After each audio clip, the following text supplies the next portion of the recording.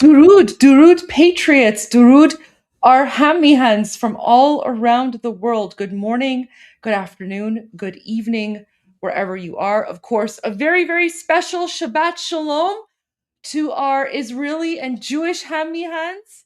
Welcome to day 69 of Iran Revolution Live with your wonderful and amazing host, Armin Navabi. And your wonderful and amazing host, Goldie Kamari. Armin, I have 2 words for you. 2. Okay. Unconditional surrender! Yeah!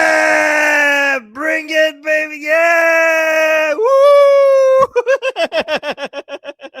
That's what I'm talking about. Let's go! Let's go! Let's go! Unconditional surrender. Guys, for everyone in the chat, I need a Goldie is always right, because remember, yes. when people were saying, negotiations are going on and President Trump is interested in making a deal, the deal was the terms of surrender. So the deal, and I said this, guys, I was telling you, because I know many of you were worried, many of you were freaking out. You were like, well, why is Trump negotiating? I'm like, guys, the only deal that President Trump wants to make is, are you guys going to surrender, or do we have to go in and boom, boom you? Boom. Unconditional surrender. Unconditional. Amazing. Read it for us. And go. Where's the gold, guys? Everybody, Goldie is always right in the chat. Everyone, thank you. Guys, I was telling you, I was like, the only deal that President Trump is interested in making is the deal that discusses the terms of surrender. Now look at this. This is from the White House itself. There will be no deal with Iran, they mean the Islamic regime, of course, except unconditional surrender. After that, and the selection of a great and acceptable leader, we and many of our wonderful and very brave allies and partners will work tirelessly to bring Iran back from the brink of destruction, making it economically bigger, better, and stronger than ever before. Iran will have a great future. Make Iran great again. Miga, thank you for your attention to this matter.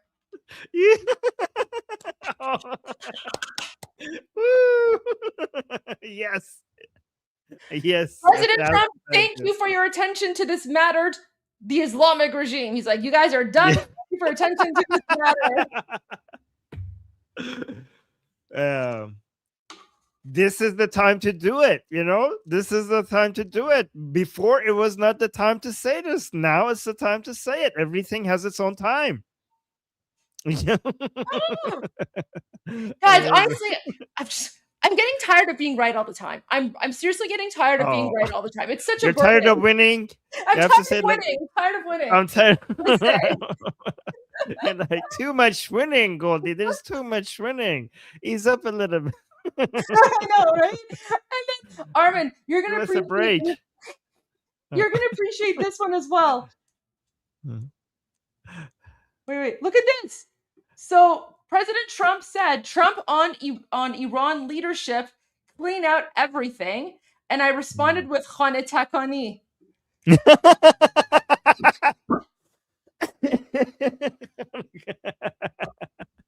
It's like house cleaning or something. Okay. So guys, I have to explain this. So, just like many other cultures, many other places around the world, we Iranians, we also have like spring cleaning. Okay. So we have a tradition where, so Persian New Year, the Persian New Year is the first day of spring. Okay. That's the spring equinox. So I think this year, it's like March 20th.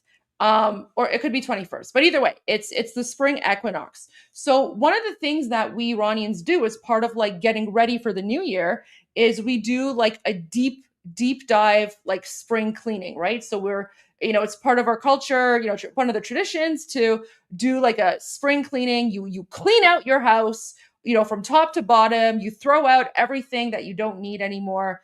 In order to get ready for the new year. So in Persian, we call that Qaani.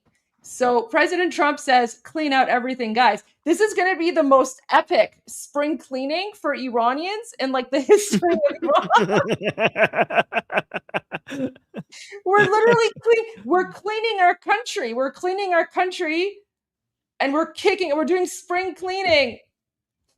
And guys, by President Trump saying clean out everything, basically he means just get rid of all of them. Boom, boom. Just drain the swamp. Drain the swamp. Exactly. Yeah. I just thought that was amazing that the spring cleaning is like tying into what President Trump is saying here. Yeah. Oh, that was so good. Oh, gosh. And to top on top of all of that, we have more good news because we have a new video from Prince Reza Pahlavi. And this one in English. So that means that's for you guys. Guys, this is addressed to you, the non-Iranians. So should we go to that? 100%. Absolutely. Absolutely. All right. The Islamic Republic has launched missiles at the United Arab Emirates, Bahrain, Qatar, Kuwait, Oman, Jordan, Iraq, and Saudi Arabia.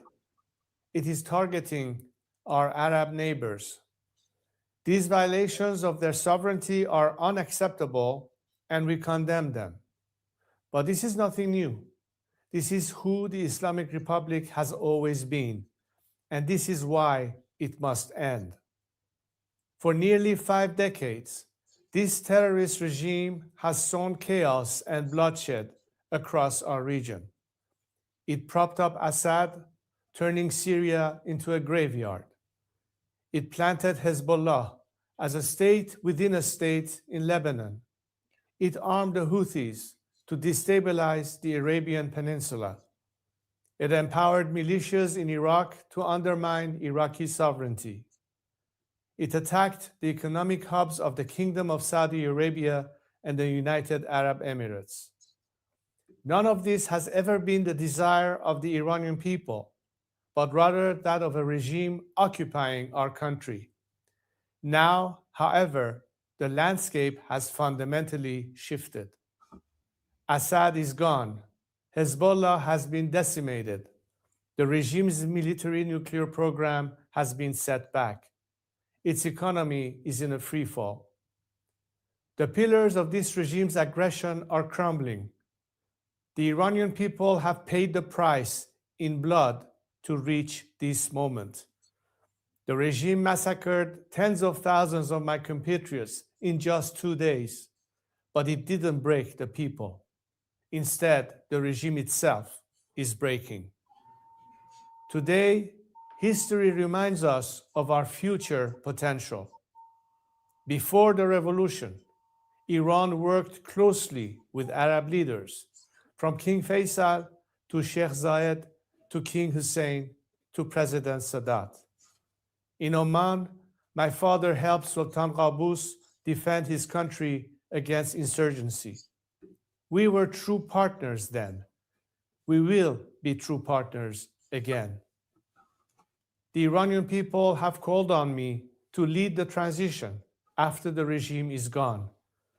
I have accepted that responsibility. Part of their great mandate to me is to return our nation and our foreign relations to normalcy. I will do exactly that. My commitment is to ensure the transition is orderly, the country is stabilized, and Iranians determine their future through the ballot box. We will not repeat the mistakes of past transitions.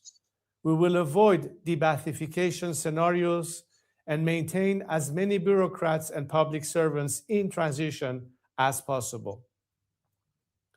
Iranians have made their choice at an enormous price.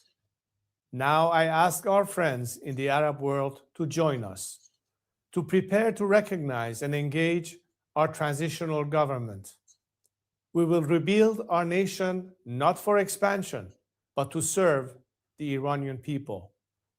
We will base our diplomatic relations not on exportation of ideology, but on mutual respect and shared interest.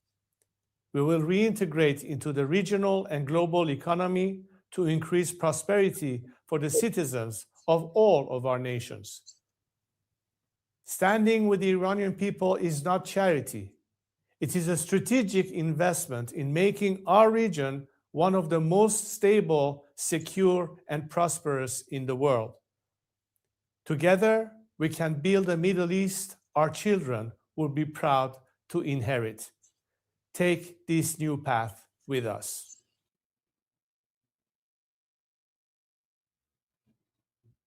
Amazing. Perfect timing. Prior to 1979, Iran was a stabilizing force in the Middle East, and Iran had friendly. Wait, look at this. Remember that time Goldie was wrong? I don't remember. Thank you. That's a huge super chat. Oh my gosh, thank you. That's so kind of you. That's so thoughtful. Oh my gosh. Wow. That's very, very thoughtful. Oh my gosh. Yeah, but what I was saying is that prior to 1979, Iran was an ally of like every country. Iran actually never went to war with any country when the Shah was in power. Like after World War II, there was no wars because Iran acted as a peacemaker, and Iran was committed to peace and freedom. And Iran was one of the first signatories of the United Nations back when it was, a good thing. Now the United Nations is garbage, but back then. So yeah, Iran was allies and had good relations with everyone prior to 1979. This message is so important, Armin, and it's so timely. It's perfect timing to remind all the countries in the region of how great of an alliance of a neighbor we are going to be. The reason why the timing is really good is because the Islamic Republic is bombing everybody. Right? So it's a good time to remind people how much different things will be once Iran is free. Right? So get on board in helping us get there. That's why this is such a good time to remind everybody of this. Absolutely. Yeah. Armin, I want to share the video of the Foreign Affairs Minister Araghchi. Okay. You have to watch that. Okay, yeah, share this, and then I have one thing that I want to share really quickly. Guys, the news, I'll tell you the news in a nutshell. So the news is basically United States and Israel are booming everything. The Islamic regime is pretty much done. It's also open hunting season on all the Ayatollahs and Mullahs. We don't know how many Ayatollahs have been boomed, but we're just constantly getting news. And we'll share a few of those with you as well. So this is a video that might just seem like wholesome and not very like newsworthy, but wholesome. But if you pay attention, this is something that Sohail sent me earlier today. If you pay attention to the 27-second mark, it's a very short 35-second video of Israeli Air Force just giving a message to people in Israel saying while flying over Iran. So this is Iran, the Israeli fighter jet pilot flying over Iran, and he's giving a message to the people in Israel saying, "We continue to fight as required around the clock and feel your support all the time. We wish you, Israeli citizens, a safe and quiet Shabbat." This is a pilot who is talking, you could hear the recording. But something happens in the 27-second mark that some people paid attention to, which is a very big deal, and I'll tell you what that is. So let's just watch this. אנו טייסי ונווטי חיל האוויר הישראלי עושים כעת במבנה מעל שמי טהרן בדרך לתקיפת מטרות היסטוריות. אנחנו בעיצומה של מערכה שמטרתה להסיר איום קיומי על מדינתנו. אנחנו נגיע לכל מקום, לכל אויב, עבור המדינה שלנו, הביטחון של המשפחות שלנו. ממשיכים להילחם ככל שנידרש, מסביב לשעון, ומרגישים את התמיכה שלכם כל הזמן. מאחלים לכם, אזרחי ישראל, שבת בטוחה ושקטה, ניפגש בבית.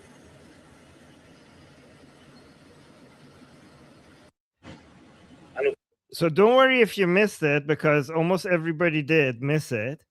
But in this frame, I will give you the zoom in picture. In this frame here, there's something right over here. Okay, something right over here in this frame, and let me just give you the more zoomed in picture here. Okay, that's a fuel tanker in the airspace of Iran, which means that there are 0 air defenses available inside Iran right now. Do you guys understand? An air tanker does not go anywhere where you have air defense because they're so easy to see. They're very, very slow, and they're so easy to hit. The fact that we have air tankers inside the airspace of Iran, that means that Israel has complete air dominance over the airspace in Iran. Look at this account saying like, bro. And it's like highlighting the air tanker here. And like, what? Like, guys, usually the air tankers, they just go close to the borders, and the fighters just come outside of the airspace. They get refueled, and they go back to where they need to go. But the fact that this isn't, that means they're afraid of absolutely nothing. There's nothing there to shoot at them. That means they own the skies right now.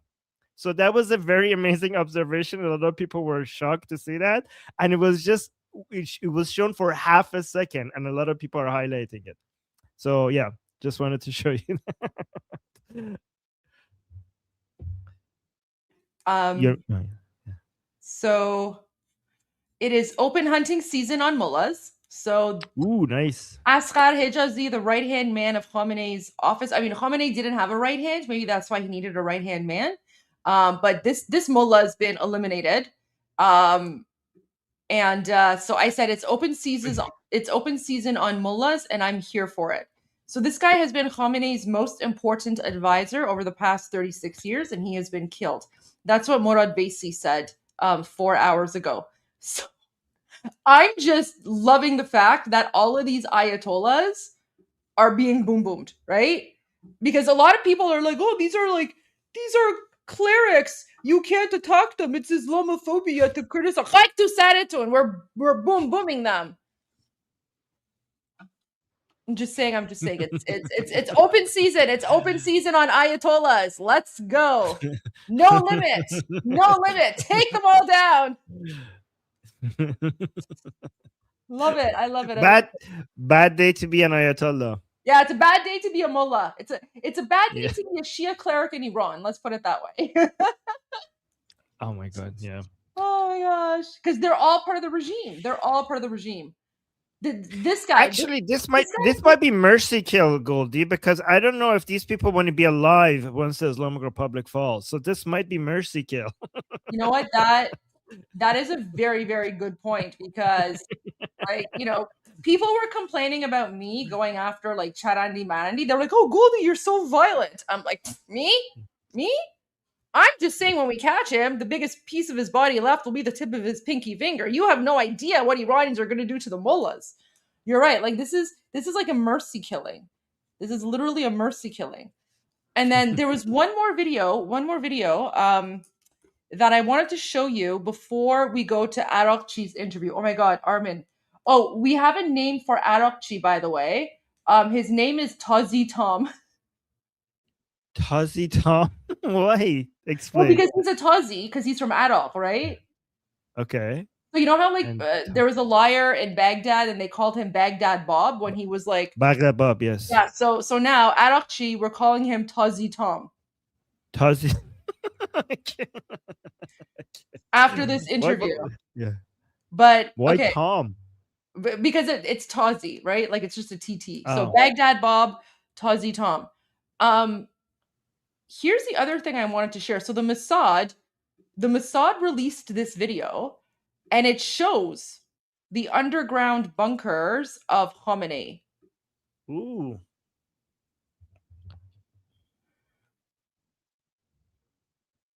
And you know what? They had those pictures though?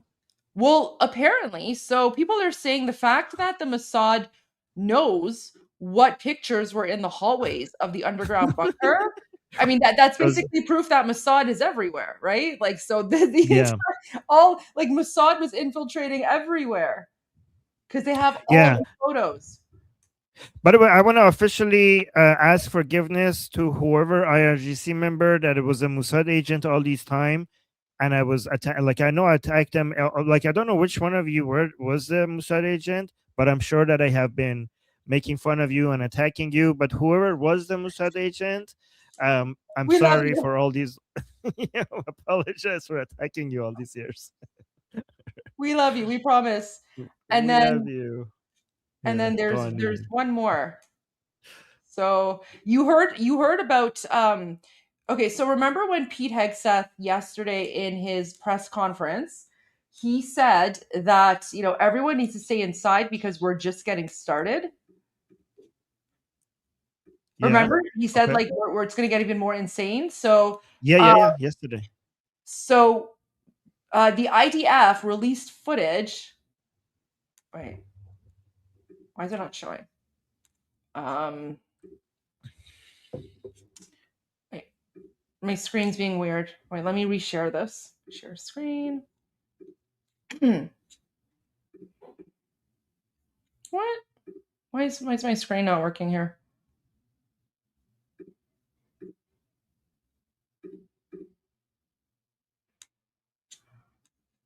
What's going on?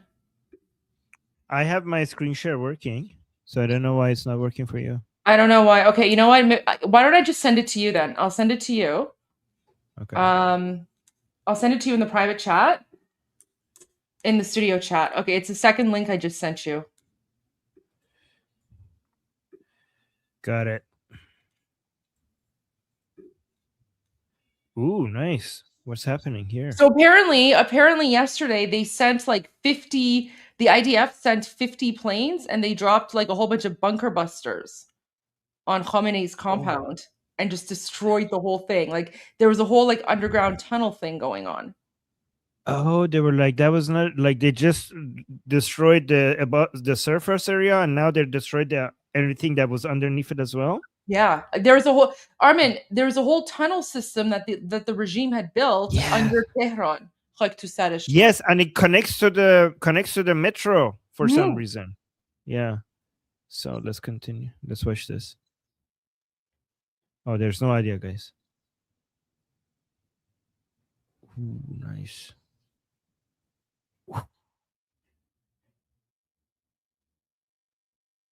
Beautiful.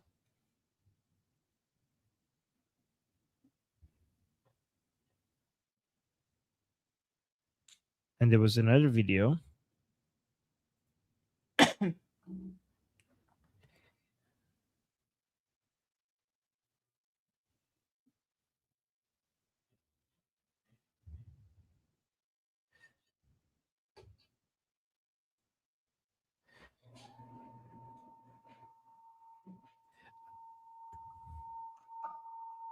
There you go. So thank you IDF. Thank you Israel. Yeah. I have a video of how when Iranian people watch these explosions, a new version of them watching it and enjoying it. Do you guys want to see that? Yeah, let's see that. Oh, I have one more for you too then. And then we'll go to the Araghchi interview. So these are the Iranian people. Like we have been showing you a lot of videos like this to you guys. So this is a new one. This is in Tehran, Iranians in their balcony just watching the bombardment. So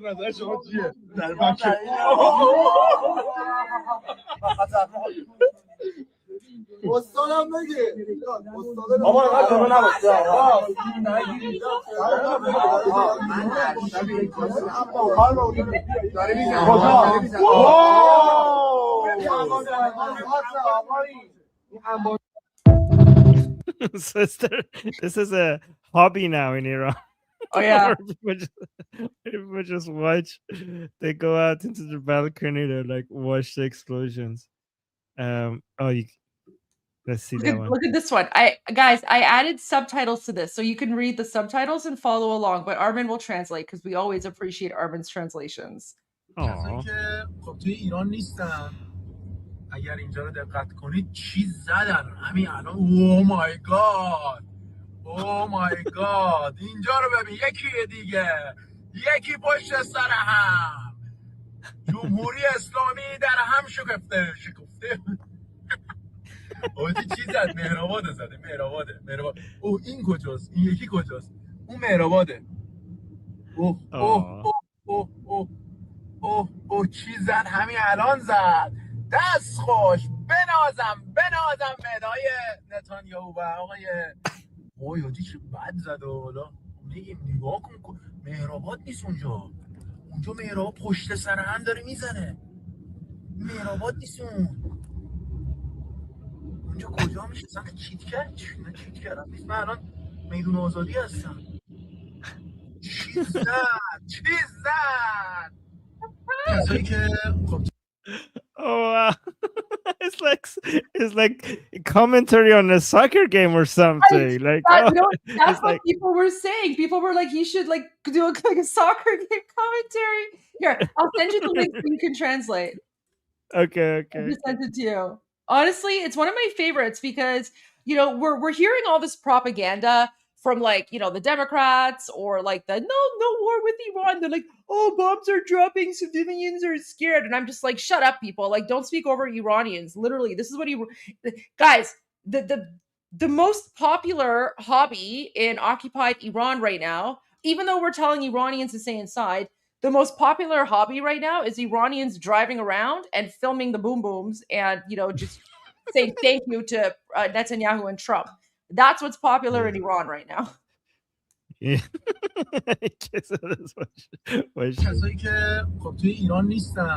So he's like, this is for people who are not inside Iran.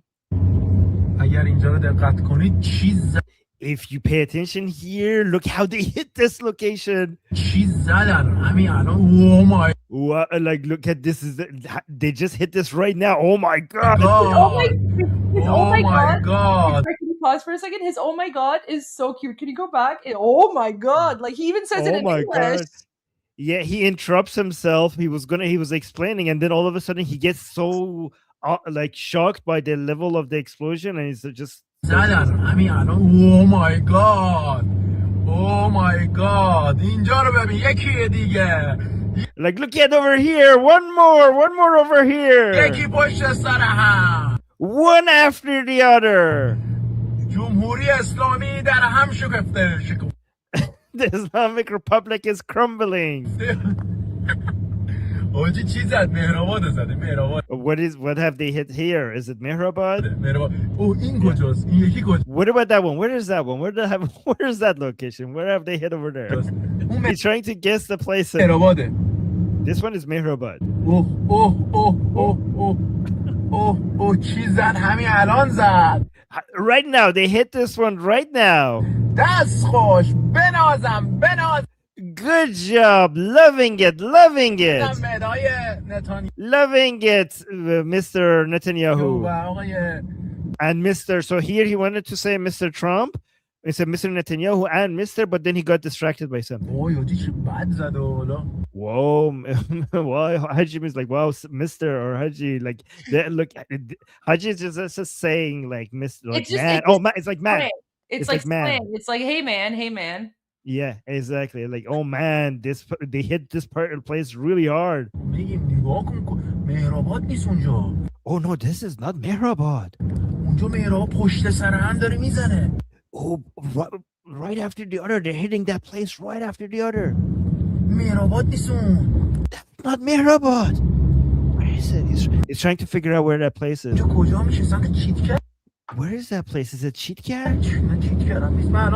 No, it's not Cheetgar. I'm in Azadi Square right now. Wow, look at it. What a hit. Oh, it's like goal. I need this man to be like a soccer game commentator in the future. Like in a free Iran, we need to find out who this man is, and he needs to be like the soccer game commentator because that was epic.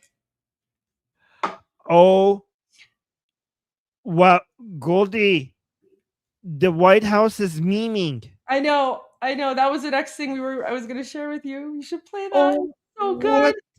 The White House is memeing, guys. This is the White House. So,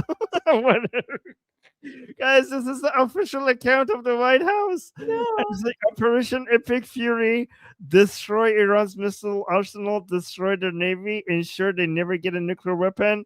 Locked in. And oh shit, here we go again. Let's watch this. Oh shit, here we go again.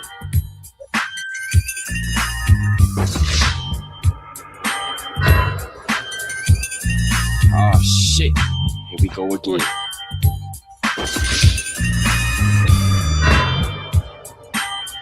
Oh shit, here we go again.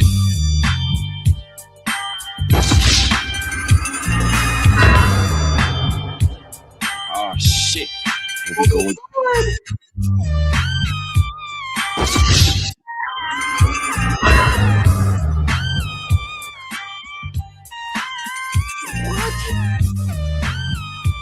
Guys, this is the official White House account. I can't believe you're saying the word "oh shit." Oh my gosh, that's so rude. But they're doing. Guys, this is a famous meme template for non-Americans. This is a very famous meme template. What? Are you kidding me? Okay. What, guys? The White House is memeing. Can we do it? Can we play this one more time, guys? Yes. Again, let's. I can't let's just check this again because I can't believe this. The White House. It's the White House. let me repost this. Let me repost this. This is amazing. All right, one more time. Oh shit, here we go again.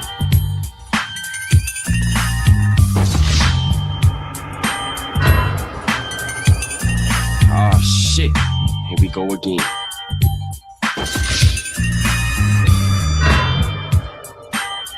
Oh shit, here we go again.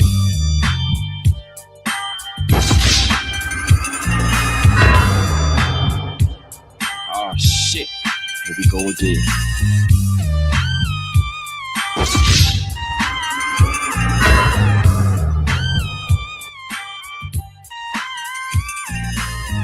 Wow. GTA memes by the White House before GTA 6. Armin, I never honestly, the White House putting out GTA memes about the Iranian Revolution was not on my bingo card. I'm just gonna say. Yeah, I know. The White House putting out GTA memes was not on my bingo card, but I'm not complaining. It was so good. They have one more. Their meme game is on point. Look at this one. Oh, wait, so this one is called Justice the American Way. Wake up, Daddy Shum. Welcome home, son. Strength and honor. Strength and honor. What will you do without freedom? Mavericks inbound. You can't conceive of what I'm capable of. Finishing this fight. Yeah, I'm thinking I'm back. I'm here to fight for truth and justice in the American way. I am the danger. Time to find out. Maximum effort. Here it comes. Now end this. Flawless victory. What?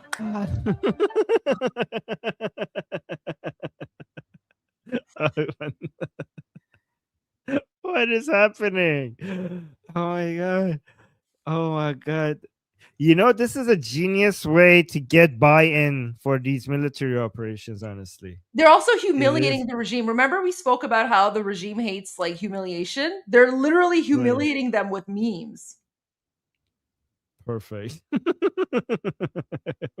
Wait, can you send me that one? Where is that one? I want this one. Okay, yeah, I'll put it in the. I'll put Oh, it in I found it. Okay, it's right there. It's so good. It's so good. Okay. All right. We should go to Araghchi's interview with NBC. If you go to the studio chat, it's the first one. It's the first link at the top that I sent to you right away. Okay. Well, hey, can we? Let me do it on YouTube. It's so much easier to play it on YouTube than there. If you can find it on YouTube, but I played it with that link last night and it was fine. There were no issues. Yeah. It's like a 20-minute interview. Yeah. Can I just quickly hold on? I need to give me 30 seconds. I found it. Hold on. Yeah, I found it. I just need to use the washroom really, really quickly. Me too. We'll be right back. Okay, so you know what? You know what we'll do? I'll just play a quick song while we both take a quick break. And wait, which song are we gonna do? Wait. Don't go yet. All right. We'll be right back.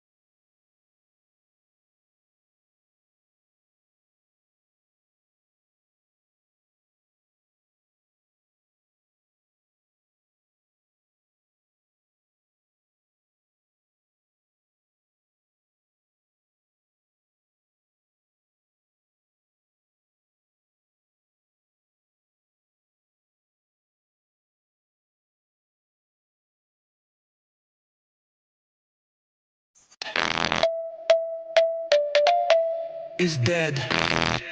Is dead. Armin, you know that in a free Iran, this is gonna be like the #1 hit song in Iran for like decades to come. Like I'm 40. I'm actually turning 41 in a few weeks. But like this song makes me want to like go clubbing. Like I would willingly, gladly go to like a club if they're playing this song. Like I just want to go to a club and just have them play this song over and over for like 4 or 5 hours. Like that's a life. I just want to hear this in a nightclub and just like drink and sing to this. Yeah, me too. I would go to it. Like I would gladly like relive my 20s. I haven't been in a club for like 20 years. Wow. By the way, Goldie, we're the same age. Oh, really? When's your birthday? We're both 40. Me? December 25th, 1983. You're 1983? No, you're older than me then. I'm 1985. 1 year old. Oh. I turned 41 in March. So yeah. I'm a Nowruz baby. Because I was born like March 28th. So I'm a Nowruz baby. I'm a Christmas baby because December 25th. You were born on December 25th and you're an atheist? Well, that's why I'm an atheist, because I'm competing with Jesus over my birthday. Oh my gosh. Too funny. Yeah, I get no. I'm just angry because I get no gifts and no celebration on my birthday because everyone is. Oh no, that's so true. Because you. Oh everyone, no. Everyone's so focused on Christmas. Yeah. Oh no, it makes sense. So this is why Armin's atheist. He's upset that he never got his birthday presents because I'm just like nobody comes to my birthday party. Oh, that's terrible. Oh, you know what? I'll come to your birthday party in a free Iran. We'll celebrate Christmas and your birthday party. You'll get double the ADs. There you go. Okay. Too funny. All right. Okay. Let's go to this interview. Armin. So we all watched it last night and I gave my commentary. I'm just gonna just watch it and give commentary. Just watch it and pause whenever you need to and give commentary. I'm not gonna say anything. Okay. So it starts with these two, right? I mean, I can't. Well, no. Obviously, I like it. Araghchi. Yeah, it goes here. There we go. Okay, there you go. Here. Yeah. Coming on the air with breaking news right now, our exclusive interview with Iran's foreign minister who joined us from Tehran, which just wrapped up moments ago. The foreign minister answering questions about why Iran is attacking its neighbors in the Middle East and whether they're willing to negotiate with the U.S. But I started by asking him who exactly is in charge of Iran right now after its supreme leader was killed over the weekend. Minister Araghchi, we thank you for your time. Who is in charge of Iran right now? Well, thank you, Tom, for having me in your program. Well, I think the system is working very well. We have lost a supreme leader, but according to our constitution, there is now a council which takes charge of his duties. And then the president, the cabinet, ministers. Everything is fine, guys. Nothing to see here. Everything is fine. Oh, no. Are you serious? Oh, what, guys? If once the Islamic Republic falls and these people, some of them are in jail, are they going to continue? Like, yeah, this is part of the plan. This was part of the process. Everything is fine. I don't understand how much longer. How much longer are they going to continue saying everything is fine? Where's the meme for this? Wait, you know the dog in the house, everything is burning around them? Guys, somebody put Araghchi in that seat. Where's everything is fine meme? Somebody needs to, yeah, this one. Hold on. Somebody needs to put Araghchi here. Yeah, this is exactly what's this is the perfect summary of what's happening here right now. Okay. Armin, it's a mostly peaceful collapse. Remember, he was talking about the nuclear program, and our nuclear program is peaceful.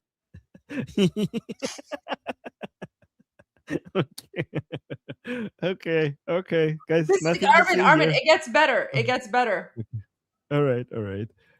Everybody is in its position, so the system is working very well, and everybody, is in charge.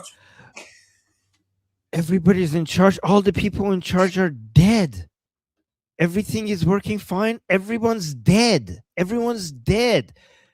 Like during the 12-day war, 40 of the main leaders died, and now 50 of the main leaders died. How is, guys, like, you can't, nothing will continue working if you just remove 50 of the top leaders. There's not even a single company on earth that if you remove the CEO, the CFO, and all the leaders, the company will just be fine. Nothing. Not even the most advanced countries will continue to work fine if you just kill all the main leaders. Like, is the Islamic Republic an exception? You just killed every single major leader and everything is just fine and going smoothly? Like, I don't like this is, if this is true, this is a miracle, because no country works like that. We know that there's been a council. We know that there's been a council to fulfill the duties of the supreme leader, but we also know that there's a selection process in play to pick the next Ayatollah.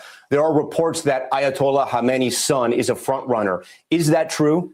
If they kill him, he's going to come and say, like, it's fine, everything's fine, we're picking the next one. And then if you kill that guy, he's going to come here and be like, everything's fine, we can do this forever. We can just keep doing this forever. Well, actually, I don't exact information. There are many rumors around, but we have to wait for the assembly of experts to choose the new supreme leader. The assembly of experts are dead. It's okay, Goldie. We have a new assembly of experts. Okay, we have plenty of mullahs. We'll just make new ones. Yeah, you know what, Goldie? He said something that I believe here. To be honest, he says something I believe. When they ask him if if Mujtaba Khamenei is the next supreme leader, when he says, I don't know, we have to say what they hear, I truly do believe that Mossad figures this out before, like, the US and Israeli intelligence figures out who's the new supreme leader before he does. So the fact that he's out of the loop and nobody bothers to tell him, and the news figures it out because of American and Israeli intelligence before anyone tells him, I bet you that's true, actually. Can I just add something here, Yeah. Armin? So Right. Araghchi was the one responsible for the negotiations, and it was his style of negotiations that led to the boom booms. So I don't know. Either Araghchi is like an idiot or he's Mossad. I don't know. I want to give him the benefit of the doubt. We're laughing at him. I cannot understand how someone can be this delusional. Like he's the things he's saying are super delulu. Armin, it gets worse. It gets worse. So I'm trying to figure out if he is Mossad or if he's just literally like delusional. I can't tell. You'll have to tell me. It's the Shia way not to ever accept defeat. I have a picture that summarizes this here. This is it. Oh, that's from Monty Python. Yeah. This is what's happening.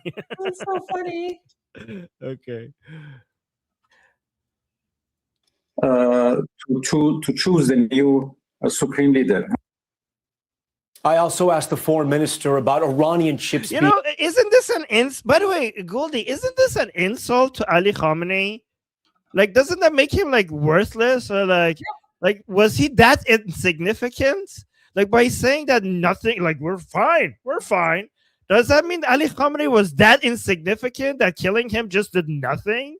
Was he that unimportant? Isn't that like an insult to him?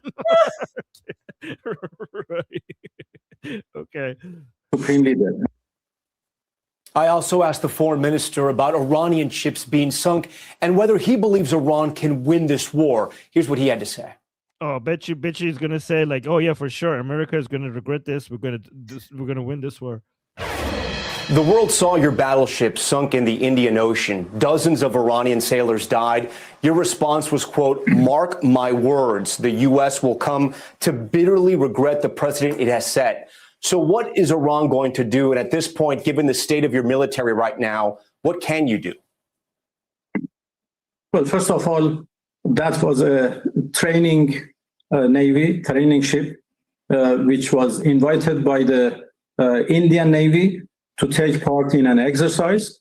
And they went there as their guests, the Indians guests, and they did participate in that exercise, and they were in their way back home, and the ship was unarmed. So attacking. Wait. In the middle, is he saying in the middle of a war, they had one of their ships? Isn't this a battleship? How is a battleship unarmed? A battleship was unarmed? A battleship was unarmed? How is there any battleship anywhere that is unarmed? How is it unarmed? What? Wait, unarmed battleship. Okay, well then it's not a battleship.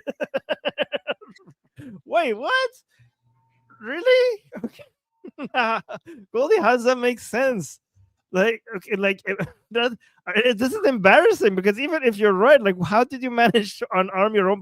What were you like? You went to do some exercise, military exercise with India.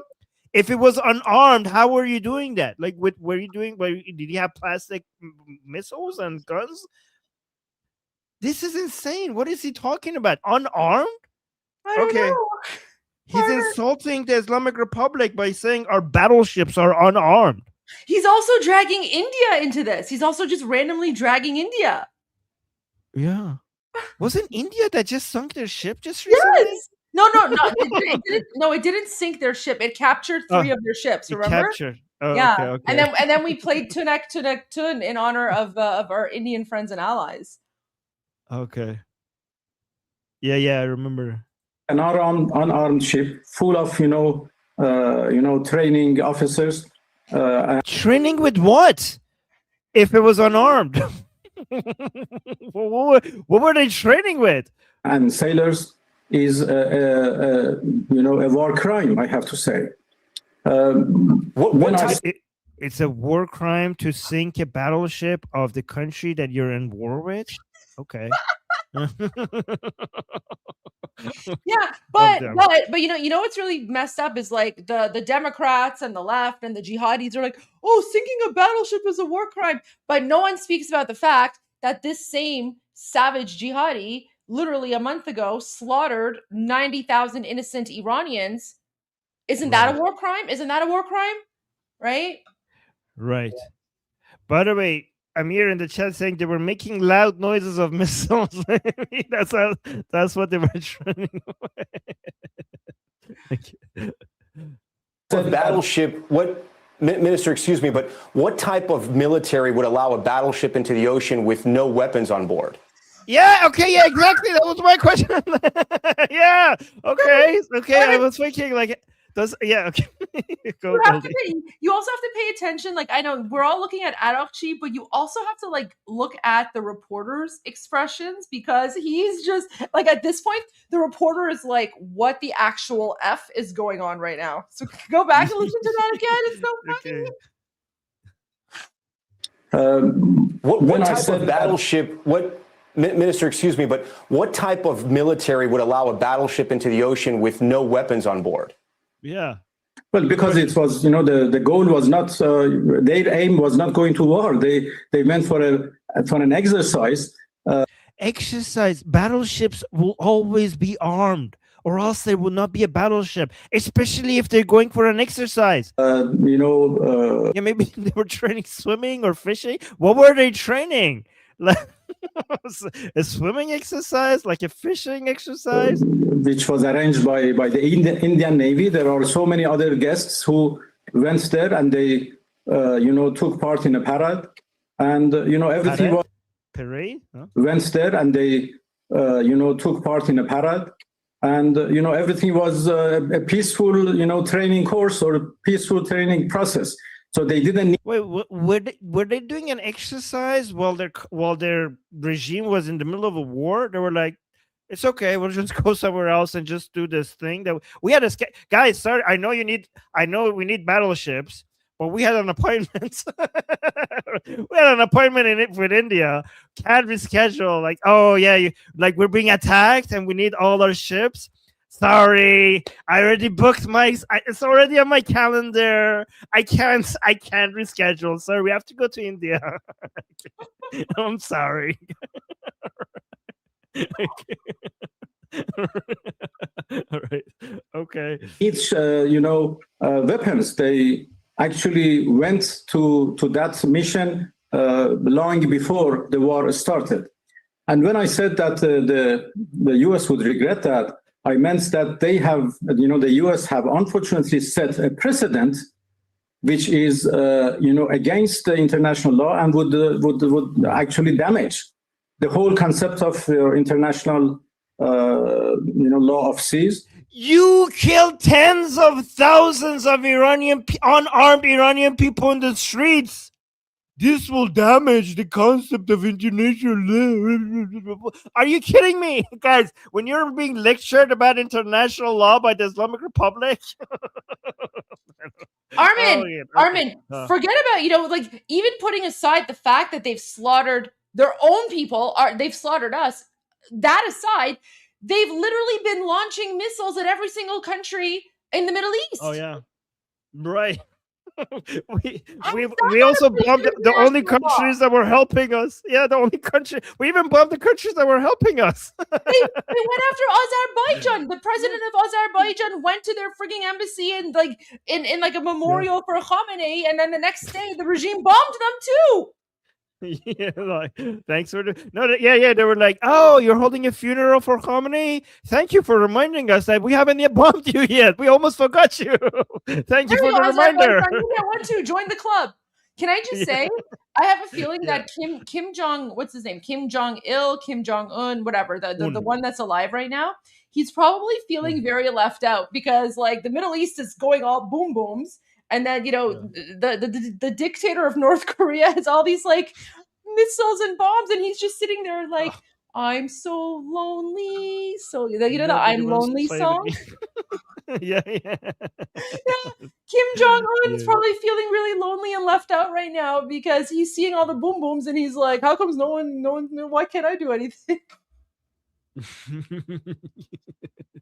Nobody wants to play with me. Nobody wants to play with me. He feels so left out.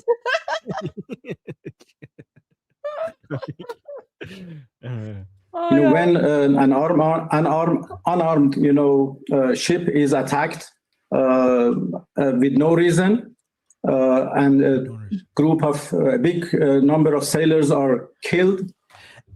This is just so ridiculous. These people have been shouting death to America and have promised that they're going to one day annihilate the entire country of America. They had, ever since my entire childhood, every year they promised us that that will one day happen.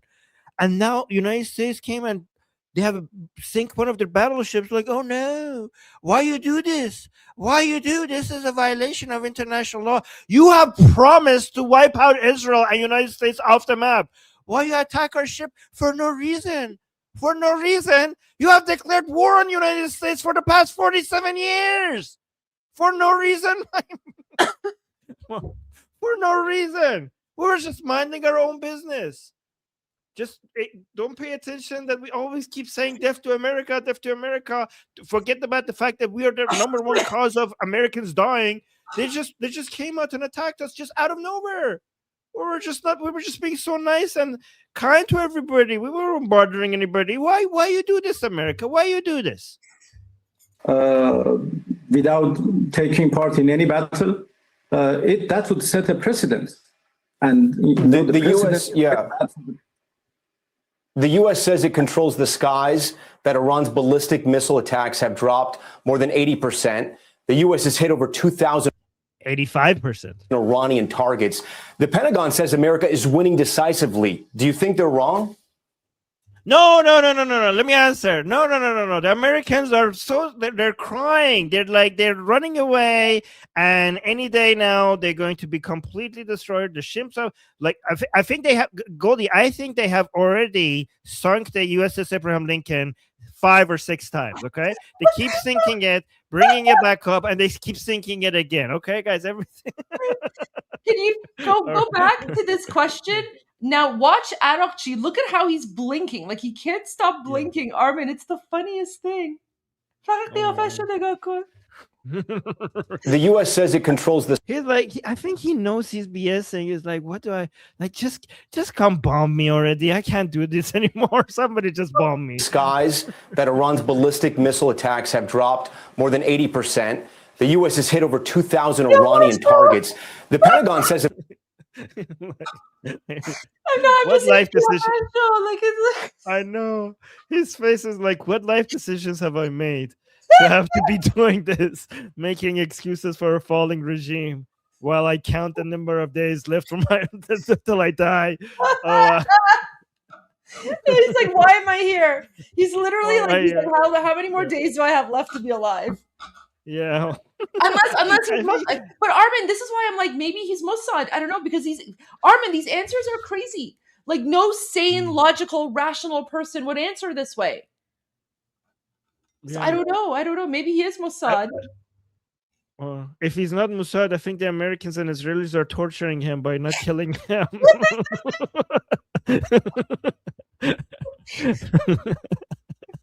By the way, guys, remember, he is a reformer. He's one of the most prominent parts of the reformers inside the Islamic Republic. So when you think, like, when people like, oh, the hardliners and the reformers, him and Zarif, by the way, Javad Zarif, which is another very prominent reformer, are right now going out and saying, we will destroy America, they will regret this, they will be defeated. So it's not like the hardliners who are saying, Dorka, we will destroy America, and then the reformers are saying, no, we need to surrender, we need to have peace. Guys, we need to be more pragmatic. The reformers are also saying, we will destroy America, they will regret this, we're winning this war. So this is the version of the reformers of the Islamic Republic. So this guy is not a hardliner, he's a reformer, but so-called reformer. And for those who aren't familiar with reformer is basically like another word for like moderate. So so this guy's supposed to be like the moderate ones in the Islamic regime. Yeah. America is winning decisively. Do you think they're wrong? No. Well, I think, now 6 days after the war, it is clear that the U.S. Has failed to achieve. Very clear, for sure, guys. Absolutely clear. It's this is one of the most clear examples of military superiority and success in a battle zone in the history of mankind. Like in history books, in history of warfare, this will go down as the example of the most successful military operations till this point. And they're like, oh yeah, they're failing everything. Sure, buddy. It's clear that the U.S. Has failed to achieve its main goal, which was you guys have been successful. You guys who haven't been able to kill a single one of the military leaders of Israel or United States, you guys are winning. But the Americans and Israelis who have basically taken out Khamenei and all of the main leaders of IRGC, they're the ones who are failing. Sure, okay. Clean, rapid victory. They failed to achieve that, and now they are trying to. See, this is called moving the goalposts. Okay, so if you basically come and just beat the shit out of somebody, and all their teeth are broken, and all their so many of their bones are broken, and they're bloody on the ground, and you're looking on top of them, and like, would you surrender? Like, aha, you failed because I have a bone right over here that hasn't been broken yet. That means I win. That's what's happening here. Like, you just keep changing the standards, guys. Even if they completely wipe them out completely in, let's say like 40 days, they're like, you didn't destroy me in 30 days. You destroyed me in 40 days. That means we win. They will just keep changing the standards of what it means to win. To justify why they did attack us, and they have, presented so many different reasons, but none of them worked. And now they are talking about, Plan B. And I believe that, their Plan B would be even a bigger failure. So they are controlling our sky. But at the moment, Minister, your supreme leader was killed. Your top Ayatollah Khamenei is dead. Wait, look at how confused the reporter is right now. Like Yeah. Armin. So as someone who I've done a lot of these sort of media things, right? Not only now, but even as a politician, right? So I've been interviewed hundreds of times by media. So I've learned how to decode reporter faces as well.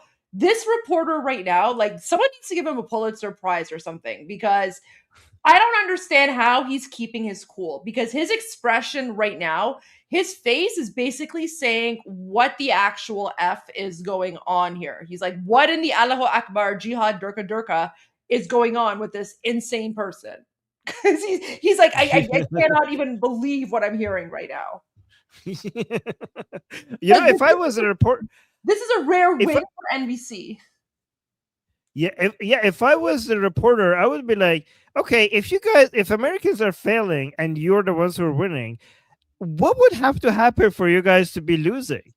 Can you tell me what events would describe a loss on your behalf? Because honestly, from their perspective, there is no way to lose, because even if you completely destroy them, they're like, aha, the Mahdi will come and destroy you one day. Aha, we at the end of the day, when we die, we go to heaven. When you die, you go to hell. So we are the winners at the end. So there's not a single scenario where it could be described as a loss from their behalf. They're always winning. military leaders were killed. Your military. Just go back to where he interrupts him, because it's so funny what he says. But at the moment, your supreme leader was killed. Your top military leaders were killed. Your military installations have been bombed. How can you call that a failure? Well, then what they have achieved? What was their goal? What have they achieved? The exact list that he just gave you. That's what they achieved. And they killed your supreme leader. They killed all your military leaders. They destroyed all of your launchers. Well, what they have achieved? I just told you. That was the list of the achievements. What do you mean what they have achieved? Were you not listening to me? I just give you a list of achievements. Oh, if those are not achievements, then what is an achievement? Oh, this is Baghdad Bob all over again. This is Baghdad Bob. That's why we're calling him Tuzzy Tom. What? Then what they have achieved? What was their goal? They came here for a regime change, perhaps. They came here for a rapid victory, so they can, Perhaps. I'm glad that he said perhaps. Like, well, okay, so you're just making stuff up. So your regime is collapsing. Like, well, let's not collapsing fast enough. That means we win. And like, perhaps they were coming for a rapid. How do you know? How do you know what their time frame was? How do you know what their time frame was? I mean, guys, even if they managed to completely change the regime in like 2 hours, they're like, you were planning to do it in 1 hour, but it happened in 2 hours. So that means you failed. Okay. They came here for a regime change, perhaps. They came here for a rapid victory, so they can, control everything. But they have failed. The system is working. The commanders have been replaced, and the supreme leader is going to be replaced soon. Not important, Ayatollah Khamenei, who cares? Who cares he's dead? We didn't even like him. You killed him? We have plenty of people who could be supreme leader. Ayatollah who? Ayatollah Ali what? I didn't know. Procedures set by the constitution. So everything is in order. Yes, we have been targeted. Everything is fine. Nothing to see here. Go home. Go home. People go home. So, guys, let's end this live stream. Nothing to see here. Everything is fine. Yeah, guys, you know what? We're gonna end Iran Revolution live. It's over. Yeah. It's done.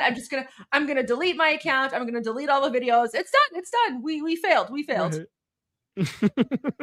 We've been wasting your time, guys, for the past 69 days. Yeah, everything is just nothing to see here. Yeah. But we have also attacked so many targets. Oh wow! Okay. Now we should ask you the same question. What was your achievement? Because the reporter told you, the guy said that we give you the list of achievements. And like, what was their achievement? Okay, you attack. Look, Goldie, you see the double standard on the U.S. and Israeli side. We don't count the number of targets. We count the number of hits, right? The number of things you have targeted is not an achievement. The number of direct hits to the targets are the achievement. But when it comes to him, he's like, we have targeted so many things. Wow. A for effort, I guess. He wants us to A for effort. We have targeted so many things. Okay, but what have you hit? How many? Oh, we got the US right where we want them. We use Khamenei as a bait. You thought he was the rat? He was the cheese. He was the bait. The real Ayatollah is going to be appearing soon. Yeah. Okay. In Israel, and so many targets belongs to the Americans. Their assets, their bases. Oh, really? Residential buildings and hotels in Dubai, they belong to Americans. I didn't know Americans just own everything in 13 different countries in the residential and commercial areas. Their installations in the region, and they have not been able to prevent those attacks. Our missiles are still working. Our missiles are still in place and hitting their targets in a very precise manner. Our missiles are working. Well, 85% of them are not working. This is but like they had the guy when he had only one arm left. He was just keep swinging it around. Like, I still have a working arm. So, Minister, can Iran win this war? If I can ask you, can Iran win this war, and what does winning look like for Iran? Well, there is no winner in this war. Our win is... No, wrong answer. Okay, you went off the script. The Bacha Shia version of answering this is that our greatest victory is through martyrdom. So when you kill us, you're actually delivering victory to us. This is the best way to, this is the most Shia answer to give. So in fact, you have made us victorious by defeating us. To be able to resist against, their illegal, goals. And this is what we have done so far. So they have failed. You know what? We should actually deal with them on their own terms. You know what? Like, guys, your victory and America's victory, it looks exactly the same. If you all die, America wins. And if you all die, you win as well, because your greatest victory is through martyrdom. So this is a win-win situation. So we could have an agreement. You just all die. What? I have a feeling that President Trump's statement today about unconditional surrender, right? Probably he said that because of this interview. Yes. You're so right. That is so on point. Because this interview went viral last night. I wish you were here with us when I was watching it last night and I was doing my commentary on it. It took me like an hour to get through it. But I guarantee you, President Trump saying unconditional surrender today is because of this. Yes. And if Armin, it hasn't even gotten to the crazy part yet. This is not even like the crazy part. This is like the more like normal part. Okay, so I'm gonna have to delay my group discussion then, huh? Yeah, you have to delay it. Okay, guys, people for my group discussion, tell people that I'm gonna be late today. Okay, tell them that I'm gonna be late. Okay, let's continue. It's worth it. Achieve their goals. Yeah, it's worth it. This is so much fun. And this is what we have done so far. So they have failed to achieve their goals, and we have been able to resist against them, to stand against the most. These were the same people who were saying that you would never be able to take out Khamenei. Like, they're like, I dare you. Like, they were the same thing. Like, you guys would never dare. Like, these are the people, the same people that in the Bisudoi Bahman, marches in the streets of Iran, they're like, oh, why haven't the Americans attacked yet? Why haven't the Americans attacked yet? Because they can't. Because they said something and now they're stuck with it. They wanted to attack, but they know that we're so powerful. That's what they're not daring to attack. And now that they're attacking, like, we knew that they were going to attack, and this was a trap. But none of their goals have been achieved. Like, again, there's no way that these people would ever admit defeat. Guys, even if there's 10 years, I promise you, 10 years after the Islamic Republic has fallen, so these people, if you find them, like, this was all part of the plan. The Islamic Republic had to go under so that it will come back again more gloriously. Goldie, you know what they would say? I promise you they would say this. Americans took out the Taliban, and then the Taliban came back. So they would say, like, see? So the Islamic Republic will come back in the same way that the Taliban came back. I promise you they will say this. I promise you this will be part of their narrative. Yeah. By the way, guys, the reason why that's wrong, why that's a false analogy is because in Afghanistan, the ideology of Taliban is the ideology that a huge part of the population believes in. And that's not the case in Iran. And this is what we have done so far. So they have failed to achieve their goals, and we have been able to resist against them, to stand against the most powerful army of the world, as they claim, together with... He admitted that the United States is the most powerful army in the world. No, but then he added, as they claim, as if it's not. Well, so wait, so they're not? As they claim, then if they're not, then who is it? Then who is it? Who is it? Do you not believe that? Okay. Are you the most powerful army in the world? Okay. Most powerful army of the world, as they claim, together with Israelis who are also. Oh no! You're off script. You shouldn't say Israelis. Okay, Goldie, he's off script. He should say the Zionist regime. You're not allowed to refer to Israel as Israel. You have to only Islamic Republic approved version of the word Israel is the occupying Zionist regime of the world, as they claim, together with Israelis who are also claim to have the big army. Two of them are nuclear. They're also claiming to have a big army, so they don't also. Okay, apparently that was all fake. But still, the people of Iran, the armed forces of Iran, have been able to stand firm against them. They couldn't, stop us firing missiles to Israel. Well, can I explain to you in Persian what we call this in Iran? But it's no, yeah, that too. But there's another thing, but it has a swear word. I'm just going to say it in Persian to you. Okay, we call this piruzi kun bar shamshir, because they would shove a sword up your bum bum, and you say my bum bum has been victorious over your sword because my bum bum basically has managed to capture your sword. If you shove a sword up their bum bum, we call it the victory of the bum bum over the sword. That's so funny. Yeah. And to other destinations, we are doing very well, and they have not been able to stop us. So this is our win. Yeah. And I don't think they can go. They can be a winner at the end of the day. Yeah. Minister, explain to us and to the world really. Iran has chosen to attack at least 10 other countries, many of them your Arab neighbors. None of them were involved in this war. Why are you attacking your Muslim neighbors during the holy month of Ramadan?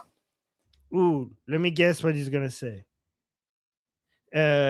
Is he going to say that we're going to repair these relationships after all of this is over? Oh, he's going to say that we only attack U.S. bases. Maybe he's going to say that this is fake news. We're not doing this. Or maybe he's going to say, oh, the IRGCs, different parts of IRGC is doing it by themselves, and like everybody's like different segments are doing their own thing, and maybe one of those. Oh, please don't mistake. We have not attacked our neighbors. We have not attacked Muslim countries. We have attacked Americans' targets and Americans' bases. What do you mean American bases? We have seen videos of you attacking residential areas. Yeah, they attack residential areas. Wait, Bimaristan Palestini. Yeah, they attack the Palestinian hospital. They attack hotels. Guys, you cannot say, oopsie, we were targeting a military base, but all of a sudden it hit a hotel. Their missiles are going in the hearts of residential and commercial areas. Like, it's not like an oopsie. It's not like, oh, the military base is over here, but there was a hotel next to it. They're dropping them in the most populated areas of every city. Lies. Installations, which are unfortunately located in the soils of our neighbors. So we have made it clear for them. I have been in touch with their foreign ministers. Guy, you sent a drone to Burj Al Arab. There is no I specifically want to hit that. Like there's not a single military base or even close to that area. Neighbors. By the way, you're lying, because you know how I know he's lying? Because they have songs about bringing down the skyscrapers and the big buildings. They're like, they have warned the UAE and Saudi Arabia. They have they have songs about it, like, oh, those are some really tall glass buildings you have. It's a shame that it would be a shame if something happens to it. They have literally said that for years. They have literally said that this is what they're going to do if something like this ever happens. Or like, okay. Guys, remember Boom Boom Tel Aviv? They brag about attacking residential buildings. They put it in their songs.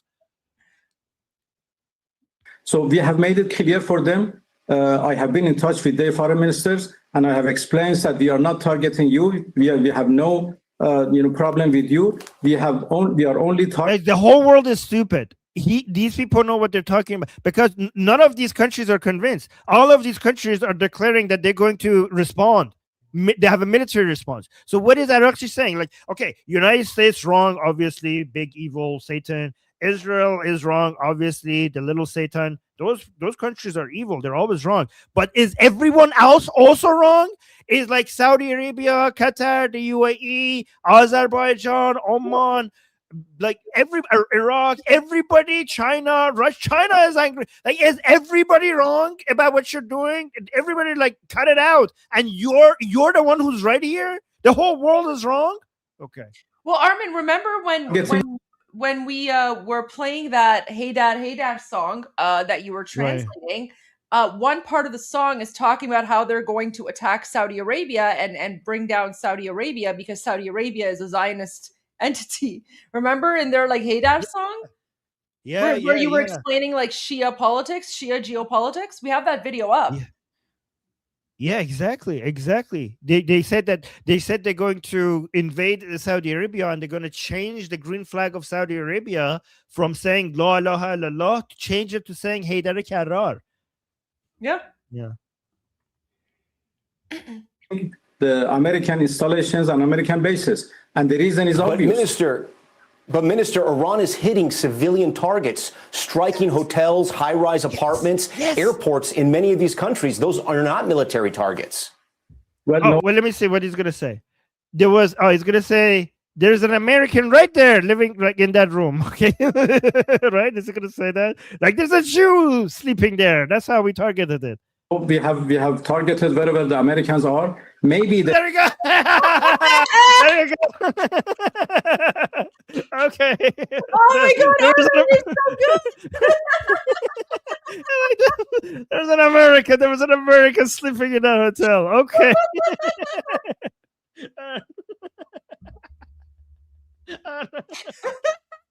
Wow, what a lie. Your missiles are not that accurate to go to the specific room that the American is sleeping. These missiles are not accurate at all. That's why they're throwing them into residential and commercial areas, because if they wanted to hit military bases, they wouldn't hit any specific targets that they had in mind. The only way for them to make any damage is to hit it in a place that whatever it hits, maybe some people will die. So we hit it at a hotel because in room number 47, we know there was an American sleeping there, and our cruise missile just went exactly. And guys, you know what? This is what the missile did. The missile went into the lobby, and they pretended that they wanted to check into the hotel, and then we went to the elevator, went to the 4th floor, and then went to the room number 47, knocked on the door, and just to make sure, like, hey, are you an American? The guy said, like, yes, I'm American. I'm like, okay, boom, that's exactly what happened. Okay, that's what the missile did. Okay, everyone else was fine. There have been some collateral damages, as it is in every war. Look, more than 70,000 people were killed in Gaza by Israelis, and Israeli army called all of them collateral damage. So yes, there is the possibility of Wait, what? Let me hold on. 70,000 people were killed in Gaza by every war. Look, more than 70,000 people were killed in Gaza by Israelis, and Israeli army called all of them collateral damage. So first of all, those are Hamas numbers, and second of all, Hamas specifically has made it very difficult for Israel to try to avoid civilian casualties. We know that because they don't wear military uniform, and the reason why they don't wear military uniform is because they know Israel tries to reduce civilian casualties in Gaza, or else that strategy wouldn't make any sense. So false analogy. And there's a difference. Hamas also uses civilians as human shields. So Hamas, is in hospitals, mosques, schools, underground tunnels, and homes, right? So it's not a fair comparison, but that's what these jihadis do. And the 70K is not even an accurate number, because at least, I think over half of them were actually Hamas people. Over half of them were terrorists anyway. The fact that Hamas uses human shields and doesn't wear military uniform, and also in addition to that, Gaza is the second highest population density, as a second highest population density in the world, ranks number 2. These three factors makes it very difficult for Israelis to try to avoid civilians. But the fact that Hamas uses human shields and the fact that they don't wear military uniform is an admission that Israel tries to avoid civilian casualty, or else that strategy wouldn't even make any sense.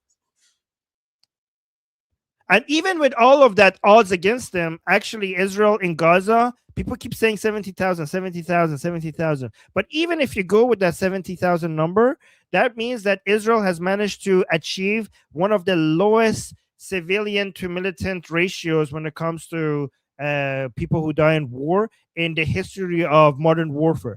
Their numbers are even better than American numbers, and they managed to achieve that in Gaza with that high of a population density, with an enemy that doesn't wear a uniform and uses human shield. that means that the IDF is the most moral army in the world. No country has a higher standard. No country's military has a higher standard, and no country's military does more than the IDF to try to reduce civilian casualties. So yes, there is the possibility of collateral damages in this situation as well. This is what we have warned everybody in the region beforehand, that if the US... And then this mofo is comparing that performance of IDF to them directly sending missiles to the places in every city that has the highest amount of population density on purpose. I'm like, oh yeah, well, Israel does the same. You're nothing like Israel. You're nothing like Israel. The comparison is insane.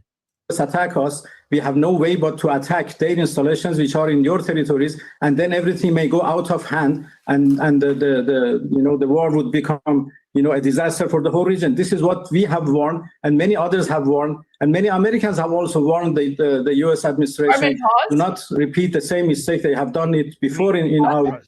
Okay, go back a little bit. Go back like a few seconds, and just pause it there. Region, but to... No. Go back a few seconds more. Just go back. I want the part where he's pointing. Like, just pause when he's pointing his finger. Pause there. Okay. Collateral damages in this situation as well. This is what we have warned everybody. Like here? Sure. Yeah. Or go a little bit further so that we can in the region beforehand, that if the US attack us, we have no way but to... Pause. So, Armin, what happens to jihadi terrorists who point the finger while they're threatening Israel? Yeah. we had a list of... yeah, exactly. Yeah. We spoke about this last night, but I just wanted to bring that to your attention as well, because now he's pointing his finger while threatening Israel. So there you go. Yeah. By the way, Goldie, he's wearing black for Khamenei's death too. That's the reason why he's wearing black. Yeah. There you go. Attack their installations which are in your territories, and then everything may go out of hand, and the war would become a disaster for the whole region. This is what we have warned, and many others have. Oh, there you go. He's warning right now with his finger. Warned, and many Americans have also warned the US administration to not repeat the same mistake. They have done it before in our region, and this is what they have done. This war is not our war. This is not our choice. What do you mean this is not our choice? Are you kidding me? Are you kidding me? Then why is it that my entire childhood, your regime has been telling me that that the Islamic Republic is at war with the United States, and one day you're going to destroy them? That's not what you were telling us when we were growing up in Iran. That's what you told us in school. That's what you told us on our TV program, on all our cartoons, between our shows. That's what you told us when we went outside for these programs that the Islamic Republic had when we were forced to go to these marches. This is not our war. You have been asking for this war for 47 years. And now finally, when the United States is responding, like, we didn't ask for this. You literally asked for this for 47 years. This is a war of choice by the... Yeah. Maybe Goldie was like, not like this. Not like this. We didn't mean it like this. Oh, United States... We didn't mean like this. It's not our war. This is not our choice. This is a war of choice by the United States. Iran's foreign minister also. Armin, sorry. So someone in the chat, I think Roman Cabbage. Sorry if I get it wrong. They made a meme. You have to play this. I sent it to you on WhatsApp. They put it in my Discord channel in the meme section. Oh, wait. Oh, let me see. Guys, somebody. Yeah, I'm bringing it up. Guys, somebody go to my group discussion and tell them that sorry that I'm coming late today. Oh my, this is amazing. Who did this? Roman Cabbage. Oh, that's amazing. Tis but a scratch. Durka.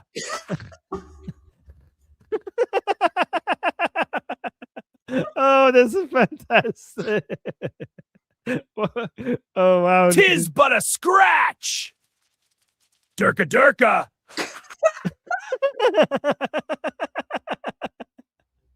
Oh, it's so good. This is fantastic. Amazing. Amazing. Oh my gosh, that's so good. How did you do that? Thank That you was so so much. fast. That was incredible. Oh my gosh. Okay. Oh, wow. So this Okay. reporter is just like about whether his country would be open. Hold on, sorry. Go say that again. I was just gonna say, so this reporter right now, he's just like, what in the Allahu Akbar jihad am I? And he's like, what is going? He's like, what life choices did I make right now? So, anyways, like this NBC reporter, he's like a hero right now because even like NBC is like, sure, like we have our propaganda, but he's like, this is a whole other level of like, you know, propaganda that we have. Like he's like, I'm checking out. Like I'm done. Okay, let's see what he says. To a ceasefire with the U.S. Here's what he told me. Right now, oh wait, ceasefire. He's probably gonna say no. They fell in a trap, so now we're gonna kill them. There's no ceasefire for you, America. You're saying Iran does not want a ceasefire. There we go. We are not asking for a ceasefire.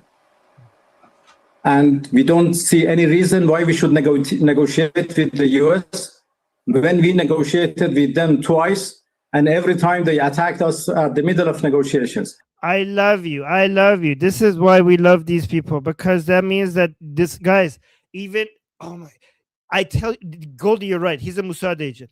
He's trying. He's a Mossad agent. He's like, what do you mean? The Islamic Republic is falling. We're not going to do peace.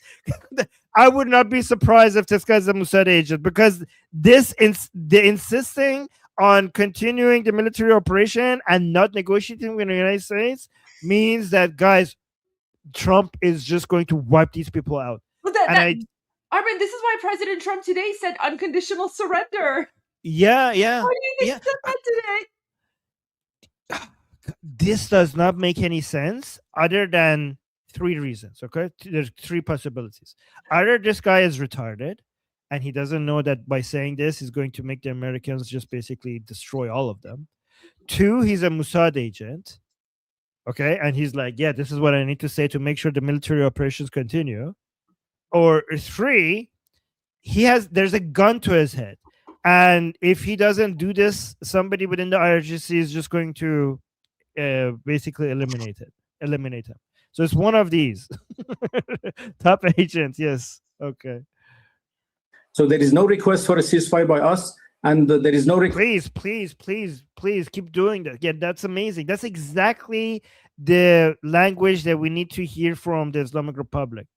Request for the negotiation with the U.S. You know, guys, this is so good for us because there would be a little bit of a risk, like not that much, but a little bit, if the hardliners were durka, and then the so-called reformers, the moderate ones, were like, no, we need peace to survive. Okay, we need to be pragmatic.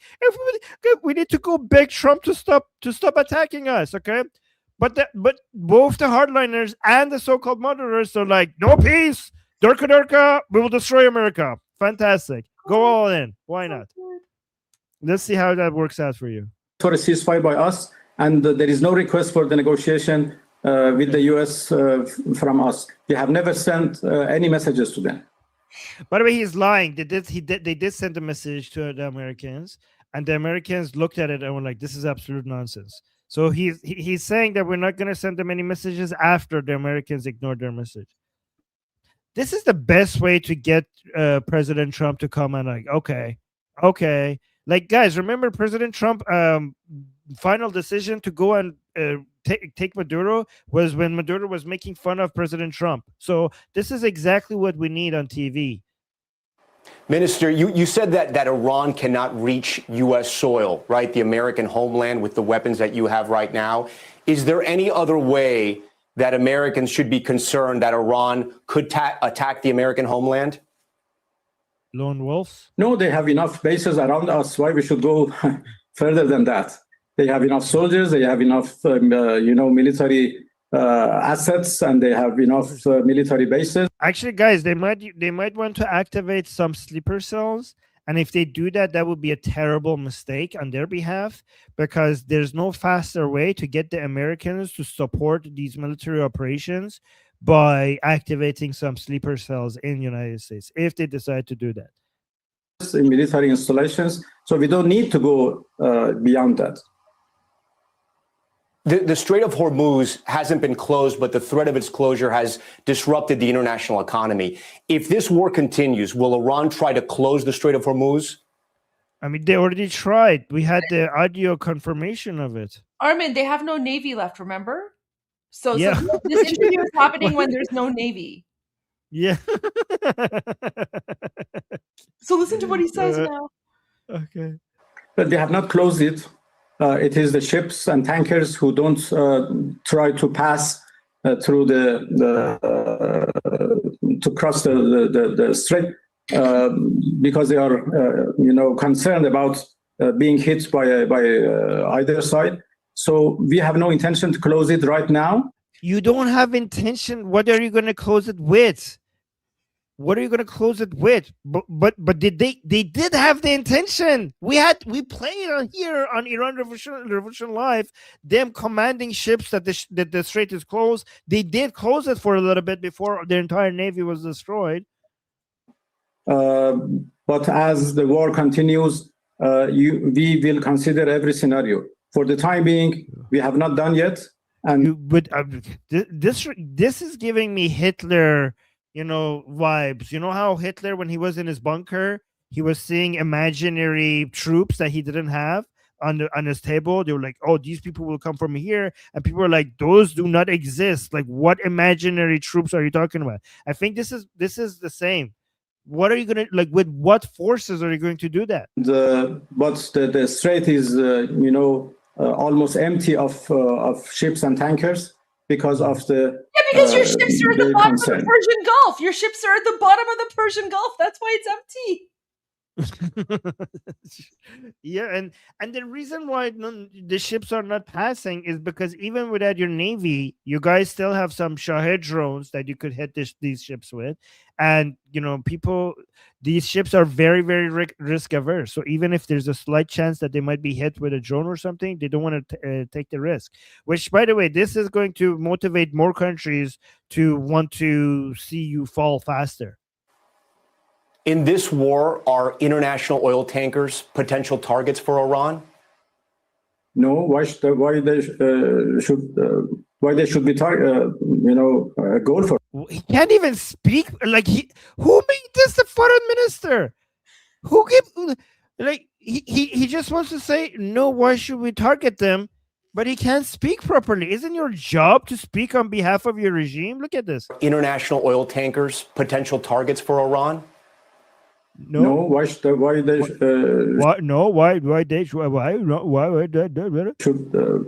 should be a goal for us? Wow.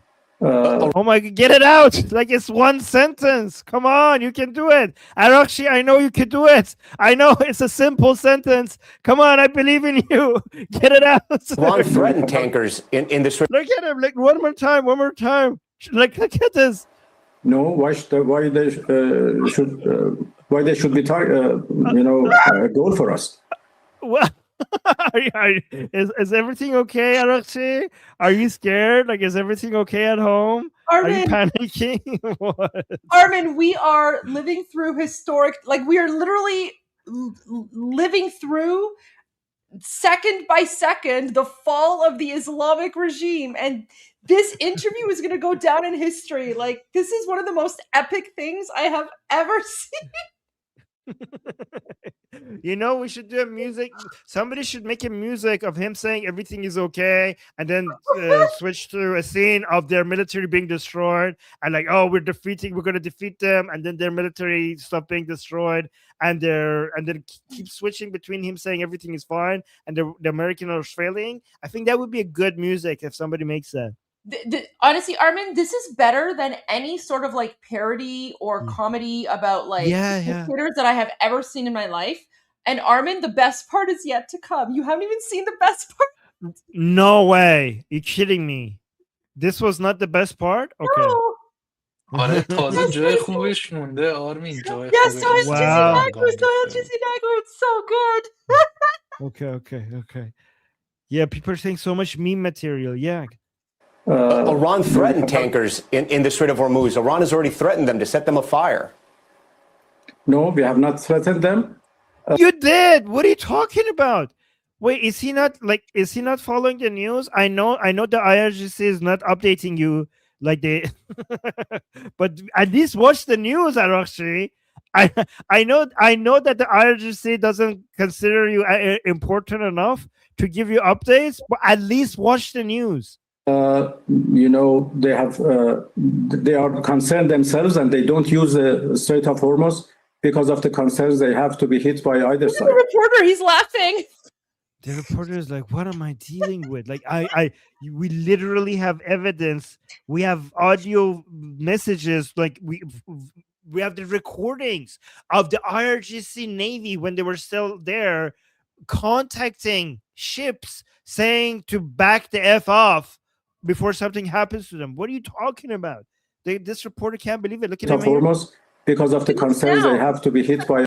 Look at him smiling. He's like, his face is like, what the F? Like, he's literally saying, he's what like, the F whatever. am I listening to right now? Either side. Is Iran privately? The only thing the Islamic Republic has mastered is gundaguzi. And nothing else. And murdering unarmed Iranians.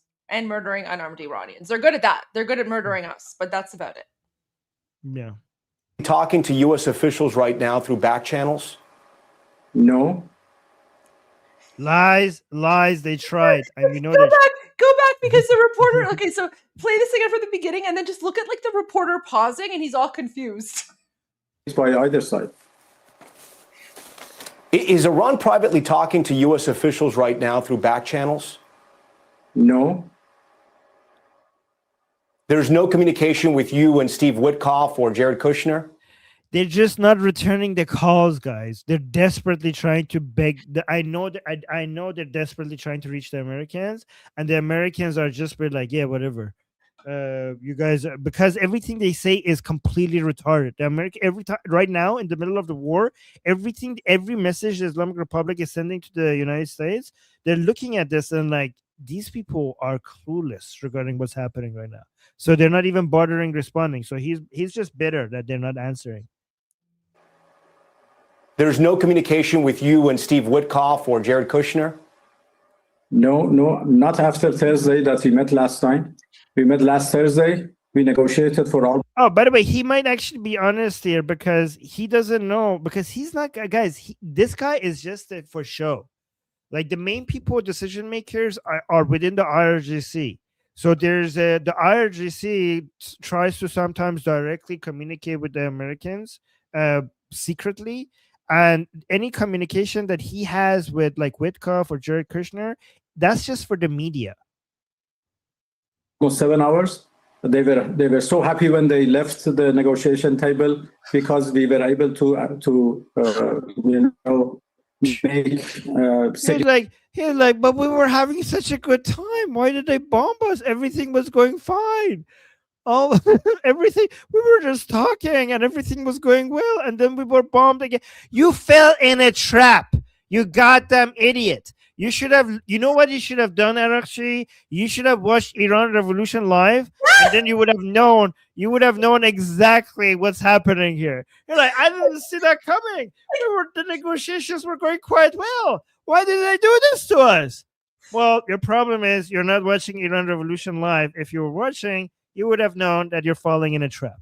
That's what happened.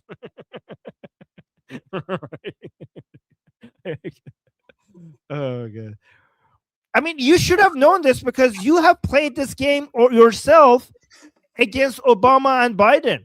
This is the exact same playbook. This is the exact same trick that you use against Obama and Biden. And now that it was being against you, you're surprised? You're right. Like Armin, if they had watched us because everyone was freaking out about the negotiation, and I was like, guys, that's okay. Like the United States is just leading them on. The United States is just making them think that everything is, hunky-dory until all their military assets are in place. And then once the military assets are in place, the boom booms are going to start. So, you know, if he and the Islamic regime had been, I don't know, watching Iran Revolution live, they would have known what's coming. But he's like, oh, Witkoff and Kushner, they said they were happy. We thought we left the meeting all happy. He's like, I'm shocked. He's like, I'm shocked. During the 12-day war, we were negotiating and they bombed us in the middle of the negotiation. I didn't expect they would do the same thing a second time. I only thought they would do that once. Nobody would imagine that they would do the exact same thing again. Why would they do it again?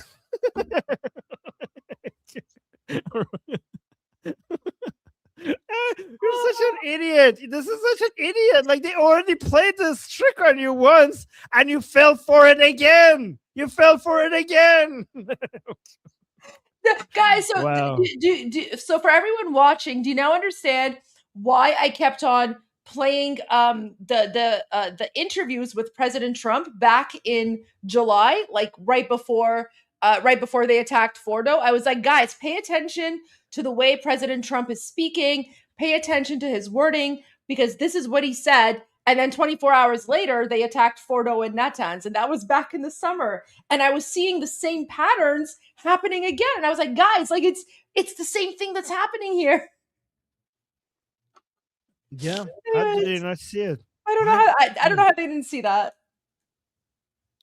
By the way, somebody's in the chat is angry with me that I'm not in the discussion group. Guys, I'm going to be there after this is over. Okay, I promise. Okay, I'll put the link there, but I'll be there. Let me just finish this.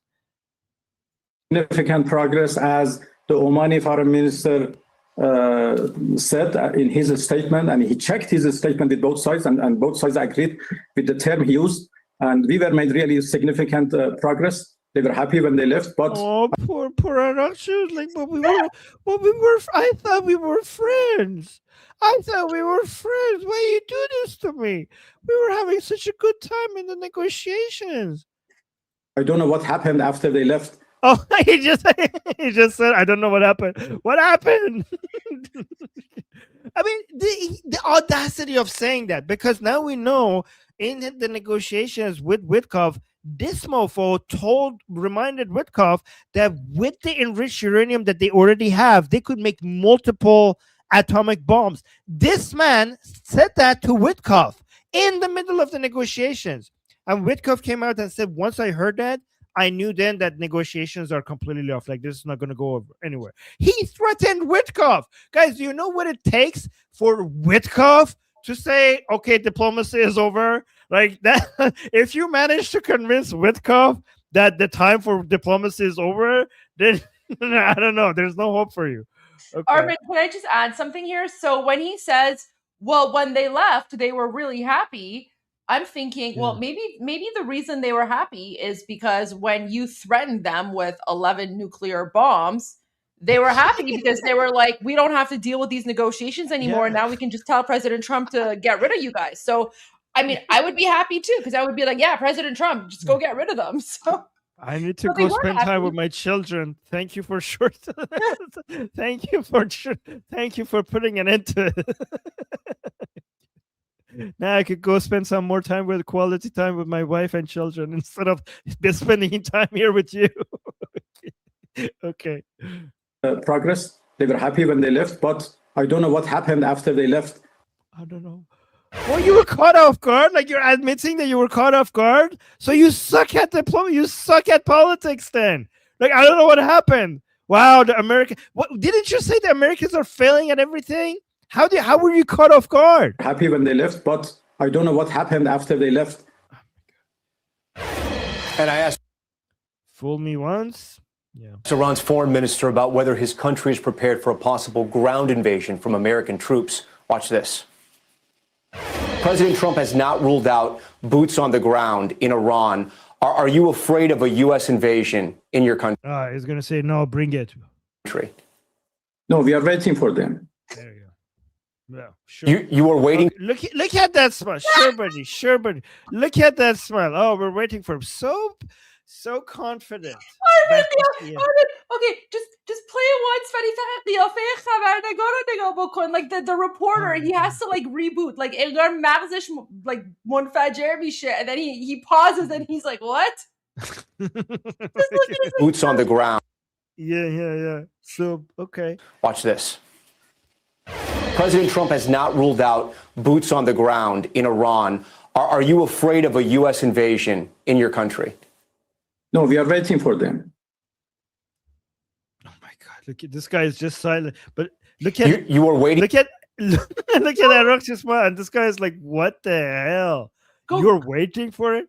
Just play it, like, just to play a few seconds. Just look at the reporter, because he actually, like, he's like, his brain is having trouble. Yeah, like he's just like, he's like, this does not compute. Like, how do I just go back? Just watch his expression. Boots on the ground in Iran. Are you afraid of a U.S. invasion in your country? No, we are waiting for them. You are waiting for the U.S. military to invade the ground troops? like can we go again? Like, say that again? You're waiting for this? Okay. Wow. You know, Goldie, by saying that, I think he might now be on a hit list. Araghchi, you better have like your will and everything in order, because if Trump has seen this, I don't know, maybe they want to take you alive just to humiliate you. This is the best way to get on a hit list. Wow. We're waiting for them. Like, so tough while you're being beaten to the ground. Amazing. Only Shias have this much audacity in while they're being beaten up. Okay. Wow. Yes, because we are confident that we can confront them, and that would be a big disaster for them. Okay. So this guy's like, what am I hearing here? Okay. Pay attention to like the reporter's face, but also like how long he pauses, because after that response, the reporter is like, how do I even follow up with that? Yeah. Unbelievable. Okay. They don't learn. They never learn. That would be a big disaster. Can you just, for people who are watching, can you just do me a favor? Go back to the beginning of this segment. Let's just play this segment uninterrupted so people can see how the reporter is just like losing his mind. And then we'll go back, and then you could add the commentary, because people want to see, like, how the reporter's reacting. But every person who has talked like that within the Islamic Republic ended up dead so far. Every person who has talked like that within the Islamic Republic, they ended up dead. So I don't know what he's doing. Maybe he just wants to die. Invasion from American troops. Watch this. President Trump has not ruled out boots on the ground in Iran. Are you afraid of a U.S. invasion in your country? No, we are waiting for them. You are waiting for the U.S. military to invade the ground troops? Yes, because we are confident that we can confront them, and that would be a big disaster for them. You know what he's saying? He's saying it's not grape if you're enjoying it. That's what he's saying. So you're saying that Iran is ready and willing to take on the U.S. military if there were to be ground troops? Well, we were ready for this war even more than the previous war. So you can see, the quality of our missiles, how much they are upgraded after the last war, because we learned lots of lessons. And we are prepared for any other eventuality, even, a ground invasion. So our soldiers are prepared for any scenario. When I said that we are waiting for them, it didn't mean that we are waiting for continuation of the war. No, but we have prepared ourselves to confront with any scenario, with any eventuality, any possibility, and we know that we can handle that. Are your allies Russia and China helping you? So, now you can go back and add commentary. Armin,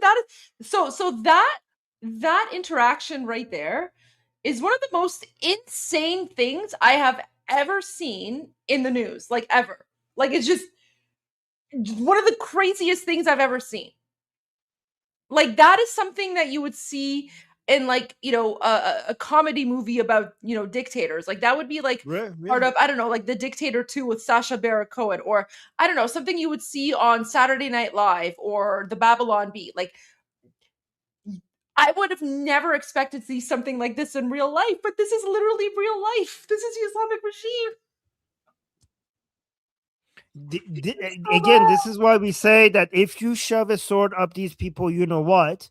They're like, we have been preparing our bum-bums for this for years. And now your sword is dirty. Your sword is dirty now. Yes, your sword is conquered, and now you have to wash it. And you can never get the smell out. And you will forever remember me because of the smell on your sword.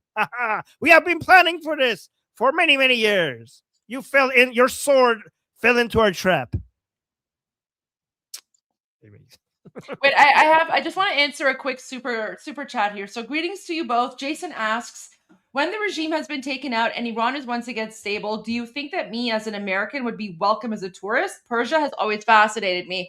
I'm going to tell you right now, when the regime falls and you know, Iran is stabilized, you guys have to give us a little bit of time though. Give us like, I don't know, maybe 6 months to a year, just so we can stabilize, just so we can make sure that you know, we've taken care of all the Durka jihadis in our country. But the answer is 100%.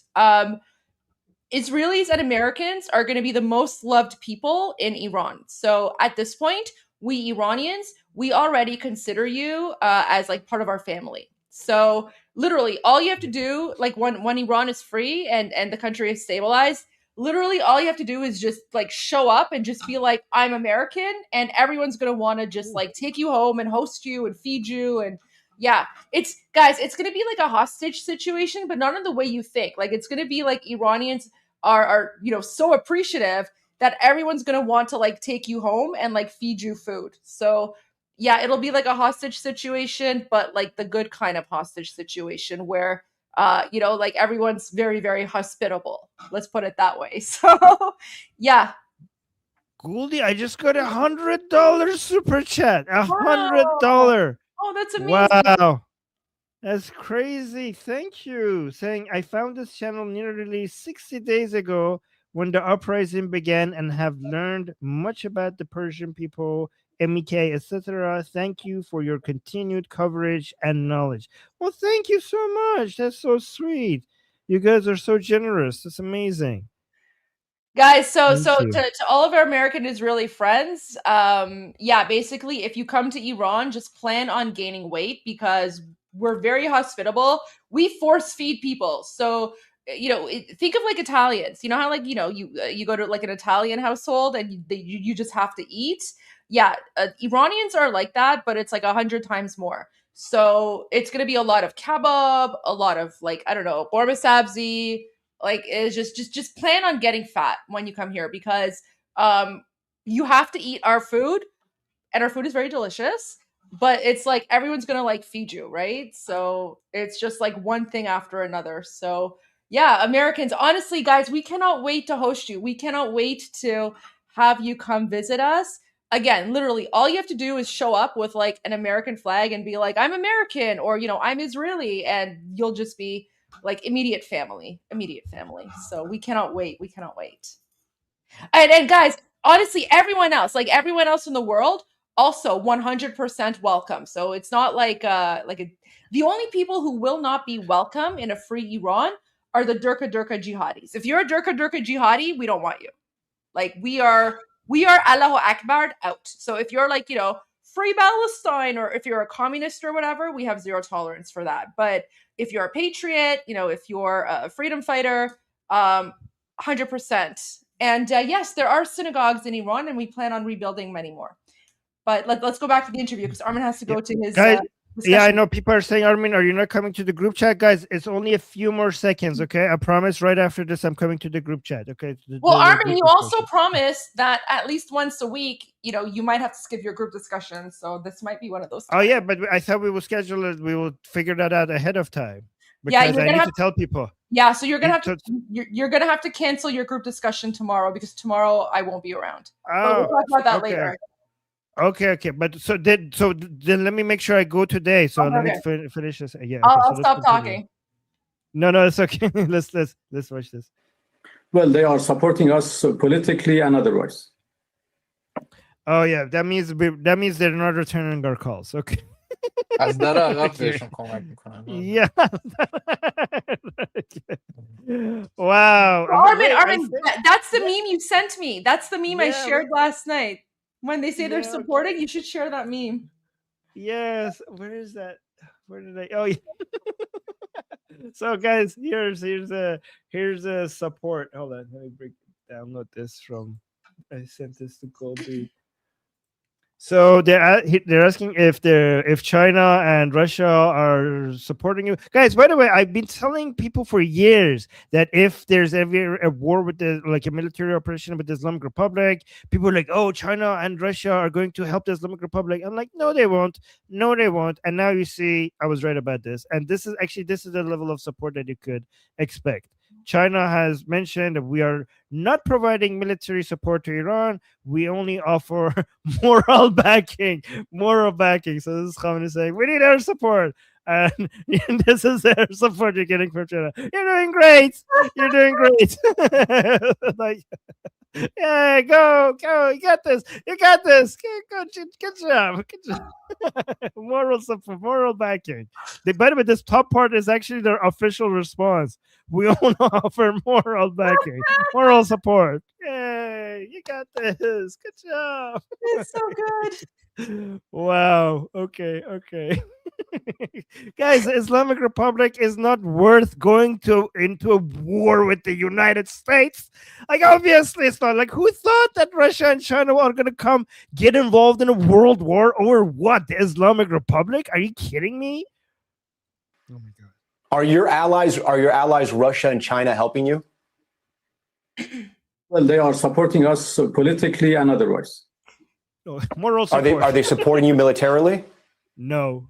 Well, military cooperation between Iran and Russia is not a secret. You know, we have worked with each other in the past, and that has continued. Has continued. What do you mean? They sold some weapons to you. They're not getting involved in protecting you right now. Just because, like, he's asking about right now. He's not asking about previous weapons that they sold you. And that's not them supporting you. That's them using you to make money. You know, and will continue, I guess. And they're actively helping you in this war? A good thing that this reporter is not letting go. First, they're like, oh, they're politically and other ways they're cooperating. And then he asks them, like, well, are they supporting you in this war? They're like, well, they used to, and I hope we continue. And then this reporter is doing a good job. He keeps insisting, like, okay, but I'm asking about this current military operation. Are they involved in this one right now? He keeps asking. The good thing he's not letting go. Well, they are. They have always helped us. Oh my God! So I'm gonna understand that to mean yes, that they are actively assisting you in this war. Well, I'm not going to give the details of our cooperation with other countries right in the middle of the war. That means no. That means no. That means they're not. Oh, wow, good thing. Araghchi, a good thing that you're not giving up the secrets of your military operations. I'm sure Mossad and United States intelligence, you would be offering them things that they would not know themselves. I mean, guys, the Israel intelligence, Amon and Mossad, and also the CIA, they have more information regarding the military operations of the Islamic Republic than Araghchi could ever dream of. Like, they know way more than Araghchi knows. Araghchi is completely in the dark. Like, the IRGC doesn't share information with Araghchi. For more, I want to bring in our chief international correspondent. Oh, so that was it. That's it. Yeah. Okay. That was glorious. That was amazing. That was a history. What a time to be alive, huh? This is Baghdad Bob, but 1,000 times better. Tazi Tom. We get to do it live with everybody. Imagine when we had Baghdad Bomb, we could have done it like live stream and everybody, we could just live at the same time, watch it together. But we get to do that now. Memeing it in real time. Oh my God. Honestly, it was so good. Like, Armin, I still cannot, like, because we were watching this last night and I was like, I cannot wait to show this to Armin. So guys, so Armin and I were constantly like messaging even when we're not live streaming. And this morning I was like, Armin, have you seen Araghchi's interview? And then Armin's like, no, I'm gonna go watch it now. And I'm like, no, don't go watch it. We want your reaction. So now you know why. Now you know why, because it was so good. That was the best. Right. Oh, wow. Okay. We anyway. have to Goldie, years from now, we need to come back and watch this again, years from now, when Iran is free, just for memories, like So reminding true. us what we So went through. true. Absolutely. Okay. Right. I know you gotta go. So I just have to say though, I need to leave at 4:45 because I have plans tonight. So you need, I have plans. I have plans tonight. So there you go. So if you can be back at 4:45, no later than 5, that would be very helpful. So I have 1 hour and 20 minutes. You have an hour. Oh no. Okay. I'll try. Are okay. my plans broadcast live? No, they're not broadcast live. Yeah. Okay. But, all right. Okay. there you go. I'll go for an hour then. Okay. But guys, come to the discussion group then. I'll put the link in the chat and I'll pin it to the top on my channel, on the Atheist Republic channel.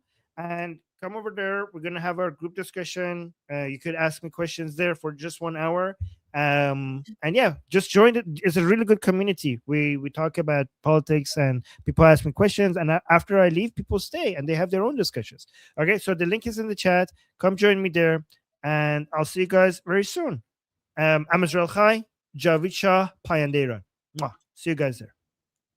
Thank you, Armin. Thank you so much. Okay, guys. So we're now gonna go to 2C because he actually live streamed earlier this morning and we haven't played that yet.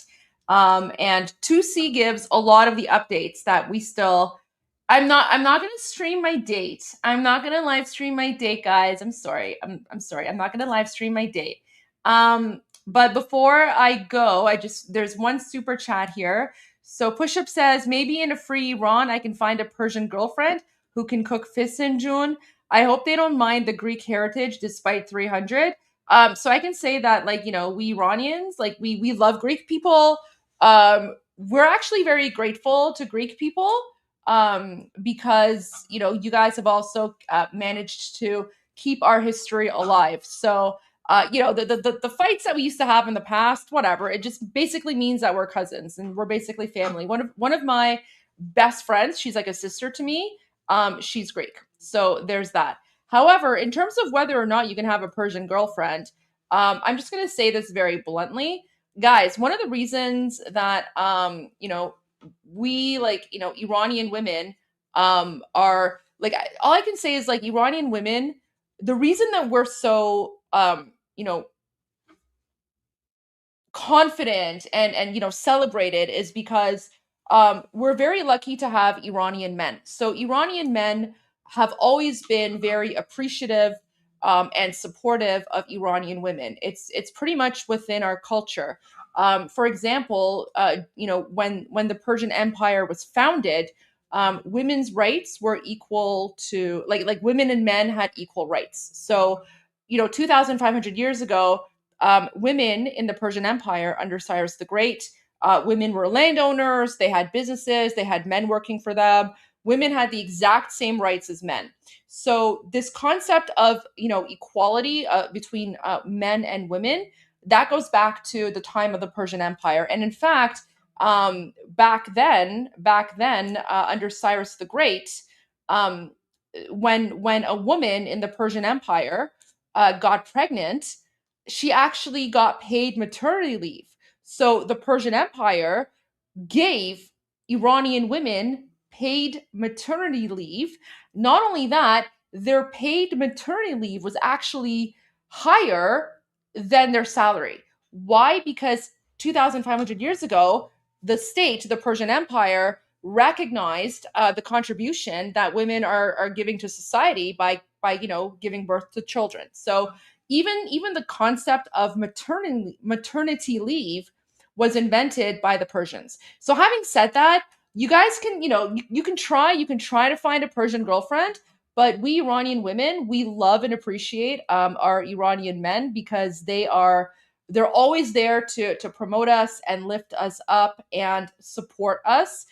So all I can say is that, I don't know, like Iranian women, we prefer Iranian men because they're just so amazing. And especially these last few years, so many Iranian men have put their lives on the line, and they've been executed and murdered by the Islamic regime because they want to support Iranian women. So Iranian men are next level, and we have so much appreciation for them.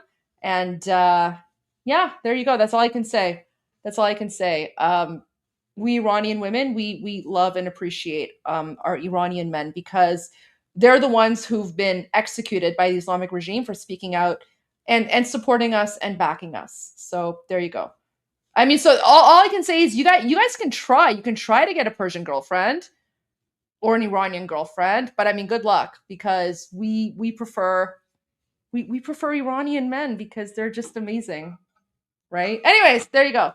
So let's go to Tusi. But honestly, good luck. You might find someone. But you're gonna have to like work really hard.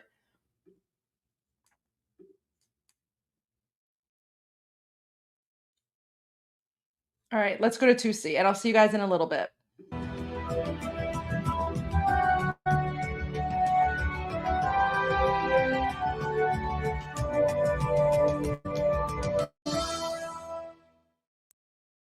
Hello, ladies and gentlemen. Welcome to Tusi TV. This is your global news channel. Ammar Tusi and the Israeli Defense Forces have successfully targeted the IRGC's main headquarters with senior leadership in place, and a number of people have been targeted. Meanwhile, the Crown Prince Reza Pahlavi, with the support of the armed forces in Iran who have defected, has announced the transition government in the country. We also have a major announcement on this channel during the show. The Conservative Party of Iran has now declared its establishment. We now have a new Conservative Party, of course, preserving and conserving the traditional values of constitutional monarchy under the leadership of Reza Pahlavi, and of course, conserving Iran and its values. All right, first, let's go to the latest videos that we are receiving from Iran, especially the capital. We have our live feed from Beirut in Lebanon that's just been hit again over the last few minutes. You can see the smoke coming out of Hezbollah buildings. Now, we're going to go to Tehran first. There's a lot happening in terms of the strikes around the capital itself, but there's still a lot of attacks around the country in general.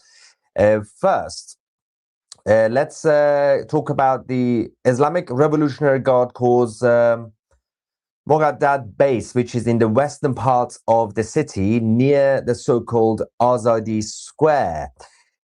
Let's go and see what happened there and then come back. What a start. This is Meghdad.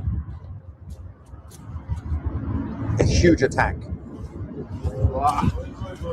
You see the square. Now, the Israeli Defense Forces have also released the latest footage showing from this morning's attack on the IRGC's main compound and the bunker for Khamenei's remaining commanders and leaders. Let's quickly go and see what happened there, because so this is, I think, there we go. That's the footage that we've received from the Israelis. This is also where the former Supreme Leader's bunker was located.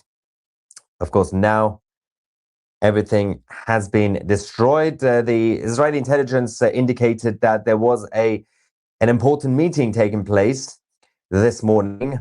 These guys are so stupid because they can't communicate with each other remotely. They are terrified of using telephones or pagers or anything really that they have. So they do have to meet in person, but a lot of them are now getting wiped out left, right, and center. We also have this video from the bunker. Let's quickly go and see what happened here, and then we come back. Here we go. This is the early hours of this morning. Multiple senior leaders and commanders of the Islamic Revolutionary Guard Corps have been eliminated.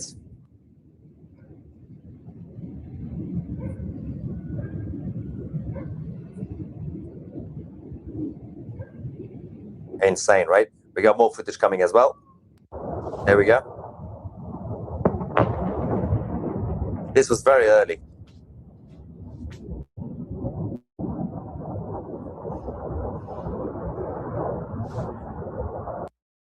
Now let's quickly go to Lebanon, because the IRGC's Hezbollah wing has also been completely annihilated by both the Israeli Defense Forces as well as the Lebanese government, who are finally stepping up and taking proper action against these guys. The Lebanese government have also issued arrest warrants for Hezbollah and IRGC members in their country, especially in the southern parts of Lebanon. This is one of the Hezbollah members who was driving around, and in the capital, in Beirut, and somehow a drone found him, an Israeli drone. Look at this.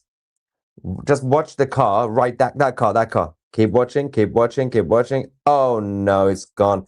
And it's basically already, it was just driving itself for the past 30 seconds. Oh no. Oh, where is my tiny violin? This is what happens. This is what happens when you F around. Now, let's quickly go back to, should we watch that again, by the way? It's quite satisfying. So when you see the car, it's already hit. At that point, it's already hit. It's just driving itself. And then it gets closer to the end and it just goes boom, boom. At the end, they hit it again, just in case, to make sure it's fully been eliminated. Let's go to the southern part of the capital in Iran. Footage coming from Tehran. Let's see what's going on over there.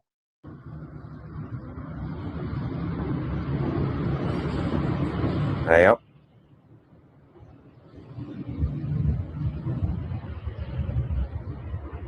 A couple of reactions already in the live chat, by the way. Allah identifies as non-binary.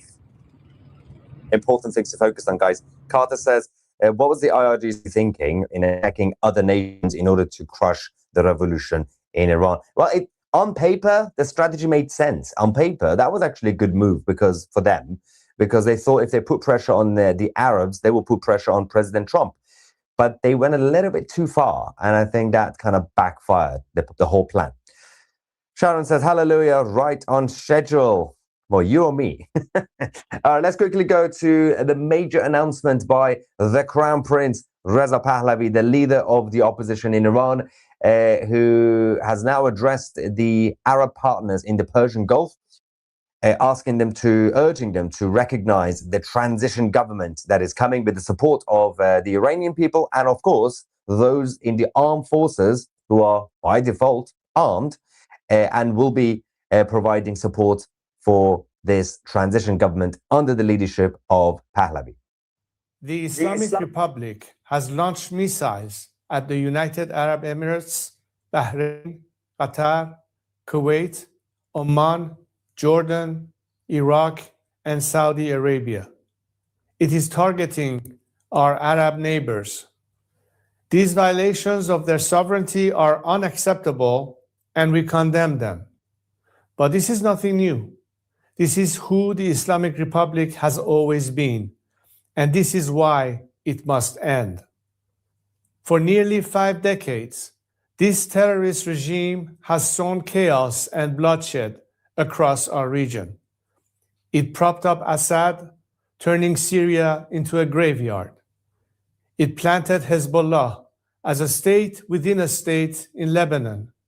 It armed the Houthis, to destabilize the Arabian Peninsula. It empowered militias in Iraq to undermine Iraqi sovereignty.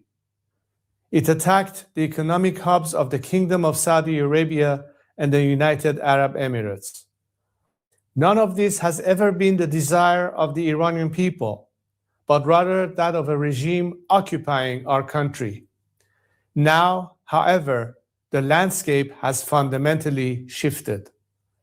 Assad is gone. Hezbollah has been decimated. The regime's military nuclear program has been set back. Its economy is in a free fall. The pillars of this regime's aggression are crumbling.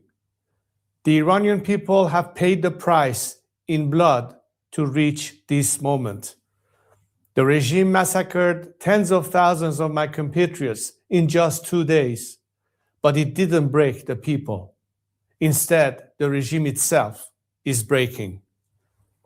Today, history reminds us of our future potential. Before the revolution, Iran worked closely with Arab leaders, from King Faisal to Sheikh Zayed to King Hussein to President Sadat. In Oman, my father helped Sultan Qaboos defend his country against insurgency. We were true partners then. We will be true partners again. The Iranian people have called on me to lead the transition after the regime is gone. I have accepted that responsibility. Part of their great mandate to me is to return our nation and our foreign relations to normalcy. I will do exactly that. My commitment is to ensure the transition is orderly, the country is stabilized, and Iranians determine their future through the ballot box. We will not repeat the mistakes of past transitions. We will avoid de-Baathification scenarios and maintain as many bureaucrats and public servants in transition as possible.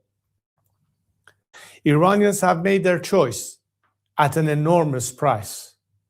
Now I ask our friends in the Arab world to join us, to prepare to recognize and engage our transitional government. We will rebuild our nation not for expansion, but to serve the Iranian people.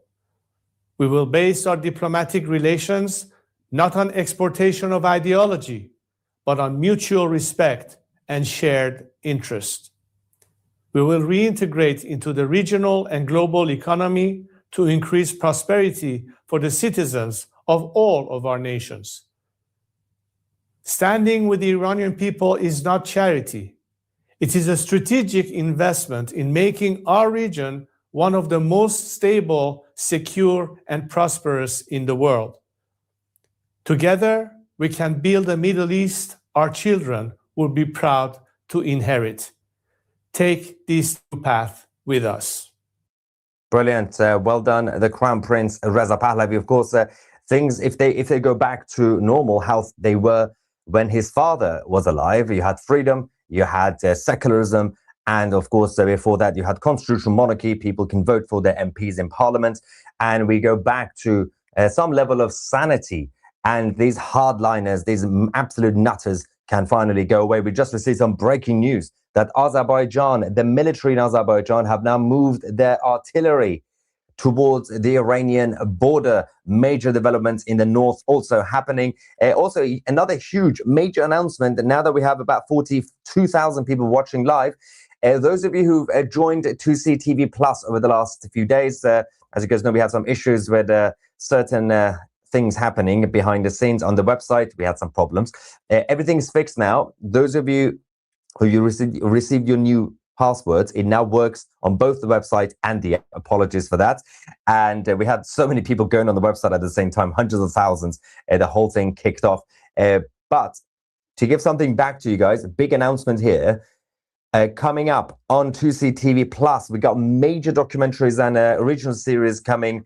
First, we have the It's Your Law, presented by Stephen Barrett, the barrister, was explaining your individual rights and liberties. We also have a documentary about South Africa, which will be made also very soon. Our team are going to be deployed to South Africa very soon. And the Calais illegal migrant gangs, we're going to do a fact-finding mission in France to find out what's going on there. And finally, we have a stand-up political comedy and satire coming up as well very soon. The Haters Ball stand-up comedy. All this will be on 2C Plus. Of course, you can watch it on 2C.tv or download the app. All right, let's go back to the situation in Iran. The Israelis are now saying that this smelly, beardy weirdy, who was the deputy chief of staff in the office of the supreme leader, his name is Ali Asghar Hijazi, has just been targeted earlier on. The video that we showed you from the IDF when they targeted the compound, he has been targeted. Now, we don't know if he's still alive or not. I'm going to say he's not alive. If the Israelis hit, they don't miss. That's what you get. So we'll find out whether this idiot is alive or not, one of the senior members of the regime. The Israeli Air Force fighter jets are still busy hitting their targets, this time in Elam. Look at that beauty. Beautiful. President Trump has released a new statement. Of course, through back channels, the Islamic Republic was saying, maybe we have a conversation. Of course, the president said no, but there's one thing. He said, there will be no deal with Iran except unconditional surrender.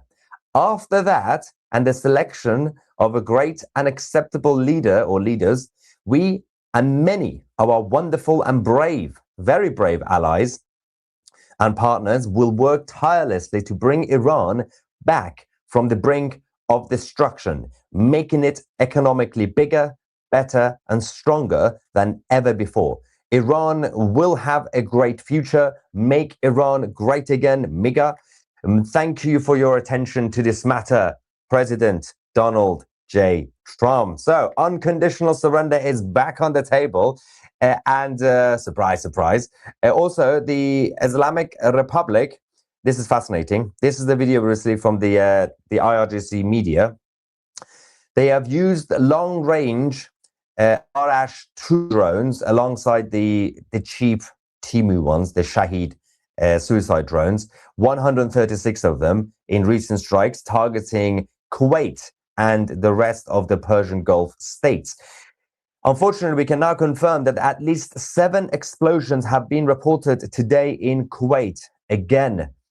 And the Kuwaitis, they are struggling right now. That's why the Americans have now made a decision to move away from Kuwait. But that's okay because there's going to be more resources and defense capabilities being deployed towards the region very soon. Let's quickly go back to the latest round of strikes in Iran and see what is happening on the ground. There you go.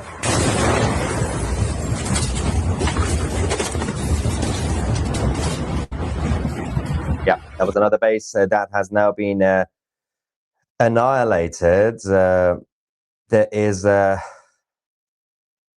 what is this? We could see Queen Noor, the first American monarch in our lifetime. Crazy times. Yeah, I know. It's like England.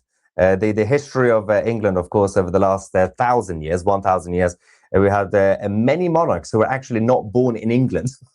Well, technically, including William the Conqueror or William the Bastard, who invaded from Normandy, and many others as well. So it's quite fascinating what's going on right now in Iran. Mr. Tusi, there is so much disinformation out there. Help us make sense of this and misinformation battle. Well, bring it forward and I will do the fact checking for you guys. Yeah, if you see crazy things on social media, just bring it to me and I will clarify what is going on. Hezbollah. Oh no, Hezbollah. Ladies and gentlemen, they are not having a good day, in case you don't know.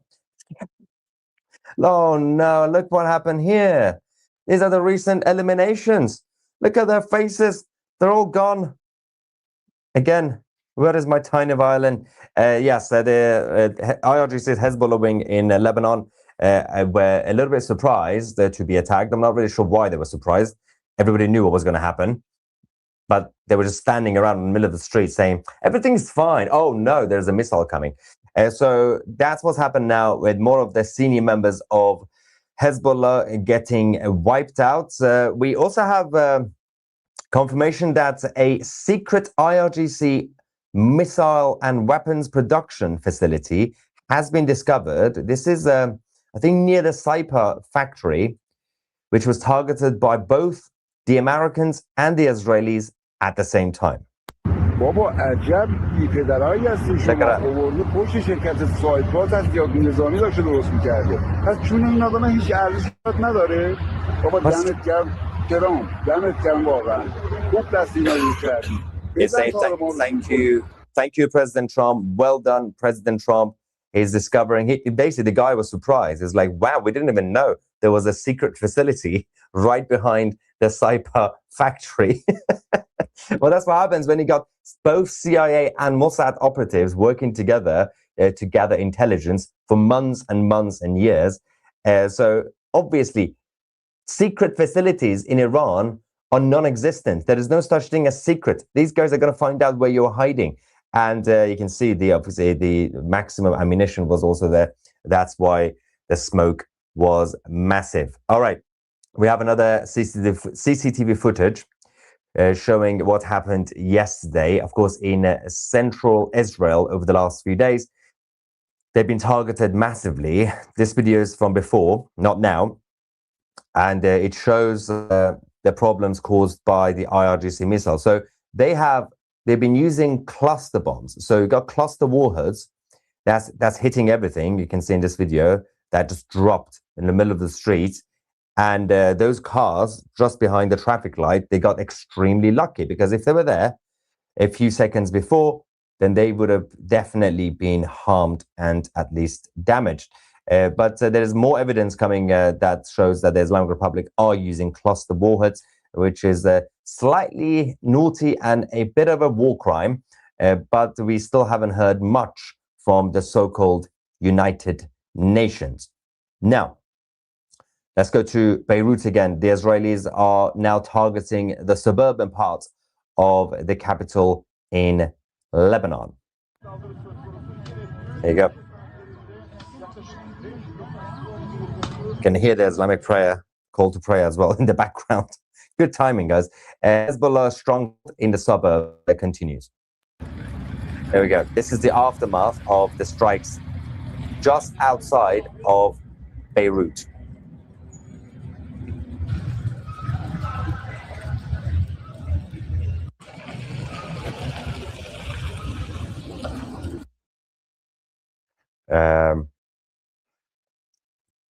Right, let's have a look at some of the reactions again. Kevin says, provide update on the Kurdish military action in Iran, and no update since yesterday.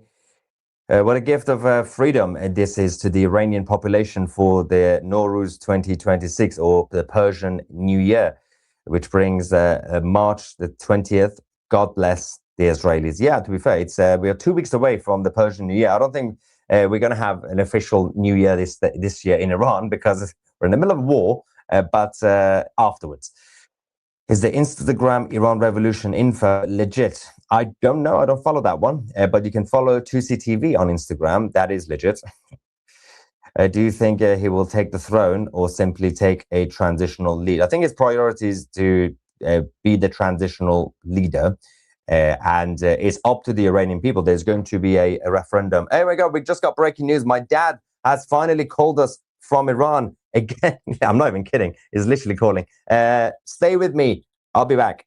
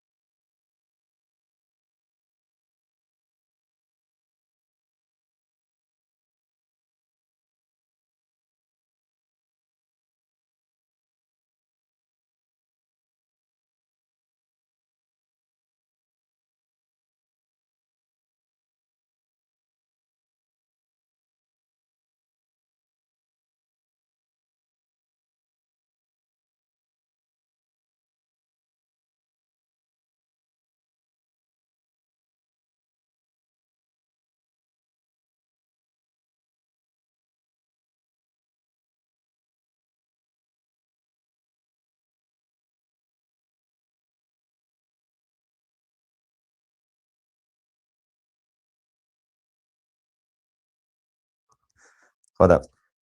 Right. Okay. So we now have some more intel coming from Iran. The problem is I'm not able to get hold of my dad. Internet is down. Only he's able to call me every now and then. So when I don't hear from him for like hours or a day or two, everybody panics. So yeah, he's been giving us some intel about all the bases that's been hit again in the center and in the south, including the one that's right next door to his house. They've hit that 3 times already. They hit it again for the 4th time this morning at 5 a.m. So around that time, he woke up, was like, what on earth is going on? But of course, everybody is still vigilant in Iran during this war. Right, let's quickly go to CENTCOM. We have an update from Central Command coming in now. This is the video that's now been released. They're showing the Islamic Republic's major Navy assets, which was the Iris Shahid Bagheri, which was the drone carrier that they were bragging about for months and months. It was destroyed a few days ago, and we now have the video evidence of the Americans sinking that little boat. It's gone. Bye-bye, drone carrier in the Persian Gulf. Right, okay. Someone says, I love this way of doing news. Update from dad on the ground. Yeah, we got literally sources on the ground in Iran giving us the updates, including my father, who's an unofficial source. He's just giving us the eyewitness testimonies. Right, there is also, there was an update an hour ago by the IDF. They issued major evacuation orders for the industrial area near the city of Qom. It's a tiny city to the south of the capital, Tehran, and Qom is a major Shia holy city for the Shia Muslims.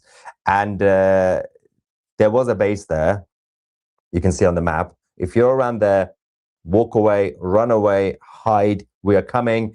And following that major announcement, we also received the videos from the airstrikes after the evacuations. There you go.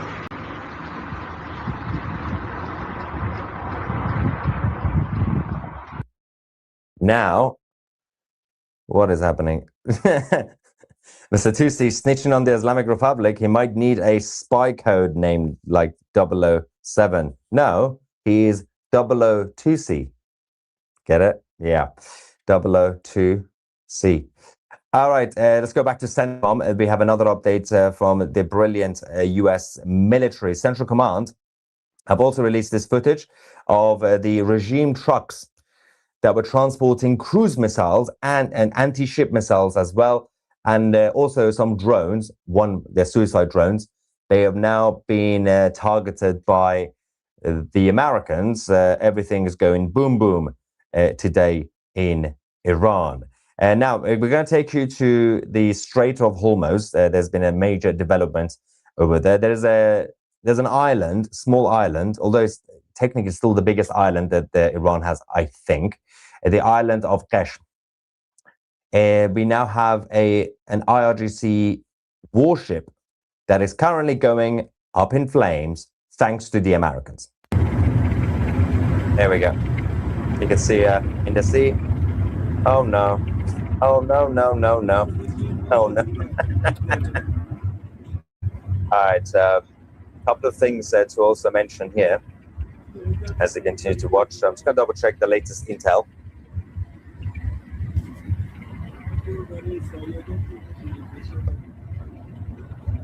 Someone says, is it safe for your dad to stay in the house? Is there any place he can go that's safer? Staying in your house is actually the safest thing to do, because obviously the Israelis and the Americans are not targeting civilian areas. They're not targeting people's houses. So it's best for you to be there. If you're right next to a base, it's best to stay away a little bit. Yeah. Now, we're going to take you quickly back to Beirut, and then we're going to go to Tel Aviv. Tel Aviv, ya habibi, Tel Aviv. I can see Beirut is still on fire. And do we have any sirens? Just a heads up, there might be sirens, probably not. No, we can just hear Islamic prayers. They're call to prayer. Hang on. You can hear that, right? Turn it down. We don't want to hear that. Okay. Priorities. Just a quick update. Azerbaijan, in retaliation, they have now, as I said, deployed their artillery towards the border with Iran. They have also withdrawn their diplomats from Iran, closing its embassy officially and raising its readiness of its military forces. So we might be in for a bit of a surprise that the first country to now attack Iran, apart from the Americans and the Israelis, might not be the Arabs. It might act, well, Qatar has already hit, by the way. A second country might be Azerbaijan. Of all places, Azerbaijan is getting ready to attack. Speaking of the Qataris, we have a statement from the Foreign Ministry in Doha saying Qatar condemns an Iranian attack on a building in the Kingdom of Bahrain that houses elements of the Qatari naval forces. This attack is a hostile act and a violation of the kingdom's sovereignty. Navy personnel in the targeted buildings are safe and no injuries were reported. It seems like the IRGC are now going after the Qataris, not just in Qatar, but across the whole region. The moment they find out the Qataris are somewhere else, hit them now. So yes, the IRGC versus Qatar drama continues to escalate. Now, President Trump, this came to my mind. I had to go back in time on the old days of Twitter.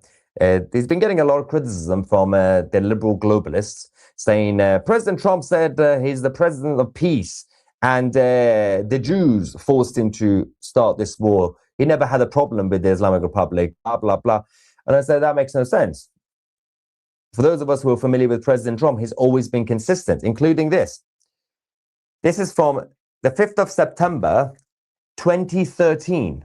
He said, while everybody's waiting and prepared for us to attack Syria, which never happened, by the way, maybe we should knock the hell out of Iran and their nuclear capabilities. This was before he was even president. President Trump has always been consistent on his views on Iran, and he remains the president of peace because he's promoting peace, and he's still consistent. His record, he has not started a new war. Of course, there's been an ongoing war with the Islamic Republic since 1979, and definitely since October 7th, 2023. And President Trump is simply ending the existing war instead of starting a new war. And his record is still clean, despite what the liberals and also people like Tucker Carlson want you to think. We also have some major news on this channel today. We can confirm that the opposition have made their first move. 2CTV can confirm that the Conservative Party of Iran has now been established. We have a statement from the team behind this. Hereby, we, the loyal children of Iran, officially proclaim the formation of the Conservative Party of Iran. At this decisive moment in our nation's history, we rise with a deep sense of responsibility, dedicated to helping our people in reclaiming our homeland, restoring its dignity, and securing its rightful future. The Conservative Party of Iran stands firmly upon the enduring pillars of Iran's historical and political truth, its national identity, its sovereignty, and the continuity of Iran's original and native polity, the monarchical institution of Iran, of course, which has been long the guardian of stability, unity, and enduring foundation of the true and actual Iranian state. Hereditary monarchy. Under the Iran-building Pahlavi dynasty and under the rightful leadership of Iran's exiled Shah and national leader of Iran's Lion and Sun Revolution, His Majesty Reza Pahlavi II, in continuity through her Royal Highness Crown Princess Noor Pahlavi, the Iranian state shall be anchored in historical legitimacy, peace, stability, freedom, prosperity, and uninterrupted national continuity. Iran is one nation under one flag, indivisible and eternal. We affirm absolute territorial integrity, and unbreakable national unity beneath the lion and sun flag of Iran, the sacred symbol of our civilizational and nationhood and sovereignty. Secular democracy. We uphold a secular and democratic constitutional order, namely Iran's constitutional monarchy, rooted in the rule of law, guaranteeing equal rights, freedoms, dignity, and civil equality for all Iranian citizens. Our mission, our immediate mission, is clear. We stand beside the courageous Iranian people and their exiled Shah and national leader to end clerical rule and liberate Iran from the destructive ruins of the 1979 Islamist revolt. We reject all anti-Iranian ideologies, including Islamism, Marxism, separatism, tribalism, and ethno-fascism, which fracture the nation, erode its sovereignty, and endanger its security. We draw inspiration from the civilizational legacy of Cyrus the Great, the father of ancient Iran, and from the modernizing vision of Reza Pahlavi the Great, father of the modern Iran. Our movement is ancient in identity and history, yet modern in purpose, direction, and result. To the international community, the Conservative Party of Iran is committed to peace, stability, prosperity, and responsible global partnership. Under a Pahlavi-led national government, the political system in Iran will cease to be a source of regional instability. Instead, Iran shall restore predictability, replacing ideological adventurism with rational interest-based diplomacy, ensure security, foster peace and prosperity. Iran shall once again stand as a responsible nation amongst nations. We champion civic nationalism. Iranian identity is defined by citizenship, civic responsibility, and shared civilizational nationhood and heritage, not by ethnicity, tribe, race, geography, religion, sect, gender, class, or ideology. National loyalty and civic commitment form the foundation of our unity, and we reject all forms of tribalism, separatism, and involuntary collectivism. Membership in the Conservative Party of Iran is open to all Iranians who affirm their loyalty to Iran, its unity, and the Pahlavi throne. The Conservative Party manifesto and the comprehensive draft constitution of the Conservative Party are available at t.me/Iran Conservative Party. So this is the announcement coming from the new Conservative Party in Iran. Pete in the live chat says, sounds like a place I will want to go and live away from the hellhole that is the UK. I told you guys, I made a speech a few weeks ago in London, and I said there's going to come a time when British patriots and those who believe in freedom are going to be seeking asylum in Iran. Things are so bad in Western Europe that a lot of people who believe in freedom and responsibility and traditional values can actually live in a safer place in the Middle East. The Israeli Air Force also have a special message for us. We've now received this footage from IAF with English subtitles. This is absolutely glorious, by the way. We're not about to show you. Let's quickly go. Why is the camera moving? Let's quickly go to the IAF with English subtitles, and then we'll come back. אנו טייסי ונווטי חיל האוויר הישראלי עושים כעת במבנה מעל שמי טהרן דרך לתקיפת מטרות היסטוריות. אנחנו בעיצומה של מערכה שמטרתה להסיר איום קיומי על מדינתנו. אנחנו נגיע לכל מקום, לכל אויב, עבור המדינה שלנו, הביטחון של המשפחות שלנו. ממשיכים להילחם ככל שנידרש מסביב לשעון ומרגישים את התמיכה שלכם כל הזמן. מאחלים לכם, אזרחי ישראל, שבת בטוחה ושקטה. Amazing. Big shout out to our lovely friends in the Israeli Air Force who are continuing to do a great job in the region. Qatar have now also issued a national emergency alert over the last few minutes. Let's quickly go and see what these guys are talking about. The security threat level is elevated. Everyone is required to remain indoors, refrain from going out, and stay away from windows, and exposed areas in order to ensure public safety. So that is the latest from Qatar. And we're going to quickly go to Beirut again. I think there might be a development. Oh, they just got hit. How did I miss this? I knew something was happening, but then moved the camera. So this was just hit now in Beirut. I should have stayed. You know what we can do? Hang on. There might be a possibility. I can't scroll back. This is live. Hang on. We're going to get the footage in a few minutes. Don't worry. That's my fault. I knew when the camera moved, something was about to happen. Although, there might be another one. There we go. Another one. Another one. It's coming. Here we go. Live from Beirut. All right, stay here with them for a second. Got the live footage from Lebanon. It's going to be more. I love the Islamic call to prayer in the background. Not a good time, guys, to go to the mosque.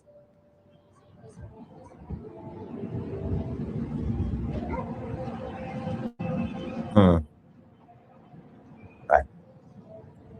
Might be another one. Another boom boom. Blue Sapphire says, look at all the fireworks. All the boom boom. Yes, someone says, you look away for a second and another missile hits. It's difficult.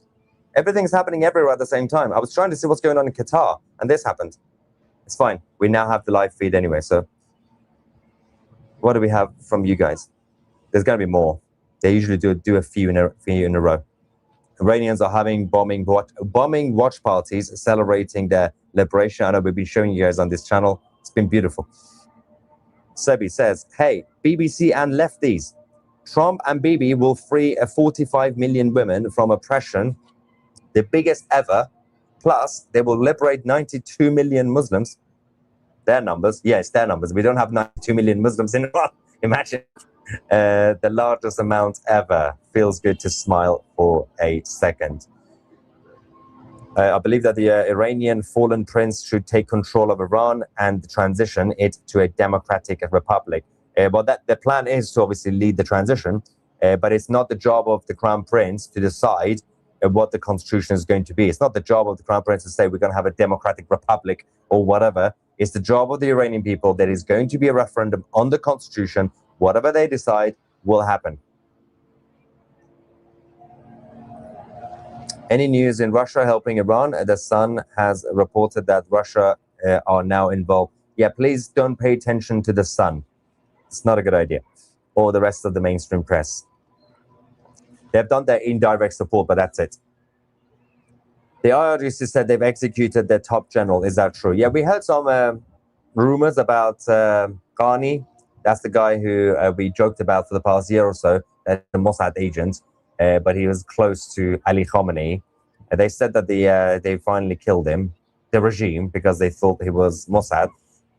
It would be funny if he is actually Mossad, but we don't have confirmation on that yet. Did you see the Iranian women's football team Australia for the Asian Cup? They didn't sing the anthem and then were forced to salute the next game. And they were accused of treason by unstate media, trying to get them as safe options to stay there. Yes, we saw that, which was quite concerning because they basically threatened them. For the next game, they had to salute. I'm going to find the clip actually for you guys. Iran lost the right to autonomy for the foreseeable future. When you force other countries to war, you pay the consequences. Yes. And let me just find you the footage of the Iranian women, the football team. Yeah, so this is it.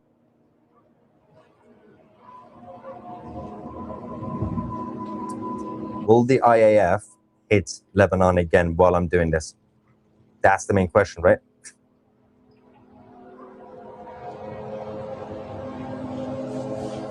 Hang on.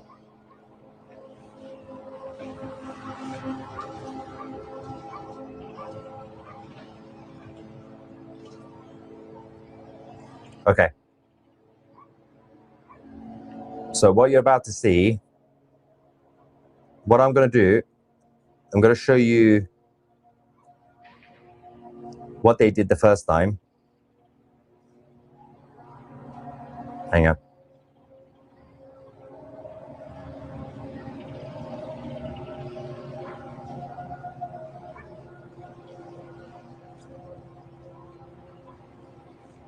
Okay.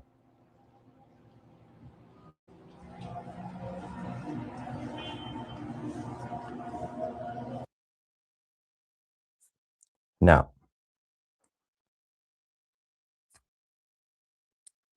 so this is what happened before. A few days later, a couple of days later, they decided to threaten these guys, the regime.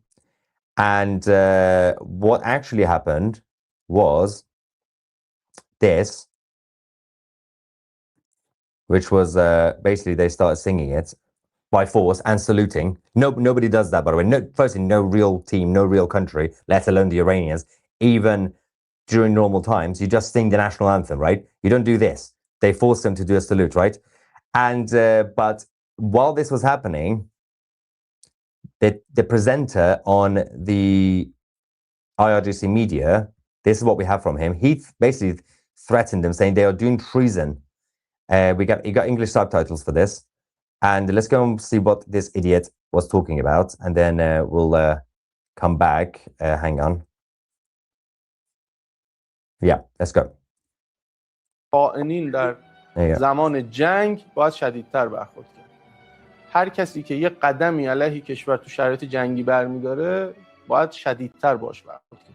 مثل این ماجرای سرود ملی نخوندن تیم فوتبال زنانمون و اون عکسی که منتشر شده، اینا که حالا کاری ندارم، با اینها باید شدیدتر برخورد کرد. این دیگه یه حرکت اعتراضی نمادین و فلان و اینا نیست. این که تو بری اونجا سرود ملی نخونی، این اوج بی‌شرفی و بی‌وطنی. هم مردم هم مسئولین با اینا به عنوان خائنین زمان جنگ برخورد کنن، نه اینکه حالا یه اعتراضی داشتن و یه کار نمادین کردن. ننگ بی‌شرفی و خیانت باید رو پیشونی اینا بمونه، جدا باید باشون برخورد درست حسابی هم بشه. This man is the same guy who did a whole rant about me on the Islamic Republic state TV a few months ago. I think this was maybe around August. He did a whole rant. I'm trying to see if I can find that footage, by the way, because I went to Munich. Okay, let's go back to Beirut. I went to Munich with the Crown Prince Reza Pahlavi, and let's see if I can find this flag. He decided to. How do we find this? This was ages ago now. I didn't save it. I should have saved it. He had a meltdown because we held an Iranian flag, the lion and sun flag, alongside the Israeli flag and the British flag, the Union flag, together. And he basically made a whole joke saying that, oh, these guys claim to be for a free Iran, but they are basically inviting Britain and Israel to come and steal chunk of the Iranian territory. Like, you really expect Britain with the British government to be competent enough to take a chunk of Iranian territory? Have you seen our Prime Minister? But yeah, so this guy had a complete unhinged rant on the IRGC media about me and our friend Niak Orbani because we held 3 flags together. Like, just calm down, dear. Just take a chill pill. Breathe. Everything's fine. All right. So, what is happening? Hang on. What's going on with you guys? And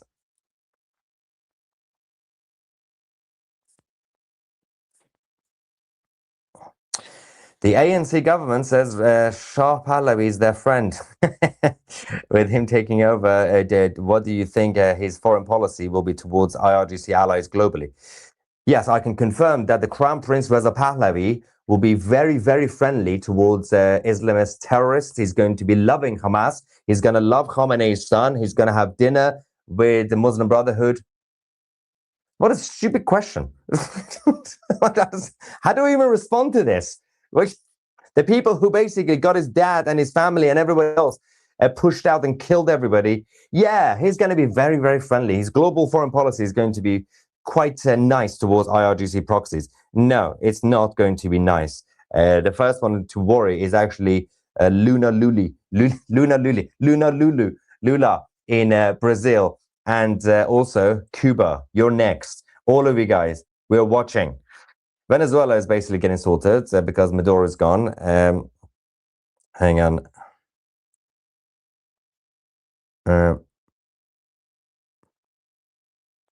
Maybe.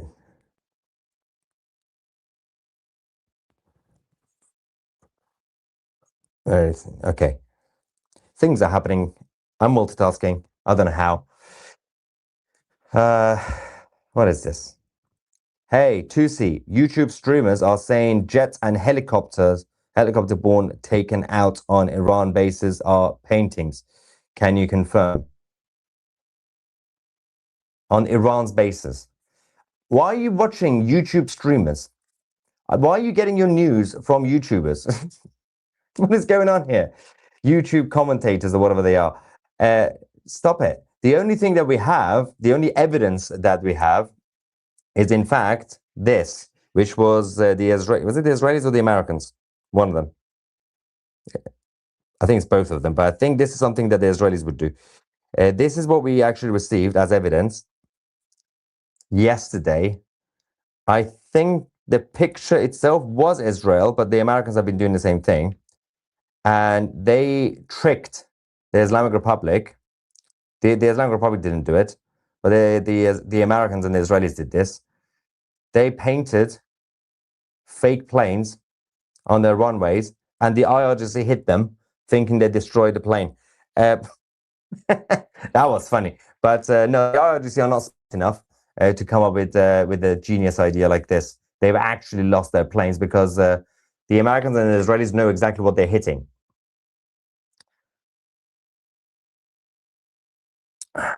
Happy to see you're getting more contact with your father and pray for you and all. Please consider lip readers when live. Yeah, but I wasn't really saying much anyway. It was just him talking. I was just saying, yep, yep, yep. As long as you couldn't hear him, because the microphone was obviously on mute, that's fine. Thank you for the daily report. I have a brother in Qatar. Well, I hope your brother's safe. Dustin. Can you please raise awareness of the 140 race floors in South Africa to raise awareness? To raise awareness. We, as I said, we're deploying our 2CTV troops to South Africa. We are working on these 4 upcoming shows. This one is going to be up very soon, today or tomorrow. It's Your Law by Stephen Barrett. We also have the South Africa documentary coming up, and the Calais migrant gangs, as well as the Haters Ball stand-up comedy, which will be a extremely politically incorrect political comedy. So all that will be on 2C TV Plus, which you can join by going on 2C.tv or scan the QR code. As I said earlier, for those of you who joined or tried to join over the last week, we have fixed the issues. There were some problems with their passwords not being recognized on the app. We had massive problems. It wasn't our fault. It was actually people behind the scenes attacking and causing trouble. But we have everything secured now, and you should be able to now use your passwords for the app. And if you still have an issue with not being able to log in, send us an email. You can also go on the website, 2c.tv. There is a direct chat bot. I think that's now activated. I don't know. I think it should be activated. I'll double check with this. Now, cheers from South Africa. Brilliant. Thank you guys from South Africa. Yeah, we're gonna be exposing the ANC once we get there. Once the dust has settled and your father is finally free, what is the first thing you will do with him besides a well-deserved hug? Well, I'm gonna take some beer with myself, because beer will be legal to take, right? At that point, force him to drink beer. Down it. I don't know. We'll do something, I guess. We're going to do a live on 2CTV together. Why not? All right. Let's hope that Iran's Conservative Party are not the same as the UK's Conservative Party. Well, Liberal? Nah, they'll be all right. So you conveniently forget that Savak, under the previous Shah, Iran has never grown with civilized cultures. Savak, which was the intelligence service in Iran, sort of like MI5 or FBI, Savak did nothing wrong. Bring back Savak. Savak did nothing wrong. For those who don't know what exactly happened, Savak, which were also trained by CIA, their job was to find the enemy in Iran during the Cold War. Do you remember the Cold War days? Also, when the Americans were doing the same thing, finding the communists and getting information out of them. That was how things worked back then. Of course, you could have a modern version without torturing people. So they had to get communists and Marxists from the Soviet Union, who were, by the way, armed with weapons, trying to bring down the country. And they eventually did it. And then Khomeini came and stole the revolution. The job of Savak was to go and find them, arrest them, gather information to make sure that the threat is eliminated so that the rest of the Iranian population continue to have freedom. And of course, back then you had liberty, you had freedom of speech, you could do whatever you want to do. You had the left-wing political parties, right-wing political parties, whatever that you had. But you also had enemies who were actual communists from the Soviet Union who wanted to take over with. All right, I want to go across to Ms. Goldie Gomari. She's an Iranian rights activist and also a former member of the Provincial Council in Ontario. Thank you very much for joining us, Ms. Gomari. I want to first start off by asking you, there's a lot of propaganda on social media by both sides, by the American and Israeli side, and certainly by the Iranian side. They've made it out to be that, a great man has been killed and he's a martyr and so on and so forth, completely discounting the fact that Ayatollah Ali Khamenei and the regime terrorized the Iranian people for close to 40 years. How would you speak to this propaganda war that's going on? I think it's incredibly shameful that there are people out there who are glorifying what we Iranians call the modern day Hitler. Khamenei was an evil, evil man. He has the blood of hundreds of thousands, if not millions of people on his hands. And the day that he was exterminated was an amazing day for us Iranians and many other people around the world who have been victims of Khamenei. I myself am so grateful to the United States and Israel for getting rid of this very evil war criminal. I think the fact that there's so much propaganda about this on social media, it points to a bigger problem of how much the Islamic regime has radicalized people around the world. And I think that is a very serious threat. Especially speaking to that concern as a woman, as an Iranian woman or a woman of Iranian heritage, especially given how this regime went after women. We saw a few years ago with Masha Amini and the anti-hijab protests. This must be like a liberating moment. But why aren't we seeing enough such voices out there in the international media, on social media, etc.? Well, for one thing, the Islamic regime has shut down the internet. So ever since February 28th, they shut down the internet. So it is complete internet blackout right now. The reason that they do this is precisely for what you are saying, is they don't want the world to know how Iranians think and feel. However, we are getting some small videos coming out. And those of us who are outside of occupied Iran, we are trying our best to get the voices heard and make people be aware of what's going on, because this is a big tactic of the Islamic regime. Whenever they want to control the narrative, they will shut down the internet to silence Iranians, but then they will push their own propaganda. The reality is that Iranians are incredibly happy, incredibly grateful. And one of the reasons that you don't see them out in the streets right now is because President Trump himself has said now is not the time to go out into the streets. It is dangerous. There are bombs dropping on the Islamic regime. President Trump has said, stay at home, be safe. When the time is right, we will let you know, and then you can go out and reclaim your country. I do want to speak to you about that, because there are a lot of people are saying that that's never going to happen. The regime has a tight fist in the country. We saw what it did just a few months ago, just a few weeks ago, in fact, both in December and in January. The boot, the iron fist of the government crushed the protesters.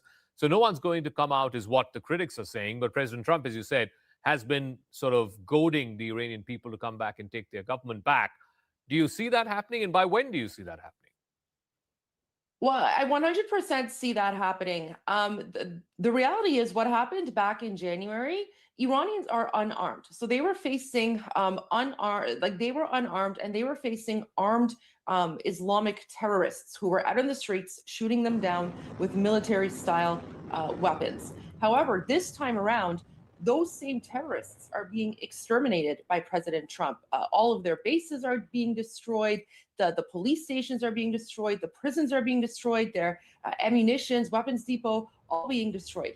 Is the threat still there? Absolutely. But President Trump, the United States and Israel are slowly eliminating that threat. And I truly believe that when the time is right, Iranian people will go out. Why? Because we actually have a leader. His name is Reza Pahlavi. He's the Crown Prince of Iran. He's the leader of the Iranian national revolution. That's the person that all of us trust. He has not said anything wrong so far. He has always been guiding us on the right path, and we 100% trust him. So we are right now waiting for Reza Pahlavi's signal so that we can go out into the streets and reclaim our country. And one final word, again, there are skeptics who say that Reza Pahlavi does not have the kind of popular support in Iran. His support may not be more than 20 or 25%. Anyway, there is no appetite amongst the Iranian people to go back to a monarchic kind of system. How would you speak to that particular criticism? First of all, the only name that Iranians in occupied Iran are chanting is Reza Pahlavi. They're saying Javid Shah, which means long live the king. They're also saying In akharin nabard Pahlavi barmigarde, which means this is a final battle, Pahlavi will return. But here's the thing. His Royal Highness has not said that he's going to be returning as the Shah. He has said that he will be returning as a transitional leader, and his role will be to transition Iran from an Islamic dictatorship into a functioning secular democracy. Now, what kind of democracy that's going to be, whether it's going to be a constitutional monarchy or if it's going to be a republic, that will be up to the Iranian people to determine in a national referendum. But all of us are committed to a secular democratic society. All right, Goldie Ghamari, thank you very much for joining us, and more power to you and Iranian women like yourself. Hopefully the people will come out onto the streets and take back your country, as President Trump has been talking about. Thank you very much for joining us. Okay. I hope you guys liked my little mini interview. Armin, we have a lot of support in India. I just want to say we have a lot of Indian people, Hindus who are watching us and supporting us. So I'm just very grateful to everyone in India who's supporting. Okay. I have to go get ready. So thank you, Armin, for coming. Guys, I'll still be here. I'm still listening. I'm still watching. So Armin, I got my eyes on you. But come on. I'm just saying, I'm still around. I'm still around. So, but thank you for coming back early. I appreciate that. So, all right, over to you. For everyone else, unless there's like some crazy breaking news, I'll be around in the background. But the rest of the evening is the Armin show. There you go. Well, thank you. All right. All right. Thank you so much, everyone. See you all tomorrow at some point. See you. All right, guys. I'm gonna because I was just in the discussion group, let me just play this new video from Mark Levin as I quickly go grab something to drink, because this is a very good video, and I'll just be right back. Okay, this is a very good video to watch, but I'll be right back. I just came out of our discussion group, so I'll just need a few seconds. Okay. And I also need to change my headset because this one is out of battery. They've attacked us. Let me play. Let me see. How's the audio with this? Let me know how the audio is. They've attacked us scores of times with no real pushback, except now, because our great president said enough is enough, and he is a great ally in Benjamin Netanyahu in the state of Israel. And now virtually every Arab country in the Middle East has joined forces with us. France has now sent a nuclear aircraft carrier, reluctantly, but sent it nonetheless. And they've also positioned some jets in some of these Arab countries to protect their bases. Britain, who's led by a real lowlife, this guy Starmer, they're actually allowing us to use some of their bases now under limited circumstances. Remember Reagan and Thatcher? Hand in glove. We could use their bases, and we did use their bases and so forth. Why would Britain do that to us? Number one, they elected a radical leftist as prime minister. Number two, the Islamist population has exploded. Do you know 15%, I think I read, of the population in Britain is Muslim? And you look through its major cities, starting with London, so are the mayors. And when I say Muslim, I mean jihadi Islamists of the sort that we are bringing into our country. Certain types of imams and scholars and professors and activists who are becoming mayors and lieutenant governor and so forth and so on. Support. Guys, this is actually a very important point, okay? Because a lot of people say like, oh, it's only 15%. This is why America should be worried, because people think that the time to worry about Islam in your country is when they're the majority, right? So America, you have to learn from the mistakes of the UK. When they get to look at like the UK's foreign policy is now being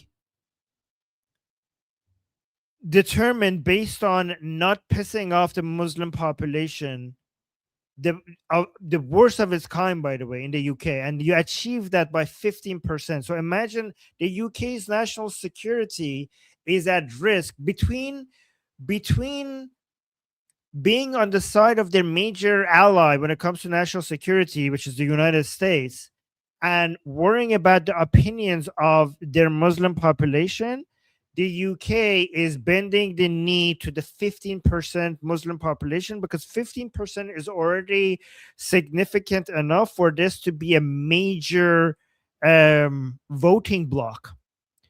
So imagine if with 15% you could achieve convincing the leaders of a country to say no to United States, the most important strategic ally that you could have when it comes to your national interests. You say no to America just so that you don't piss off the 15%. That's what you get with 15%. Imagine what you get with 20%. Imagine what you get with 20%. So don't let people say that, hey, don't worry, United States will never get to majority Muslim. Sure, but you could still really screw up your country with just 8%, 5%, 6%, 10%, because they're a voting bloc. They're a major voting bloc, and they're very determined to become single issue voters, which makes their political influence 10 times more than an average citizen. And that could really screw up your country. I mean, what does not caring about what does speak louder when it comes to showing to the world that your national security has been jeopardized than saying no to the most important ally you could have for the sake of keeping your Muslim population happy? That is really basic. That is basically a complete FU to the national securities of your country, to the national interests of your country. So I'm saying we have guns. Again, okay, if you say we have guns in the United States, you don't understand the threat. The threat that is coming at you is not coming with the bullet, it's coming with at the ballot. When it comes to a Muslim demographic in your country, when you say we have guns, it means that you don't understand the nature of the threat. What they're about to do to your country is far, far more dangerous than terrorist attacks, because terrorist attacks is a security threat that you could respond to with good policing and good intelligence. A voting bloc of Muslims that changes your political agenda of the country and challenges the values of your country destroys the foundations of what creates good intelligence and good police. So it rots your country from the inside rather than attacking it from the outside. When you say you have guns, it means that you don't understand the nature of this threat. the nature of this threat doesn't come from bullets. It comes from ballots, from the ballots.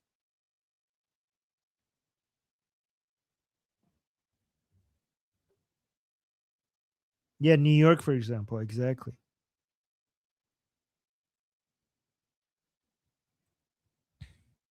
Yeah, I know, New York, yeah.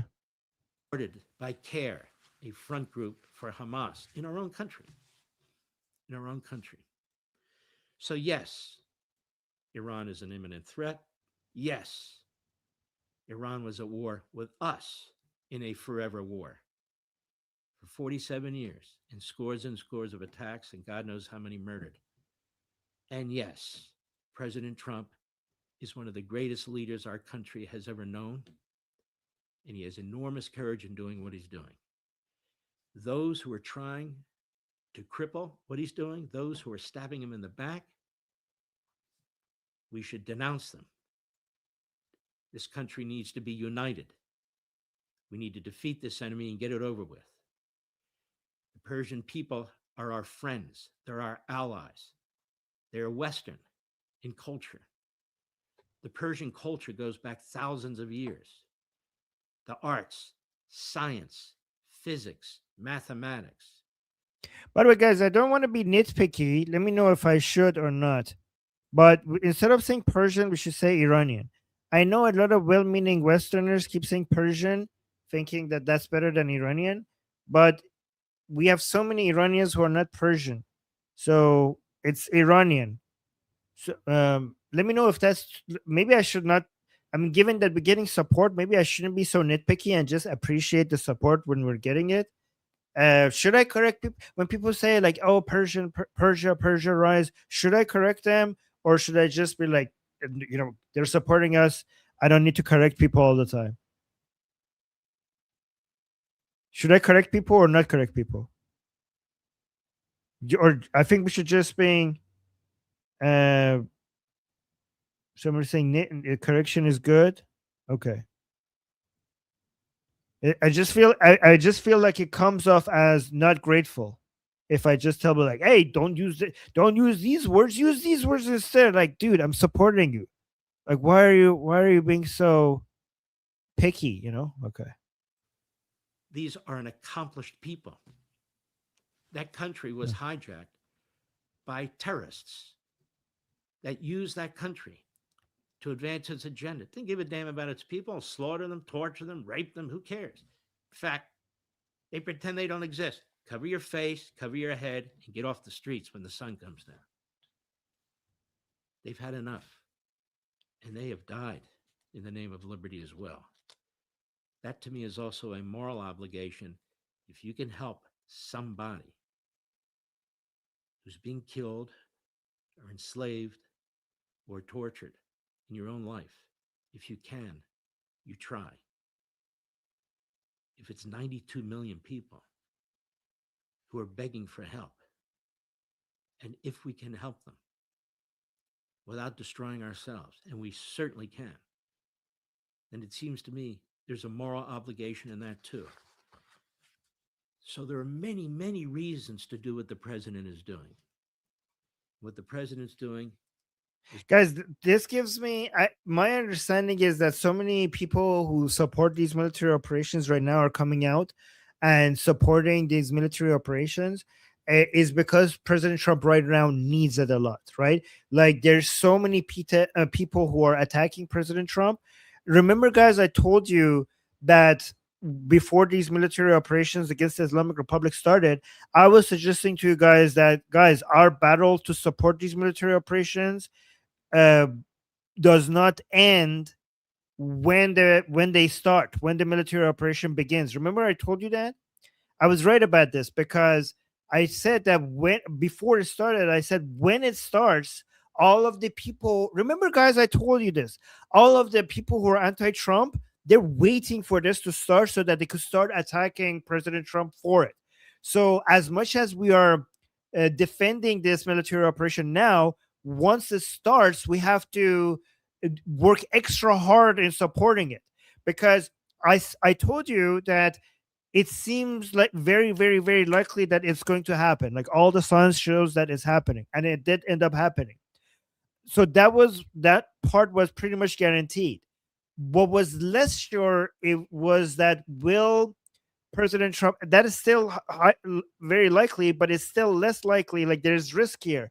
What is less sure was will President Trump be able to finish the job before the isolationists on the left and right stop him by removing the political capital that he has, the amount of support that he has for him to continue this, right?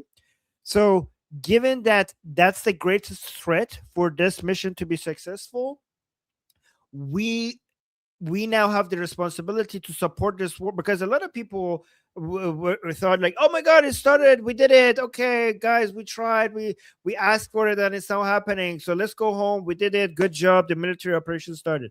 No.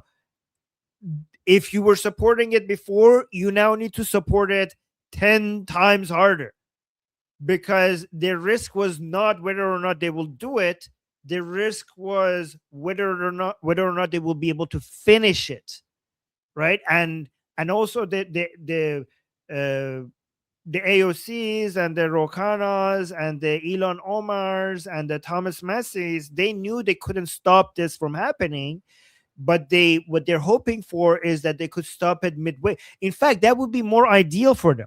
If President Trump didn't start this, they would have nothing to attack him on.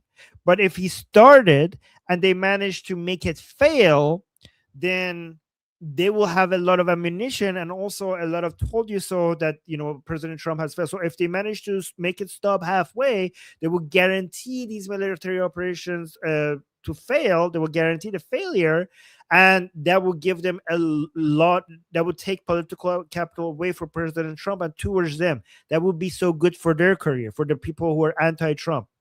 So you are needed now more than before. Let me know if that makes sense in the chat. It's right for our country. It's right for our children and grandchildren in the future. God forbid if they had nuclear weapons 50 years from now and our children and grandchildren have to deal with it, and ballistic missiles that can reach our country, and they would, with the help of the Communist Chinese and Putin and the rest of them. Somebody in the chat saying nothing can stop this, so no worries. That's not the right attitude to have, guys. That's not the right attitude to have. Nothing is guaranteed. If you think something is guaranteed, then you're going to be inactive. There's always a chance of failure, and if you always think that there's a chance of failure, that is going to make you more active to fight for victory. The liberation of the Persian people is not only a moral obligation, it helps us too. Imagine a people who love us, millions, tens of millions of them, in one of the biggest countries in the Middle East. Imagine the benefit that has. And then finally, of course, what about the geopolitical import of this, economically and militarily? Mark, what do you mean? When I was on Fox a few days ago and people were talking about this, I noticed nobody was talking about what I'm about to tell you. Now they are. By taking out this regime, in addition to everything I already discussed, China loses, again, one of its major providers of oil. Venezuela. Yes, guys, actually, that's a very important point for Americans to say, what does this got to do with us? You guys are entering, Americans, listen to me. You guys are about to enter a new Cold War. We're entering into a whole new world order with the United States on one side and China on the other side. This is going to be a winner-take-all situation. It's going to be a zero-sum game. It's going to be the race in the age of technology and AI that is about to hit us. It's going to be a race for energy and rare earth metals. China has already so much dominance over rare earth metals. It's very important for the United States to have a lot of dominance over energy markets. So turning Venezuela into an ally of the United States, and now Iran, the state in Iran, the Iranian people are already an ally of the United States, but the nation of Iran is an ally of the United States, but the state in Iran also becoming an ally of the United States. That means that before we enter this new Cold War and this new global order, you have taken one of the most powerful assets, leverages of China away from them, and it has entered. So imagine before this Cold War starts, if Iran turns to the US side, that is going to give United States a lot of leverage and take a lot of leverage away from China. China gets a lot of cheap oil from Iran at a very crazy low price. And that would be devastating for when it comes to, and also the trade routes that goes through Iran, and also the Iranian people themselves. We have 90 million people who are now going to be unchained and pro-American. So that's going to be also a lot of soft power when it comes to the battle of narratives. So this is a big deal, right? Making sure, turning a country that is one of the sources of the greatest headaches for United States into a major leverage against China, that for every American, if you don't see the value of this, you're not paying attention. Remember, this is going to be a winner-take-all situation when it comes to the battle for the most advanced technologies as we enter the age of AI and other technologies. Whoever wins this, they're going to be ahead of everyone else. And obviously, a US-led global order is by far better than a Chinese-led global order, or at least even parts of it, right? So anybody who understands what's good for the world should be rooting for United States to win this Cold War. And Iran coming to the side of United States is a major win for United States before this starts. So this must have happened before we enter this new phase of world history. Iran coming to the side of the US must have happened. Oh, by the way, another thing that we have to take into account is China is noticing how advanced US's ability is when it comes to taking out leaders, and this might save Taiwan. This or at least it might delay the attack. Okay, seeing how the leaders of the country were taken out all at the same time within the first few minutes of the military operation is going to, and given also that China is noticing, is also dealing with a major problem when it comes to their generals in their army and a lot of corruption, they might realize that they're not ready for this. They're not ready for attacking Taiwan. So just witnessing what the United States is capable of in Iran might save Taiwan.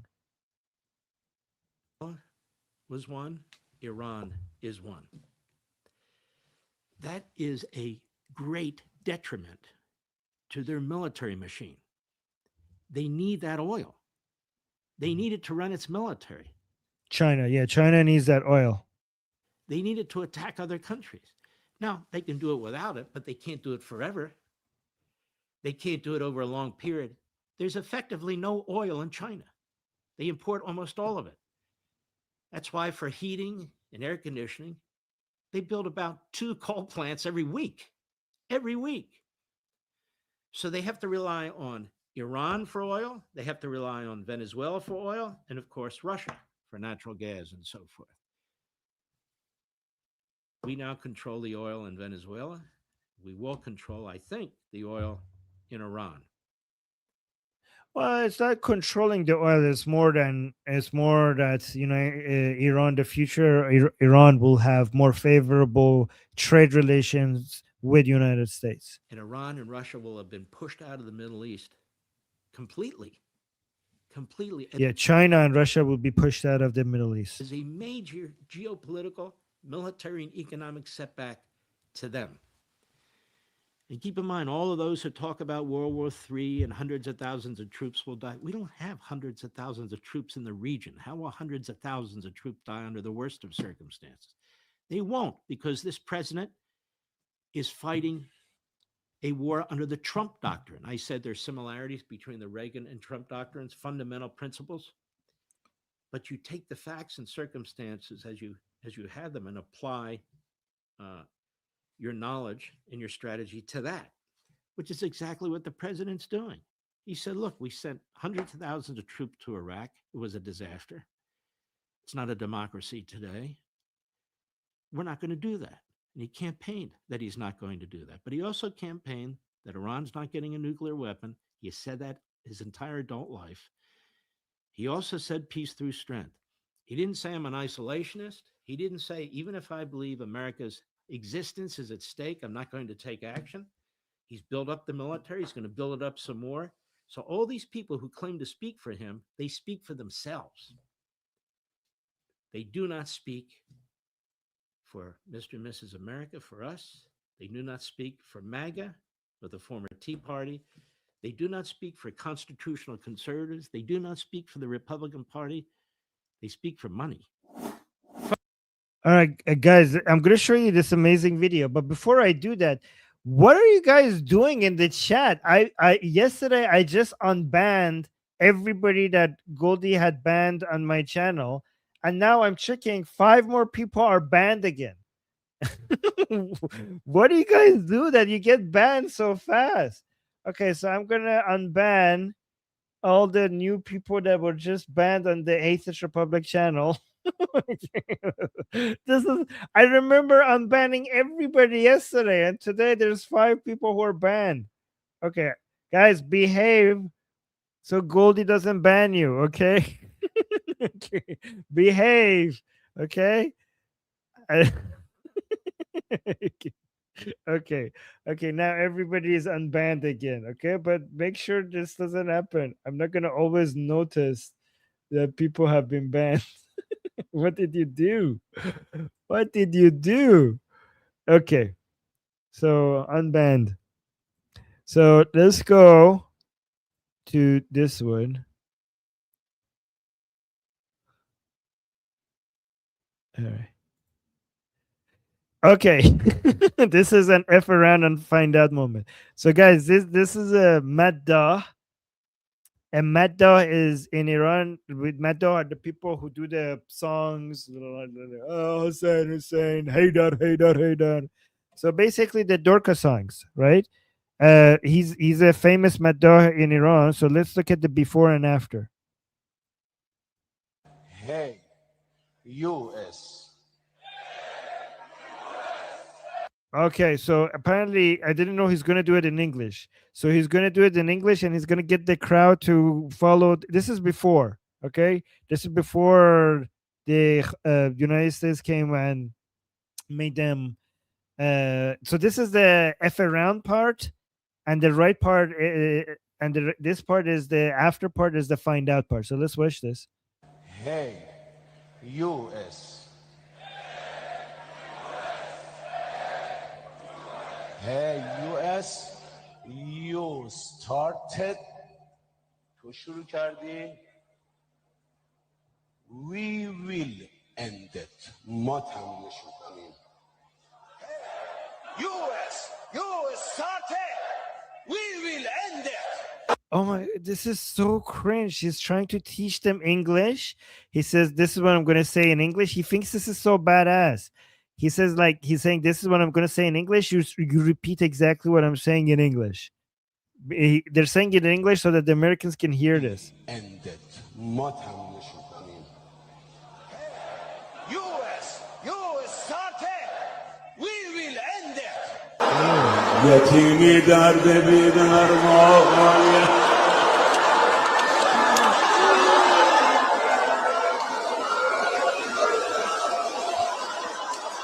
Oh, wow. Now they're crying. Okay, US, you started, we will end it. Well, let's see how that worked out for you. Now you're all crying.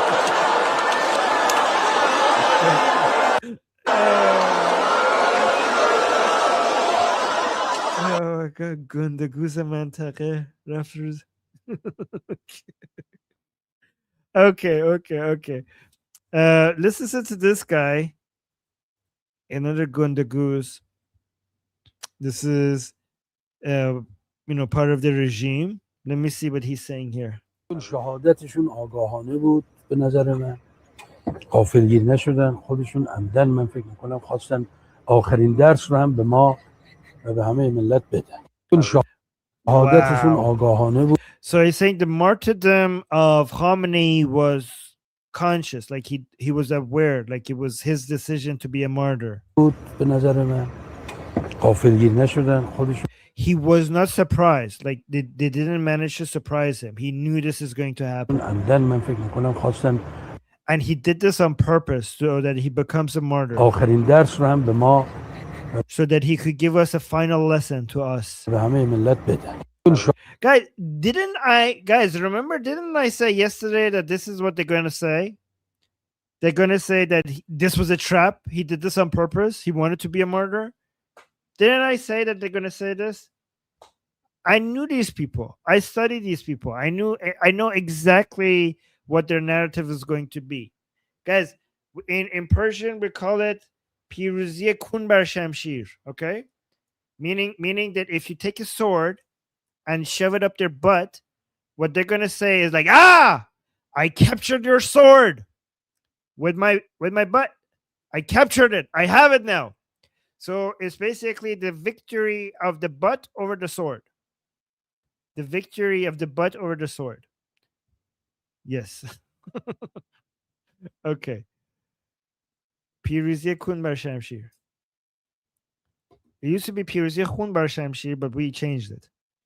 We made a better version of it. So let me see. I haven't watched this. This is the Islamic Republic State TV. The clench for Allah. Yes. Clench for Allah. Okay. All right, wait. Let me see what this is here. گفتگو میکنم با خبرنگار خبرگزاری صدا و سیما که در سطح شهر هستن. آقای ضیایی سلام میکنم به شما. الان در کدام نقطه هستید و از مشاهداتتون برای ما بفرمایید. So he's asking the other person from the other side, where are you, and tell us what you're witnessing. By the way, guys, I haven't watched this. I'm watching this for you guys. عرض ادب و احترام دارم خدمت بینندگان خوب شبکه خبر و سرکار خانم ماهوتیان.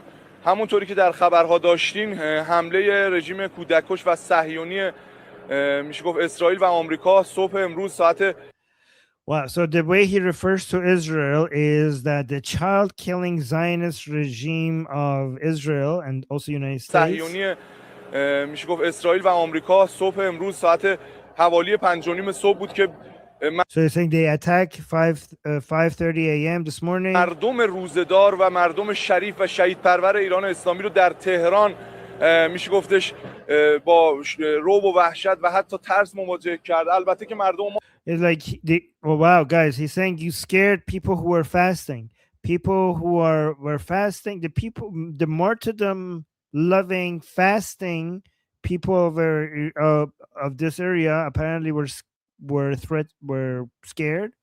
So he thinks that it's an extra crime because these people were on fasting. It's Ramadan. غیورن همیشه در میدانن و همه برای نماز صبح بلند شده بودن، اما برخی از مناطق تهران مورد حملات ددمنشانه قرار گرفت. یکی از اون مناطق میدون هوره که من همونطور So he wants to show you like people were waking up for their morning prayers but when they were attacked. که پشت سرم مشاهده میکنه آقای نظری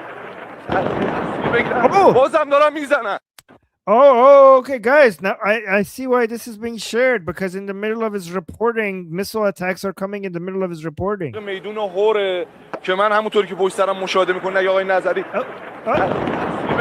بازم دارن میزنن. He's saying they're hitting us. They're hitting again. Oh. بازم دارن میزنن اینجا رو. بازم They're hitting this place again. اینجا رو دارن میزنن. تصویر منو دارین؟ حمله شد همین الان به اینجا.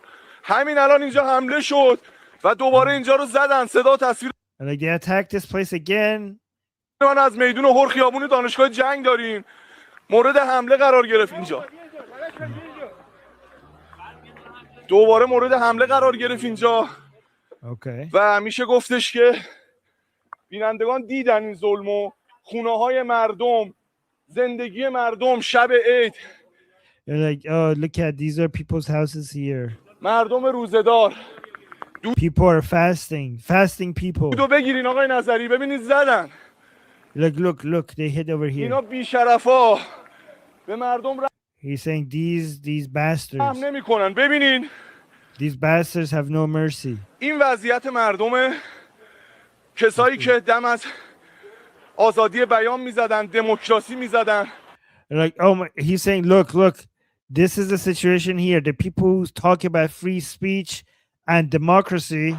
همینجا با تمام شجاعت میگم مرگ بر آمریکا. Like, wow, he's saying, I will announce here right in front of camera with full bravery. He's calling himself brave. Death to America. He's saying, I'm being very brave by saying death to America. He's saying with full bravery, I'm going to say right here, death to America. Wow, very brave. I'm sure it's going to affect the Americans. Wait, somebody's saying, I got a super chat saying, Armin, teach me some Persian so I can talk some game on the Iranian baddie I met online. Oh, wow. Okay. You know what? Just tell her این آخرین نبرد پهلوی برمیگرده. Tell her Javid Shah, okay? Right now, the best way to steal an Iranian girl's heart is to tell her Javid Shah. Okay? If you want to flirt with an Iranian girl, say Javid Shah. That probably will have the highest rate of success. Oh, you did already? You did. Well, then say this. Say in آخرین نبرد پهلوی برمیگرده. Okay? I think that will work. I think knowing what I know about with the Iranian girls I talk to, that's the best. I don't know if she's the same type, but that probably works. مرگ بر اسرائیل. خدا لعنت کنه دستشونده هاشونو. این شرط مردم شریف ایران. ملاحظه کردیم ما در حال اطلاع رسانی بودیم. So I'm saying the simp is strong here. Okay, that you I think you're a virgin. Sorry, I'm sorry. sorry. Okay, let me. That's so trying to get a girl is simping. Okay, you sir, you're going to see no action for as long with that mindset. All right. Let me go to this video. What is this? Oh, jigareto mikho. Okay, here, say this. Say jigareto mikhoram, and then when she says, "Ah," say jahay diga ham mitunam bakhoram age bekhai. Say that. How's that? Okay, Iranians, was that good? Guys, say jahay diga ham bekhai mitunam jahay ham bakhoram. All right, let me go next.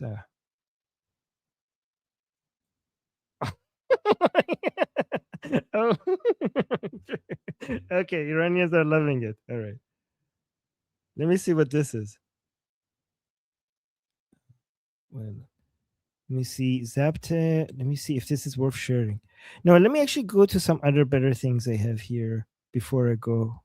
I want to see Islamic Republic State TV, what they're saying there. Wow, people liked it. Okay.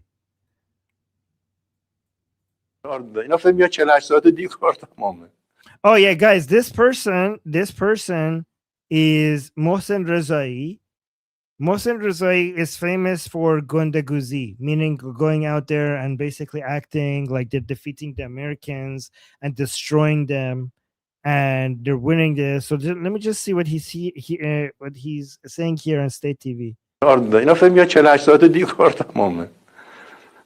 think the Americans thought that they could finish everything in 48 hours.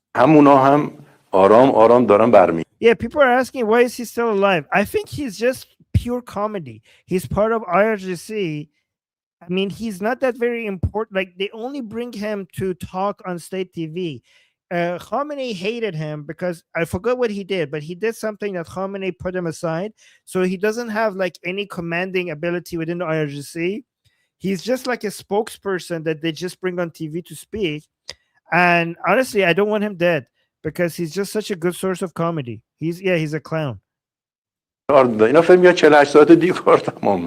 Yeah, so they're saying the Americans thought that they could finish everything in 48 hours. ولی همونا هم آرام آرام دارن برمیگردن. Oh. They're going, but slowly they're going back. یعنی کسانی که معترض بودن و حتی امروز هستن روز به روز اینها برمیگردن. چرا؟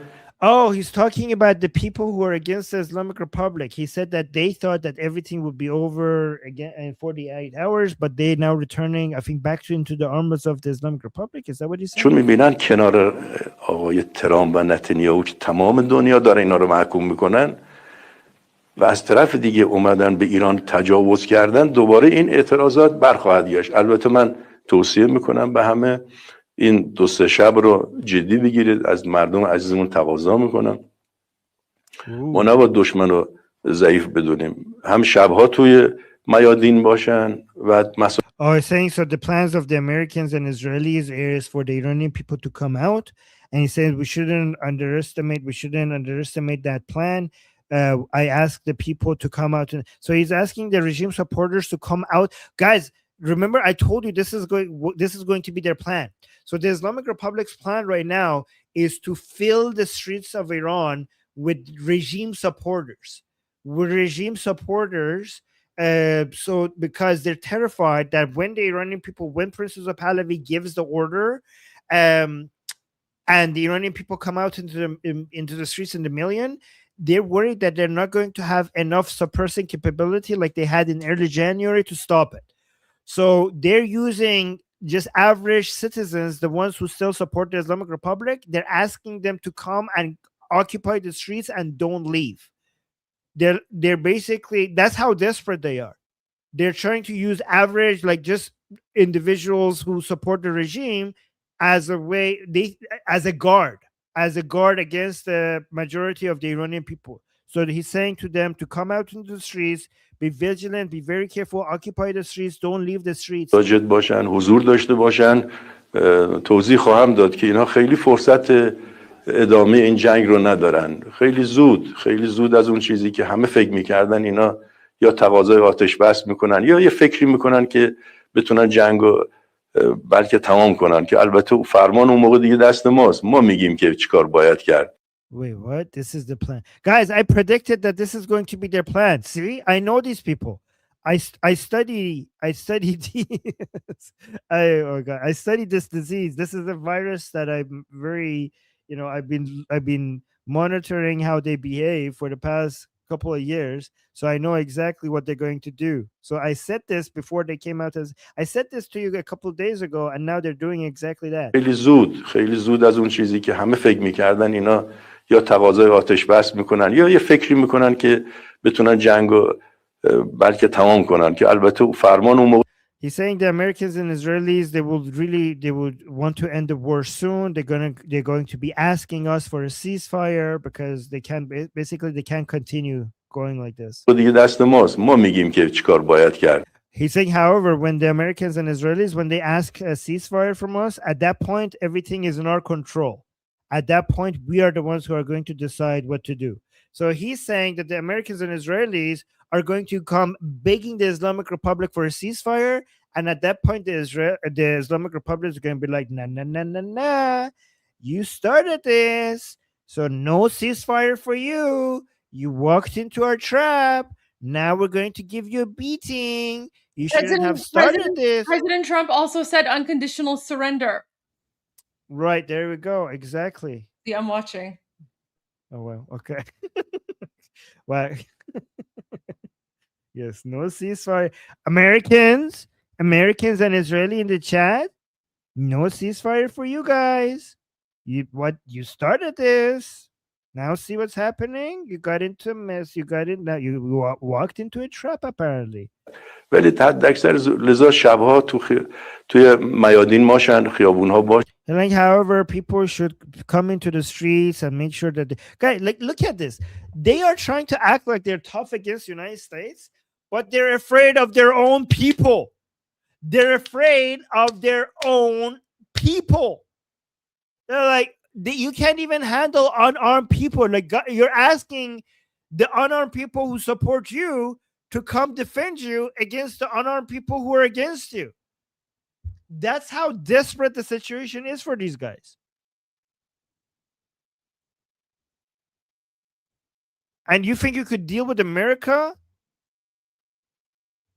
Oh, we got a big super chat saying, "Love you, Goldie and Armin. Thanks for raising awareness. North American friends, please tell family and friends what's happening and be loud on social media for a few weeks to support the strikes. The regime is killing our families and friends." Well, thank you. Thank you for that very generous super chat. That was on Goldie's channel. همین عزاداریایی که میکنن. Wait, somebody's saying Armin is muted? I'm not muted. You're muted. حقیقتا ما اگر یک ماه هم هر شب عزاداری کنیم برای رهبر عزیزمون واقعا. Oh no, he's crying. He said like we should go out in the streets and every night we should be mourning the death of our great leader, and he starts crying, guys. Oh, poor baby. داری کنیم برای رهبر عزیزمون واقعا. اوه محسن نبینم غم تو آخه. نمیتونیم جبران کنیم زحماتیشون رو. لذا من like mother this person, by the way, never these people cried for the 40,000 more than 40,000 Iranians that they killed, and now they're like crying for their murderer. تقاضا میکنم با قدرت شما توی میادین باشید. شما الان بخشی. Like I ask you, be in the streets, be present in the streets with power, like show your strength, be in the streets. Guys, they're terrified. They're terrified of the Iranian people. And this shows a major desperation. If they're asking their supporters to be present in the streets, that means that they think they can't handle the protests that are about to come. مردم عزیز شما بخشی از دفاع ما هستید. Wow, he's saying people. Like, but by the way, guys, when these guys say people, they're not talking about the Iranian people. They're talking about only the minority support that they have. So the word people to these guys means our followers, right? So he's saying people, you are part of our defense. You are a part of our defense line. Honestly, if you guys had the majority, then this wouldn't be that much of a deal. Why are you so afraid? You know that the people who are going to come out into the streets against you, they're the majority of Iran. That's why you're terrified. So he's asking the tiny follower base that they have to come and be the defense line against the protests that are about to happen when Prince Reza Pahlavi gives the order. But honestly, if these people have had enough suppressing power, they wouldn't be making this request. Guys, by the way, this could mean that when Prince Reza Pahlavi gives the call to action, we're going to see like a lot of. There's two scenarios that could happen. Okay, either if these people actually do come into the streets, we might see a beatdown by the anti-regime, like the anti-regime people are going to come into the streets, and these people are going to be in front of them, and they're not going to be armed. And they're going to get the beating of their lifetime. That could be one thing that happens. That's scenario number one. Scenario number two is going to be they're going to come out in the streets, and as soon as they see the crowds of hundreds of thousands and millions of Iranians coming towards them, they're going to be like, bye-bye. I'm going home. I didn't sign up for this. I was just bluffing when I said, like, yeah, we will fight them, let them come, and we will destroy them. That was just a bluff. I'm just a baker or whatever. Like, I'm gonna go home. I can't fight people. So that's option number two. Option number three is they're just not gonna come out at when Prince Reza Pahlavi gives the call to action. You're like, yep, forget about it. Like, this is gonna stay home, and there's not going to. But if option number one happens, prepare to see a whole bunch of these people getting the beating of their lifetime. Okay, like this is, I mean, it would be interesting to see that. موشک ما سر جای خودش. Oh, he said موشک. I thought he was going to say موشلی for 1 second. What? از دفاع ما هستید. موشک ما سر جای خودش، هواپیمای ما سر جای خودش، برادران ارتش و سپاه و نیروی انتظامی داره. So you're saying our missiles are, what fighter jets? You guys don't have. میادین باشید. شما الان بخشی، مردم عزیز، شما بخشی از دفاع ما هستید. موشک ما سر جای خودش، هواپیمای ما سر جای خودش، برادران ارتش و سپاه و نیروی انتظامی. So he's saying beyond our missiles and our fighter jets and our brothers in the IRGC and the Artesh, می‌دارن زحمت میکشن ولی they're doing their work. شما یه بخش مهمی از همین But you people are a major part of our defense. دفاع هستید. همین حضورتون در میادین و خیابان‌ها If you're present in the streets and the squares, that will دفاع و پیروزی ما رو در حقیقت that would be our defense and our victory. Okay. This honestly shows that they're running out of fire suppressing ability. If he's saying that, let me see. These people in a bunker in Israel, Israelis celebrating Purim in a bomb shelter with a remix of Trump's speech announcing that Ayatollah Khamenei is dead. I love my people. This is amazing. Let's watch this. So this is in a bomb shelter in Israel with Khamenei as that song.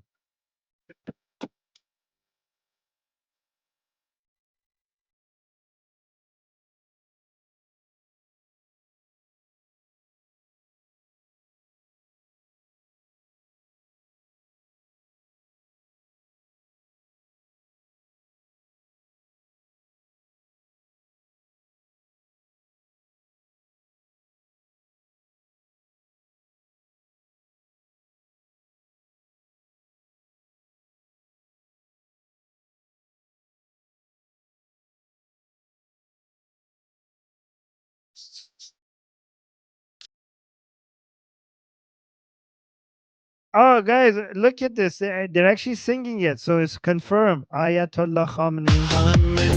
Yes.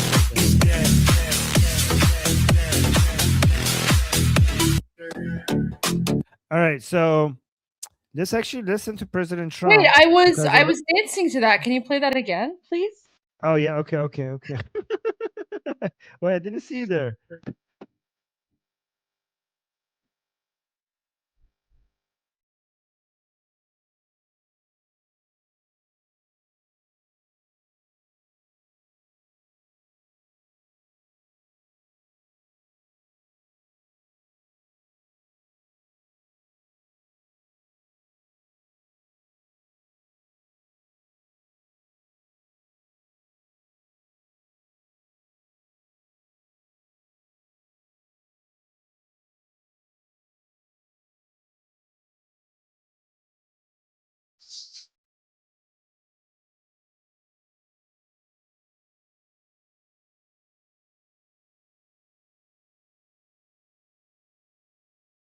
All right. Okay. See you later.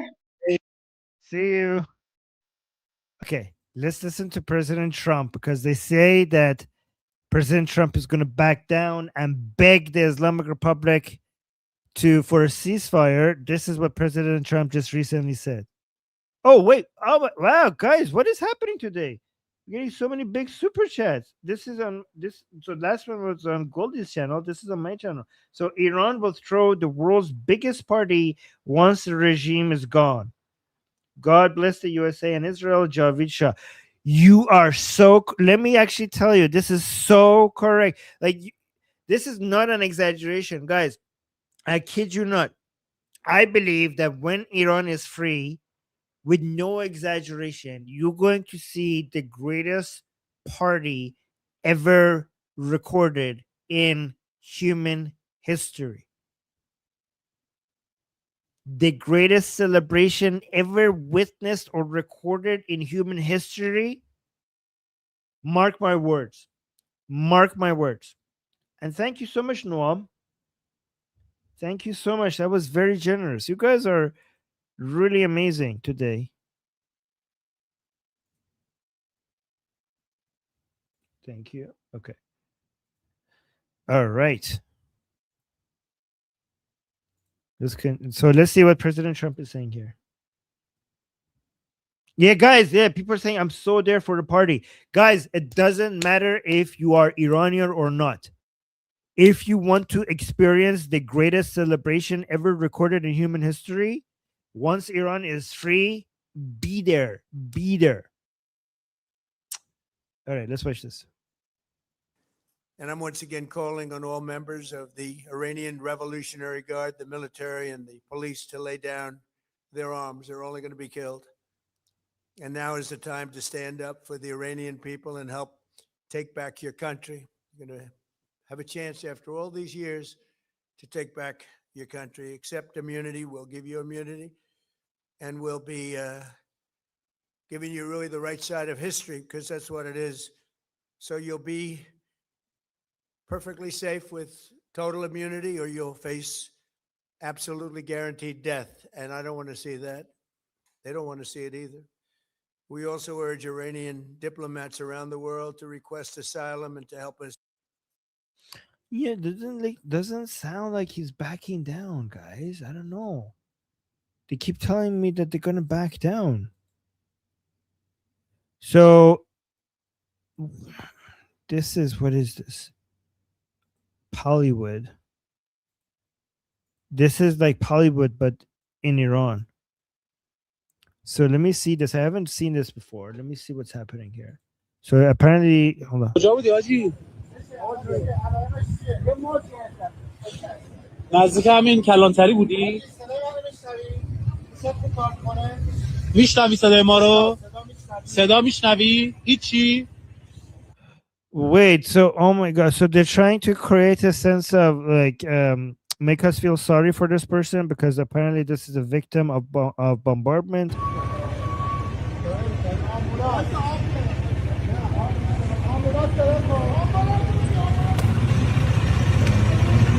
So guys, he's supposed to be a deaf person that he can't hear us, but he was about to answer. Look, so he's saying, "Where were you, Haji? Where were you?" And then he's pointing to the place where he was.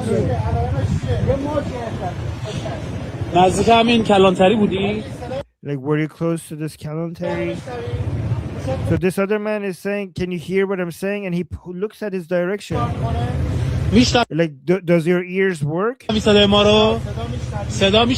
like, do you hear our voice? And he says, "No." Wait, if no, then how are you answering? So okay, guys, now he apparently from now on he's deaf. If he can't hear the voice, then how was he answering when he said, "Where were you?" He pointed. He pointed when they were asking him, "Where were you?" And he pointed, like he wasn't even looking at the person for him to be lip reading, and he was pointing to the direction. And now all of a sudden, from here on, apparently he's supposed to be deaf. Like, do you hear anything we're saying? He says no. He's shaking his head no. Like he said nothing at all. He shakes his head no. Well, if he doesn't hear, if he's not hearing you, then how is he answering no?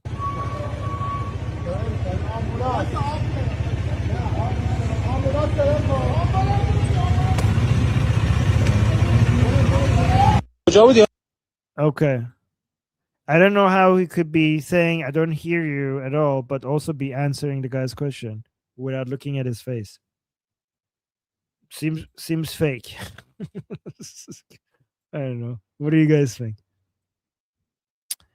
Let me see this Reza Pahlavi. So here, let me watch this.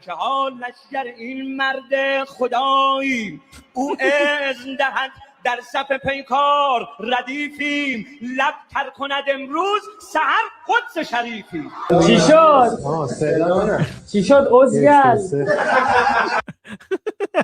Okay, so guys, when Khamenei was alive, this person was doing Rajas Khuni. So guys, Rajas Khuni is when you basically speak with a lot of confidence regarding being alpha and strong, and then nothing, right? So at the top, when Khamenei was alive, he was doing this. He wrote this poetry saying that as soon as our leader, as soon as the supreme leader gives us the order, by morning we will be inside Jerusalem. Like we will invade all the way up to Jerusalem.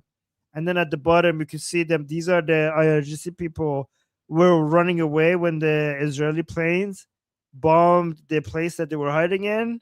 So this is what they claim. They are like at the top. You could claim like, yeah, just give us the order. We will just go and take over Jerusalem. That's what they act like they are at the top, but at the bottom, that's how they actually are like. Yeah, trash talking. Yeah, Rajas Khoni is trash talking. Yeah, exactly. Look at this. در معرکه ها لشگر این مرد خداییم او اذن دهد در صف پیکار ردیفیم لب Like, yo, we're just waiting. We're just putting just as soon as you wet your lips. He says, as soon as you just wet your lips, like even before we hear the order, we will be in the Jerusalem. Just give us the order. لب تر کند امروز سحر قدس شریفی. If you give us the order today, by tomorrow morning, we will be inside Jerusalem. And this guy's like, what happened? What happened? Like, what happened? You retard. Oh, wow, guys, thank you. We got another super chat saying, thanks for all you do, Armin. I've learned so much from you. Javid Shah, by the way, played the Chunky Yogurt song. What Chunky Yogurt song? Chunky Yogurt song? Is it a Chunky Yogurt song? Oh, wait, I need to check my Telegram. I have, oh no, Nail Bunny is going to be upset. I haven't checked my Telegram. Oh, she's not here. Okay, she hasn't been sending me stuff. Okay, good. She's Armin, I'll send you the Chunky Yogurt song. There you go. Oh, yes, please. I haven't Please, played thank it you. yet. I haven't played it yet, but I added it to my Iran Revolution playlist. So I'll put it in the studio. I'll put it in the studio chat. Where is it? Oh, I just noticed Sohail was asking me to bring him up. Sohail, I didn't see it. Come back. I'm sorry, Sohail. No. Sohail was in the background in this studio, and now he's gone. Wait, I can't find it now. Okay. Wait, someone has to send you the Chunky Yogurt song. I thought I had it. Oh, no. Wait. You don't have it? No, I had it saved somewhere, but... Oh, I found it. Okay. Good. Let me send it to you so you can play it. I'll put it in the studio chat. There you go. Awesome. Amazing. Okay. Somebody's saying, Armin, pay attention to the chat. I am. I'm trying my best. You guys. Okay, Chunky Yogurt song. Here it is.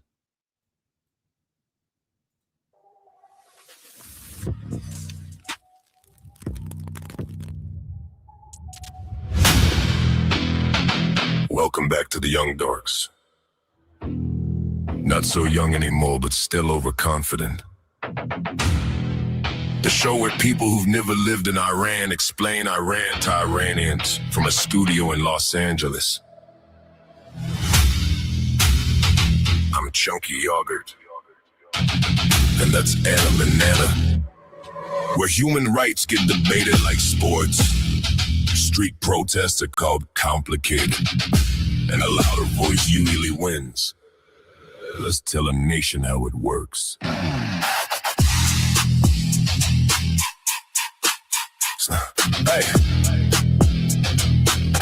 Hey.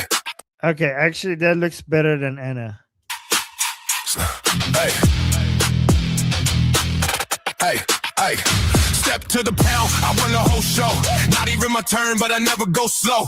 8-minute ramble, nobody stops it. Talk over guests till the logic is lost in it. Millions protesting, I question the motive. Freedom gets framed as a foreign component. Women want rights, I pivot the theme. Turn human struggle to panel routine. My opinions sound like radical extreme. I feign sympathy while I spread my decree. Raise my voice louder whenever I'm pressed. Cut off the speaker, ignore what they said. Wave my hands, interrupt every sentence. Volume replaces the lack of a presence. Yes, bring facts, I call it confusion. Change the subject, control the conclusion. Disrespect package, just moral authority. Shouting it down becomes my priority. You live the crackdown at a dodo view. Studio opinion decides what is true. Explain your country with confident tone. Breaking down, tearing from a microphone. You saying revolution, I say hold on and pivot the topic and carry on. I ran in the streets, I changed the station. Redirect heat to another situation. Start talking fair and I widen the lens. Act like the regime's misunderstood friends. Talking like there's a paycheck with a brand new Benz. Now we in Gaza again and again. Stop talking about our red, change topic instead. Blame it on Israel, US and Mossad. Same talking points, repeat the facade. Headline research, never digging too hard. Fake deep analysis from a headline card. Fake news, that's my cue. Massacre claims, not true, not true. Goldie talks, I talk her through. Alicia speaks, I shout that too. Terror, I'm bleeding, I change the view. Zoom out wide, now Gaza's the news. Revolution rising, I downplay the scene. Context matters, mute the screen. Hate America, still cash that check. Freedom of speech with a studio set. Living the rights that others can't get. Speaking for people I've never met. I ran in the streets, but I run the script. Cut the mic when the truth don't fit. Louder I get, the more I win. Different country, same old spin.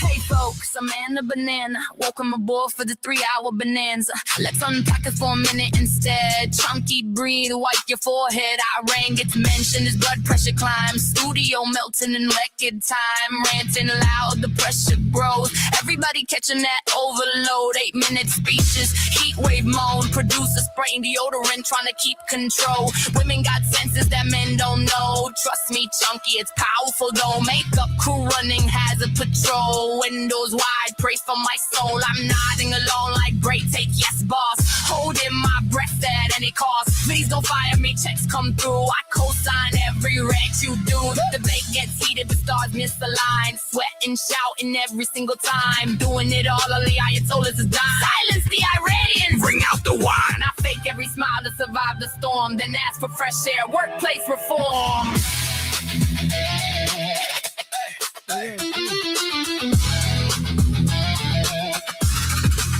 Let's add context, slow it down, polish the story, smooth the sound. If Iran shouting, mute the noise. Panel the size of people's voice, chasing YouTube. It's all there. Red arrow thumbnails lead the way. Rage gets clicks, truth denied. 3 hours yelling, 0 inside. Don't like, don't share, just unsubscribe. Bye, bye, bye, bye.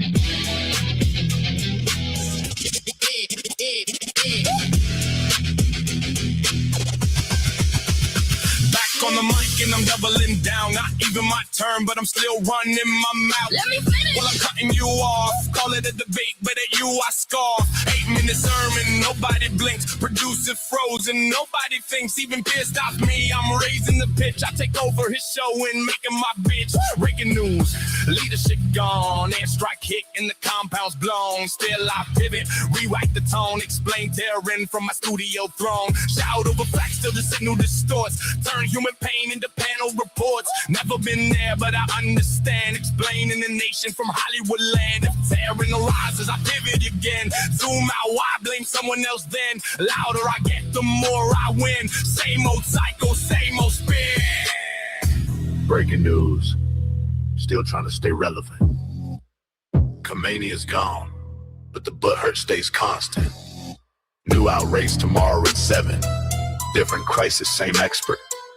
Iran, we still love you, but we gotta make a living.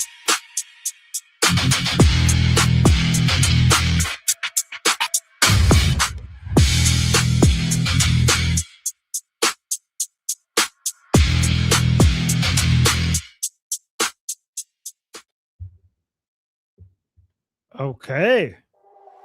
Wow. So, what are you guys?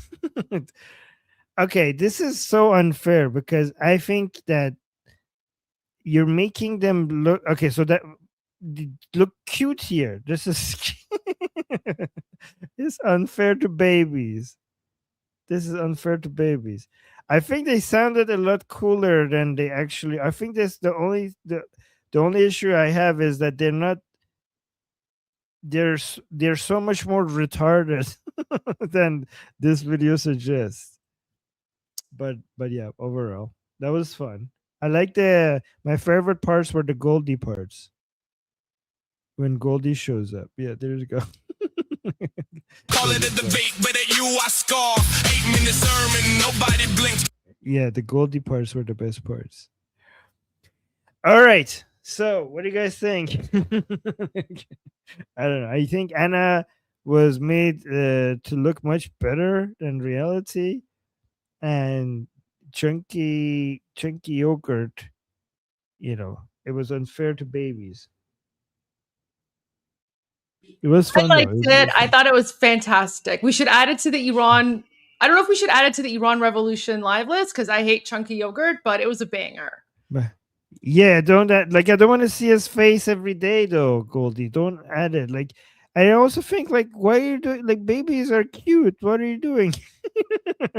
Yeah, but it was good. It was good. I just can't stand seeing him every day though at the beginning of the show. But yeah, it was good. Yeah, this part, Anna is not this cool. Anna is not this cool. All right. But overall, great. It was very fun. Let me see what we have here. Goldie, you have been preparing to go out for an hour now. Are you still here? I think she's still getting ready. نماینده مجلس دو گزینه رهبری از پذیرش Oh wow, guys, look at this. People are not accepting supreme leadership. Look at this. مجلس خبرگان بر اساس قانون اساسی مسیر خودش رو پیش رفته. So the Council of Experts So guys, the Council of Experts is the body in the Islamic Republic that chooses the next supreme leader. So this is a member of the parliament inside the Islamic Republic, and he's telling us that the Council of Experts has went through the process according to the Constitution of the Islamic Republic to pick the next supreme leader. و الحمدلله به گزینه هم رسیده. And thank God, thank Allah, they actually managed to get to an option. مجلس خبرگان جمعی از فقها و مجتهدین عادل مؤمن شجاع این کشور. So they're saying the Council of Experts are some of the brave religious scholars of this country. نمیخوام نام ببرم. I'm not going to name them. Yeah, don't name them because they might die. آدم‌های انقلابی دهه 60 و 70 امروز تو مجلس خبرگان ما هستند. These are revolutionary people from the 1970s and 80s. قوه الهی دوستان عزیز. البته اینم بگم که رهبر انقلاب از 1 سال پیش به مجلس خبرگان این تاکید رو کردن شروع کن، برنامه‌ریزی کن، جنگ هر روز ممکنه اتفاق بیفته. So they're saying they already had this planned ahead of time. مجلس خبرگان در جلساتش همه بحث‌ها رو کردن. Okay. به 2 گزینه نهایی رسیدن. Okay, so they came, guys, I didn't know this. So the Council of Experts, they came to 2 options for the next supreme leader in Iran. که هر 2 گزینه تا امروز که من خبر دارم استنکاف می‌کردن از پذیرش.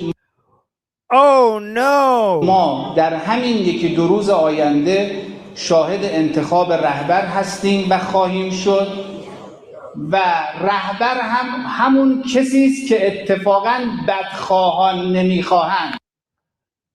Wow, guys, the people who have been chosen to be the supreme leader, they don't want to be the supreme leader. He's saying they picked 2 people to be the supreme leader, and they are like, nah, we're good. He's admitting it. He's like, yeah, we're good. Thanks for the offer, but I already have a job. I already filled out another job application, and I already got a yes response, so I'm already doing that. Oh no. I'm like, oh, I would be the supreme leader, but when do I have to come to work? work? Oh, like 8 a.m. You know, that doesn't work for me. Sorry. Like I actually have, it doesn't fit my schedule. I have this side project that I'm doing that, you know, the supreme leadership position, apparently it takes those, it overlaps with my other thing. I'm coloring. I have this hobby. No. Oh wow. Okay, guys, it's amazing. They're trying to make people supreme leader, and people are like, not me. Go find somewhere else. Like, what the hell? Do you hate me? Oh wait, we got a super chat. Yeah, exactly. Supreme leader? Nah, I'm too young for that. It's a death. It's a death sentence. Like, I bet you. I bet you, if you in Iran, if you go and say like, hey, like, go find Ayatollahs and suggest them that they need to be the next supreme leader, they're gonna beat you up. Like they're like, F you, like you be the supreme leader. What the hell? Oh wow, yeah. I think that's a good way to attack somebody. Like, if you hate somebody, you're like, you know, you should be the next supreme leader. I'm like, no, I think you should be the next supreme leader. All right, let me go to this next video. Oh my god, there's so many videos of Mohsen Rezai. Guys, they shot a U.S. aircraft carrier. They did it, and apparently they shot it out of the air. Look at this. It fell into the desert. It was flying over, you know, southern Iran, the aircraft carrier, and they shot it out of the air. And this is the wreckage. You can see the people here gathered around it. It was flying over Iran, and they shot it down. And now this is evidence. They managed to shoot it down. They shot down the aircraft carrier. Oh, guys. By the way, those guys who know, this is basically the same image that they use for shooting down the fake F-35s that they shut down. This is basically that image, but they put the aircraft carrier here. So yeah, why not? If they claim that they have shut down F-35s, we could use the same image to say they also shut down an aircraft carrier flying over Iran. Was a true miracle, yes. Oh, by the way, I don't there's this new YouTube channel. Let me know if you guys want the link.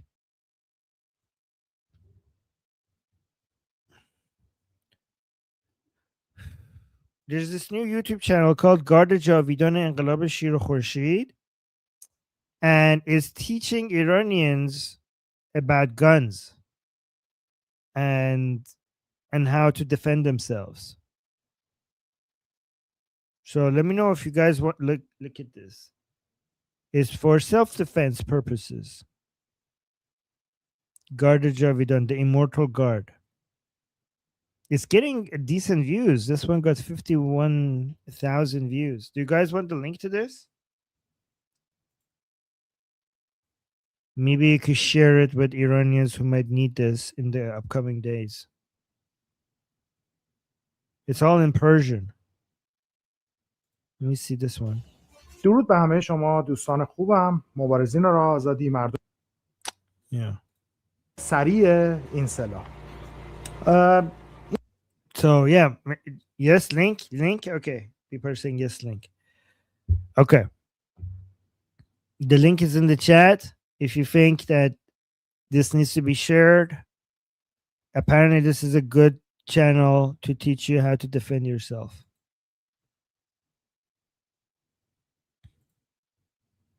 I was told about this channel in the group discussion that we have, so I thought I'd come and share it with you guys. Let me see what this is about. Again, guys, sometimes I haven't watched these videos, so I don't know what I'm going to get, but this guy is promising that this is very funny. He's saying مدت‌ها بود اینجوری نخندیده بودم که از شدت خنده اشک تو چشمم جمع بشه. Okay, this better be good. پسکش این ماشینه چیه برداشتی آوردی دم خونه پارک کردی الان میزنن میتره کننمون بی ناموس بیا جمعش کن ببر.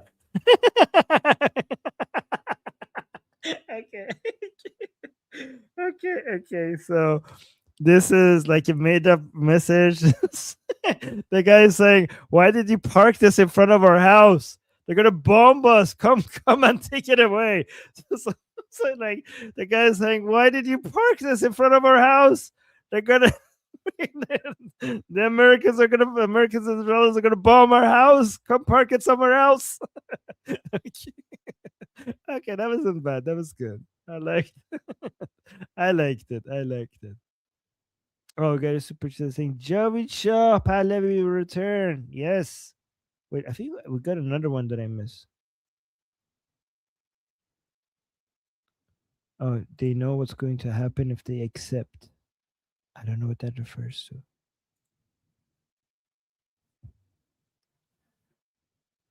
All right, let me show you. Let me do some educational videos of Rouhani. Guys, we need to talk about Rouhani, okay? Rouhani is one of the greatest threats right now to the success of our revolution, right?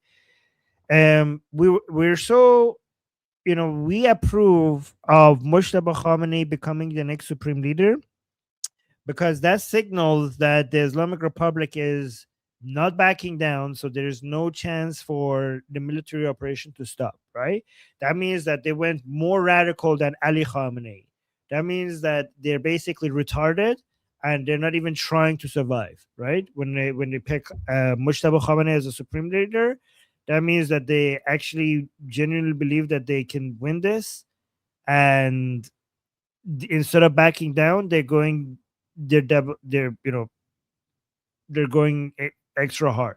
So what they could have done to try to show that, okay, sorry, stop graping us, let us live, is to pick somebody like Rouhani as the leader, just to put their hands up and basically say surrender, right? If you see the Islamic Republic, because the Islamic Republic, the IRGC hates Hassan Rouhani. They absolutely hate him.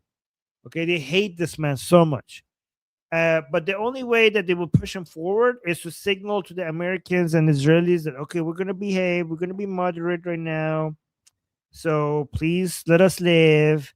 So that's why, in my opinion, Rouhani is more dangerous than anything Khamenei. Khamenei is good for us. Khamenei, the more we have Khamenei as a leader, the faster we're going to get to the end of this regime. Khamenei is basically the sign of we're not backing down, we're all in, which is good. That's what we want, because we want the Islamic Republic to bring its own demise faster, right? Rouhani is when they wise up and like, okay, we don't actually have this, we need to surrender. And that would be the signal. So we need to prepare on this channel. You guys need to become educated about Rouhani to understand that this mofo is no moderate. In fact, there are no moderates. Like the whole idea of moderate reformers versus hardliners, that's all fake. That's all a lie. Okay. In fact, the so-called moderates are more radical than the radicals. They just know how to play the game a little bit better. So the hardliner, the so-called moderates in the Islamic Republic are more radical than the so-called hardliner, but they know the games of politics a little bit better. They know how to put on a mask. They know how to play Western media. So just in case the Islamic Republic bends the knee, and they might bend the knee by bringing forward somebody like Rouhani, we need to be ready to understand what these people stand for. Okay, so let me just show you two videos of Rouhani.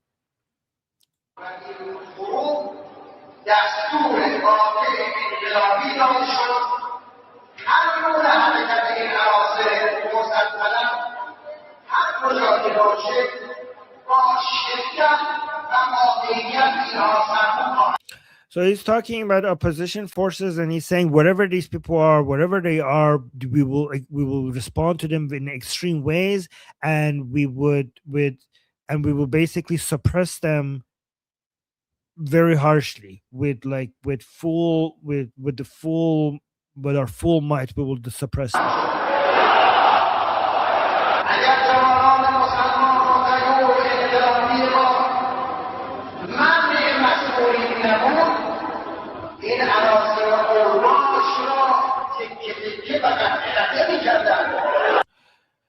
Wow, he's saying if the young as Muslims, the young revolutionary Muslims of this country, if they weren't stopped by us, they will go out and they will tear these people, like the opposition, like people us.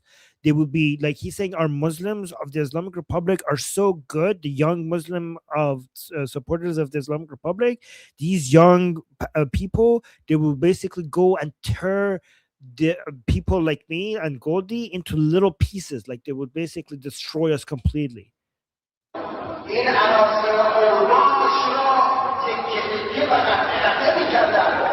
Guys, this is the most famous moderates in the Islamic Republic. These are the people you will be dealing with if you put a moderate as a leader.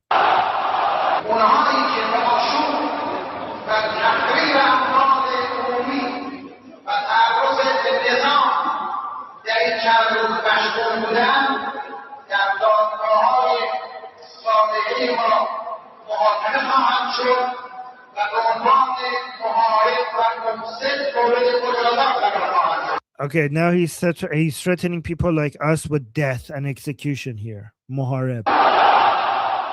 So let me actually read the caption here, saying, over the past few days, while we had no internet in Iran and relied on satellite TV, I repeatedly saw Western media like CNN and France 24 describe Hassan Rouhani as a moderate and a viable successor to Ali Khamenei.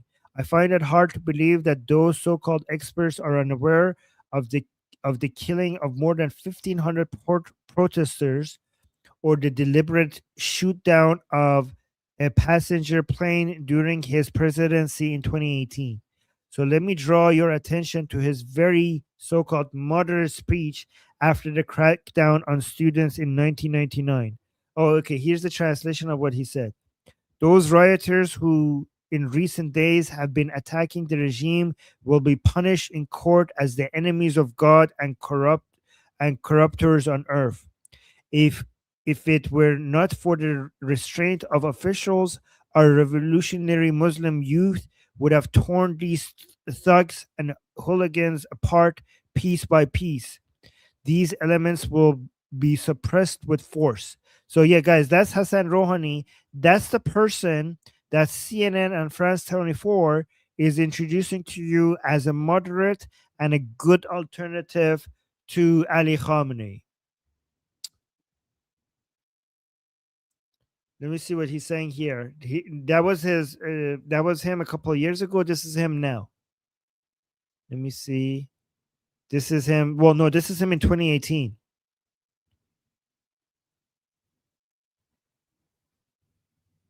Oh, okay. Listen, look at watch this. افتخار میکنیم به کارمون. افتخار میکنیم به کار ما در عراق. افتخار میکنیم به کار ما در سوریه. افتخار میکنیم به کار ما در لبنان. تا آخر هم افتخار میکنیم. میگن خب ایران چرا نفوذ داره؟ عراق سوریه کجا؟ نفوذ ما که فقط عراق سوریه نیست. بدونید اگر نمیدونید عمق راهبردی ایران در غرب تا مدیترانه است. شما کی هستید که ما از شما بترسیم؟ شما که پهنید تو این منطقه همه جا. لااقل هم نرفتید یه جای دور و بر ما پهنید. خیلی حرفای خطرناکی میزنید. درک کنید. حرفایی که میزنید درک کنید. Okay, so see, in 2018 he was threatening the Americans, and he was saying we are proud of our work in Iraq, we are proud of our work in Syria and Lebanon, we will be proud until the end. Our strategic death extends to the Mediterranean. Who are you Americans that we would fear you? Your bases aren't even that far away. So yeah, this is the moderate that CNN is talking about as a good alternative to Khamenei.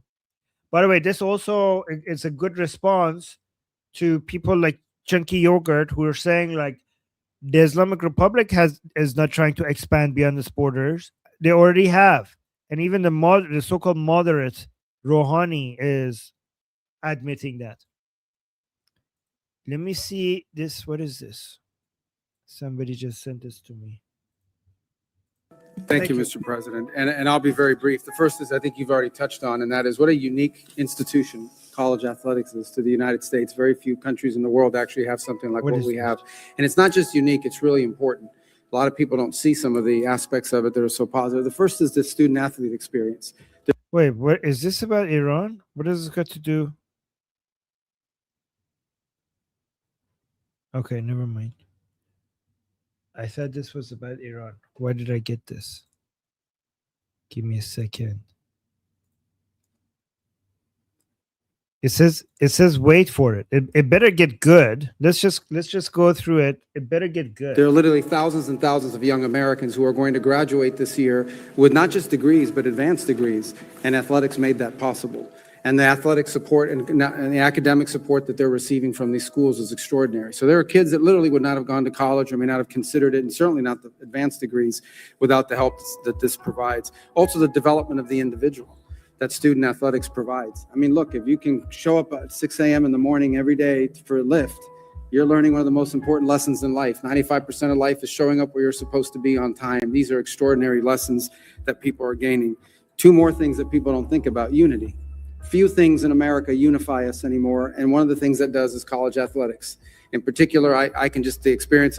This better get good. It says wait for it. Of a Saturday, and I was about to say a Saturday in the South, but I don't want to discriminate against the other conferences. I'm sure it's true there too, where communities get together. People don't agree on anything else except that they want that home team on the field to win. And it's one of the few unifying experiences we have as a country, and it's so critical. And the last you touched on as well, Mr. President, this is the feeder program for our Olympic teams. Without it, there is no feeder program. Other countries have structured it differently, but the way we have it asked, but you've got the right people in the room here, Mr. President, and the right leadership. So thank you for caring about this, because they're truly going through it now. So thank you. And Marco has a conflict of interest that he didn't reveal, which is a very serious charge. Could be a criminal charge, actually, because his son is a very good player for a very good college. Okay, I thought this has anything to do with Iran. Sorry, guys. I didn't know. I don't know why I got somebody sent that to me. All right, guys, this is actually very interesting. Qaani, guys, this is why we think Qaani might be a Mossad spy. Look at this. Look at this. Pezeshkian is not dead because he's not that important. But Qaani is, why is Qaani alive? He's a major part of the IRGC. Anybody who's important within the IRGC is dead, except Qaani. And guys, within Iran, this has been an ongoing joke that Qaani is a Mossad agent. And every time there's attacks, he's like really available for being targeted, and he just never dies. Look at this. This is a constant. Oh, Qaani. I hope it ends up being true that he's a Mossad spy, because that would be so good. Like all of these jokes that we made about him end up being true.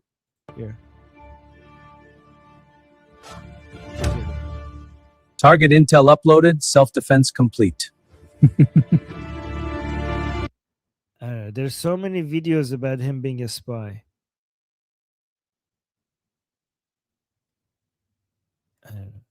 There was a 007 video of him. I should find that again. That's always fun. Anyways, let me pay attention to the chat a little bit more.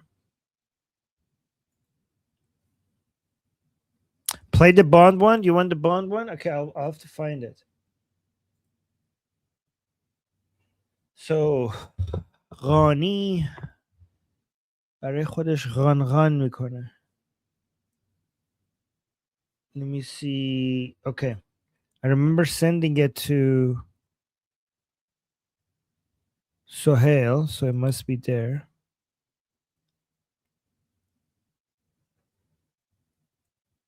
I think I found it. Oh, that's not it. Give me a second while I find it. Oh yeah, found it here. Oh, I love this one. So this is Qaani as a 007 agent.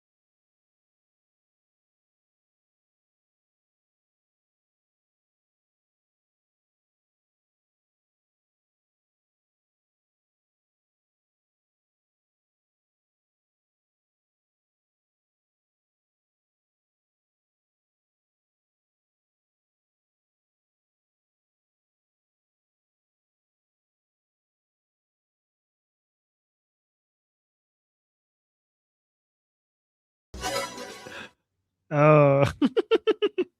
Well, guys, imagine if this ends up being true.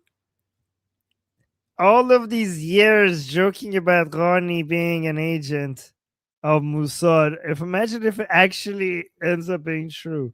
By the way, I don't know how he hasn't been caught, given that the license plate on his car literally says 007. Look at this. It's 007 right here. I don't know how they haven't managed to figure it out yet. Also, another thing that I don't know how they didn't figure out is when they put the gift here, like, look at this. They couldn't tell that the eye was different. Like, that should have been suspicious. That's obviously a camera. Oh my god. Yeah, guys, the V thing in Persian is the 7. So these tiny these tiny dots over here are zeros, and this V thing here is a 7. So that's 007.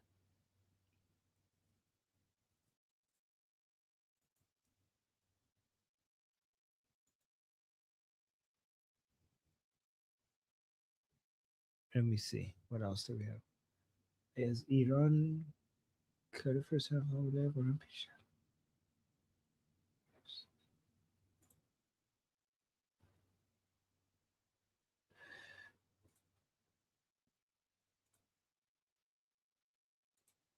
Let me see what I have here. Give me a second.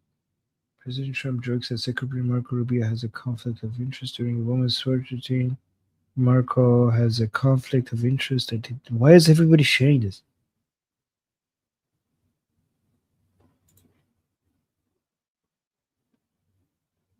Okay.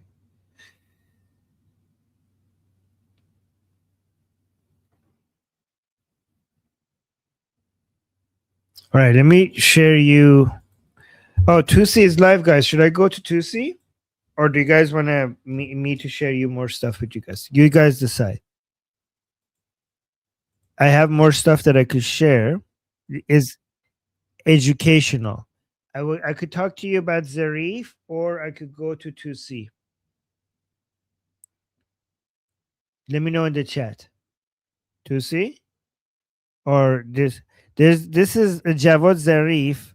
I wanted to warn you about this guy as well. Okay.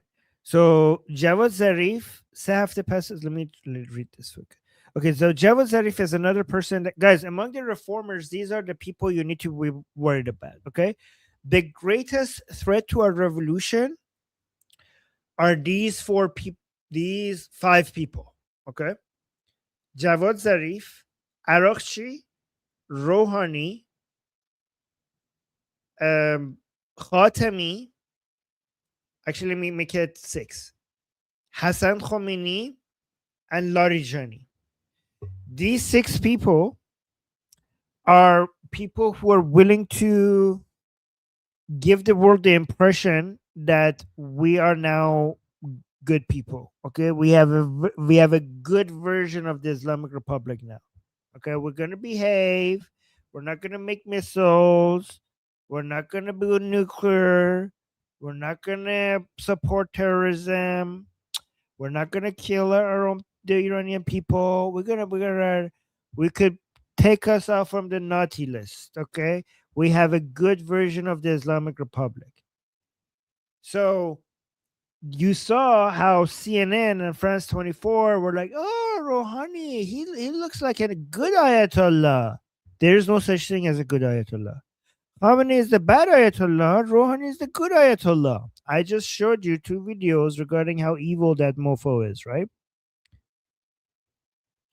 So, given that these 6 people, so this is why I was happy when they made Mujtaba Khamenei the next supreme leader. I was like, okay, these retards are not backing down. Good. Instead of going like pretending to go moderate, they're going more radical. That's good for me. Keep fighting until you complete destruction. If the Islamic Republic genuinely was trying to, if they were being more strategic, these 6 people, they would put these 6 people in charge. These 6 people would be able to signal to the world whatever they need for the CNNs of the world or the MSNBCs of the world, or what are these other media were like, okay, there's no point fighting. And also the Democrats would then be given a lot of ammunition to stop the military operation, because like, okay, we got a good Islamic Republic now. We get rid of the bad Islamic Republic, which was Khamenei, and now we have the good Islamic Republic. So that's why it's very important, at least on Iran Revolution Live, for you guys to be educated about how evil these people are. Right? So let me tell you about Javad Zarif. So this is Javad Zarif 3 weeks after the signing of the JCPOA agreement in 2015. The JCPOA, he says the JCPOA must become a process for elevating resistance in the Middle East. Guys, by resistance, he's talking about the Palestinian resistance. He basically the anti-Jewish, so-called imperialist axis of resistance. He's saying that's why the Iraqis and the Lebanese thanked me. Many might consider this a cost, but it's precisely what allows us to appear in the region on a scale larger than our stature. So, guys, this is an admission. This is why the JCPOA or the Obama deal was a deal to expand terrorism of the Islamic Republic in the entire region. And you don't have to believe me. You could just listen to the so-called moderate reformists telling you that the point of the JCPOA was dominance over this entire area and basically expanding the Islamic Republic's Islamic revolution around the entire region through its proxies. That was the point of the JCPOA, and basically getting the Islamic Republic to progress on its pan-Islamist imperialist agenda. Watch this. این روند تبدیل بشه به یک برنامه‌ریزی برای اعتلاع جمهوری اسلامی، اعتلاع مقاومت، و برای همین هم هست که من مشرف بودم عراق، هر لبنانی که منو تو حرم دید از من تشکر کرد، هر عراقی که منو تو حرم دید به من محبت کرد. این به خاطر اینکه مردم احساس میکنن یه فضای تنفسی ایجاد شده باشه. ممکنه اینو شما هزینه بدونید، ممکنه خیلی ها اینو هزینه بدونن، اما همین باعث میشه که ایران خیلی بالاتر از قد و قواره خودش بتونه تو منطقه حضور پیدا کنه. Wait, guys, I'm seeing something crazy. What the hell is this? Is this a joke? This is a joke. Yeah, this is a joke. Okay. Look at this. People are continuing to joke about Qaani. Look at this. It's saying, breaking. IRGC Quds Force Commander Esmail Qaani is confirmed safe in Israel. It can now be revealed that he played a key role in the elimination of Hamas leader Ismail Haniyeh, Hezbollah leader Nasrallah, and Safiuddin, and the elimination of Khamenei and top IRGC generals. Oh my God. And then people are saying connected via Israel Android app. Stop it. Okay. Oh my God. Somebody's saying, Grok, is this news verified? No, this isn't verified. It's satire. Okay. This person is asking Grok. Okay. I hope, guys, I hope it's true. It would be so funny if all of these jokes just accidentally becomes true.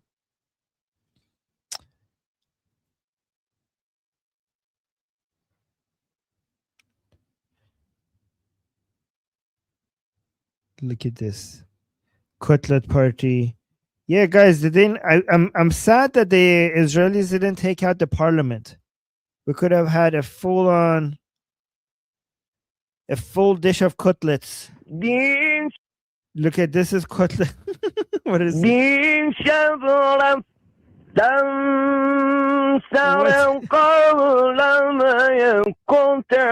Oh, cutlet. Allah Akbar. Allah Akbar.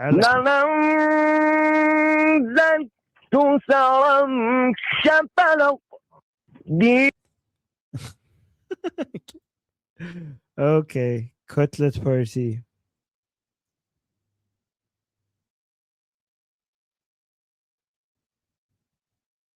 Oh, wait. Let me see what the Islamic Republic Channel 3 state TV is saying these days. So this is the Channel 3 of the Islamic Republic. Let's see what they're saying right now.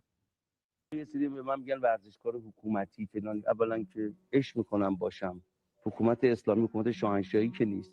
دوما آقا شاب، من اگه میخواستم تو مملکت پست بگیرم 20 سال پیش میتونستم وزیر بشم. Boring. Go ahead. I hate this guy. Not even worth it. Not even worth it.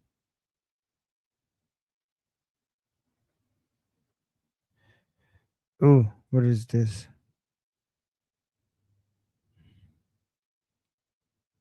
No, never mind. Okay, guys, let's just do Tusi TV because I ran out of material. Let's go to Tusi. We could start from the beginning.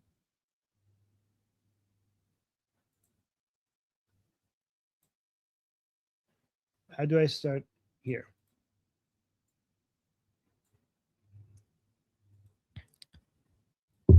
Or wait a minute. I can answer a question, any questions that you might have in the chat. I could just answer them right now. Or I could just go, any last questions that you might have before I start playing 2C? Tell me if there are any final last questions that you want me to respond to. Let me close the chat here so that we don't have chat on chat. Let me see. Armin, why is Pezeshkian not important? Because Pezeshkian just repeats whatever he's told. The so-called president of the Islamic Republic, he's a complete puppet. Like, there has never been a more perfect, complete puppet of the Islamic Republic higher officials. Like, he's a president that Khamenei always dreamed of, somebody that does exactly what he's told to do and nothing else. Every single president of the Islamic Republic at some point started fighting against Khamenei, and they had conflict with Khamenei. This guy was, just tell me what to do and what to say. He would just repeat, like, just whatever you put in front of him, he would read for you. Whatever you ask him to say, he would do it. He was just basically nothing at all. Like, guys, every single president of the Islamic Republic at some point started fighting against Khamenei. The constitution in the Islamic Republic is written in a way that the conflict between the supreme leader and the president is inevitable. As long as the president has any ambition at all. And then eventually, like Khamenei went through so many presidents, and he ended up hating every single one of them. Every single one of them. And eventually he was coming up with the idea of like, how about we don't have presidents? Like he was trying to get rid of the presidency like position in the Islamic Republic. But then he met Pezeshkian and he fell in love. And like, this is great. You know what? We could have, it's fine. We could have a president. If presidents are like Pezeshkian, then it's fine. We could have a president because he would do nothing, absolutely nothing, without asking permission from Khamenei and without his approval. That's why he's irrelevant. Honestly, I kind of want him alive. It would be funny because he's so frustrating to listen to, by the way, guys. He just like, whatever happens, we know exactly what he's going to come say. And he talks to people like we're kindergarten children. He's like, God, we should be good. We shouldn't be bad. The supreme leader said this, so we have to do that. Like, it's just like the way he talks makes me think of like, and you should brush your teeth before you go to sleep, and don't say naughty words, and you guys be good boys and girls. Like he talks to you as if he's talking to children, and I just want to slap the guy. Like there's nobody within the Islamic Republic that I want to slap more than Pezeshkian. Okay, for some reason he gets on my nerves. He gets on my nerves more than anyone else. Everybody else is dirka. And I'm like, okay, if this is like a retard that just needs to be blown up or something. But Pezeshkian is like I don't know. It's just like full on cringe. He's like just like max cringe when he talks. He's like, guys, this is not bad. This is not the right thing to do. We should be good, okay? We should be listening to our supreme leader. Like, guys, let's be like, shut up. Like, I don't know. I don't want him to die, okay? Because I study these people, I have listening to Pezeshkian has been the most annoying part of my job. I've been listening to Khamenei for hours and hours, and he has not annoyed me as much as me listening to Pezeshkian. So I want Pezeshkian to stay alive because I want him to suffer for all the hours that I had to go through listening to his goddamn boring speeches. Yeah, somebody don't Israel, please don't. He's irrelevant. He's not important. So don't kill him. I want to see how he talks when he's in jail. Okay, I want to see how he talks when he's in jail. Because I don't like the guy. I really don't like the guy. Oh, okay. Let me go to super chat. Wait, hold on. Saying Armin, is Iran hard to get out of? How hard was it to leave all these years? Me and a friend have been wondering. It's easy if you have money.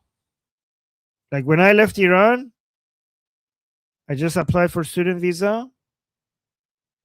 I got the student visa, got a plane, went to Canada. Pretty straightforward. But there are two types of people who can get out. Wait, three types of people. One, people who have a hard time getting a visa. People who don't have the money, which is the vast majority of the people.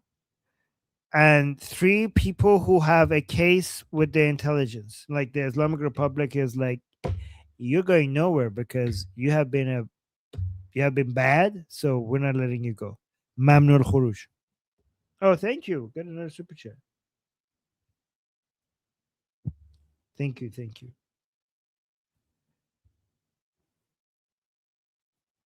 All right. Guys, you know what? When it comes to, let me see if I have this. Oh, let me actually show you this. Ooh, I'm glad actually that we haven't left yet. Let me show you this. This is important.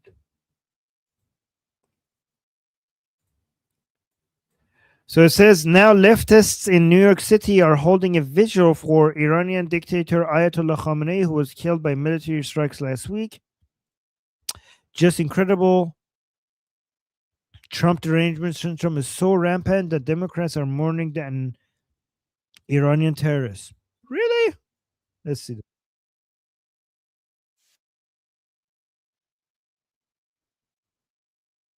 Are these leftists or just Muslims?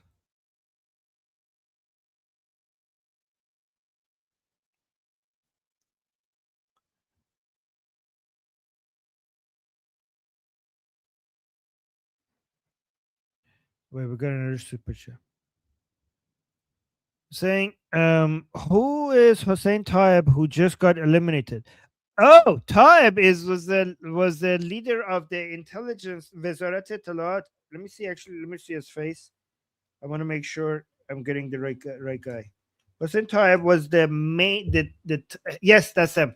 He was the head of the intelligence of Wazarat Etelat. So basically, the executive branch's head of intelligence, not the IRGC intelligence, but the executive branch of the government's intelligence.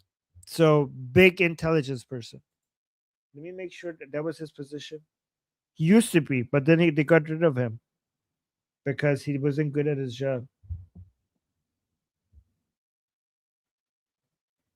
Former senior Islamic Revolutionary Guard Corps official who was head of Oh no, he was head of IRGC's intelligence organization. Intelligence Okay, so even a bigger deal.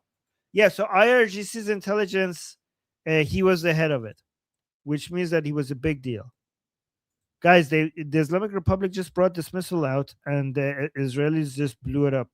So they brought out this missile to brag about it, and then it went kaboom.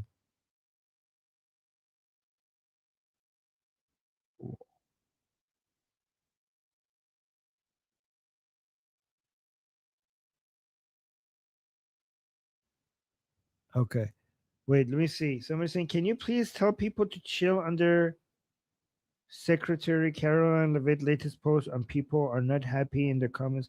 What did she say? Let me go respond to that then.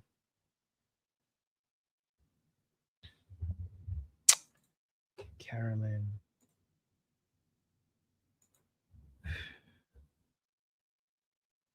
What did she say?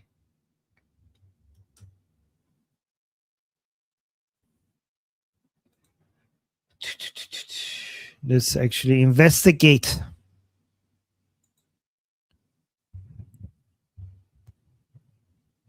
This is a retweet. This one? She hasn't. Is it in the? There is no recent post. Is it a White House post?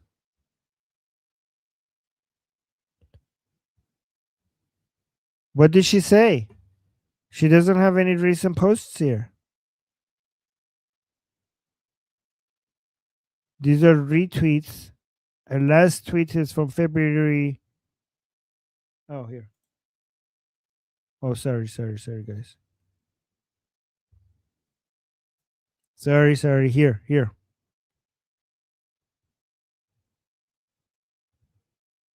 Oh, you guys didn't see the missile that they exploded?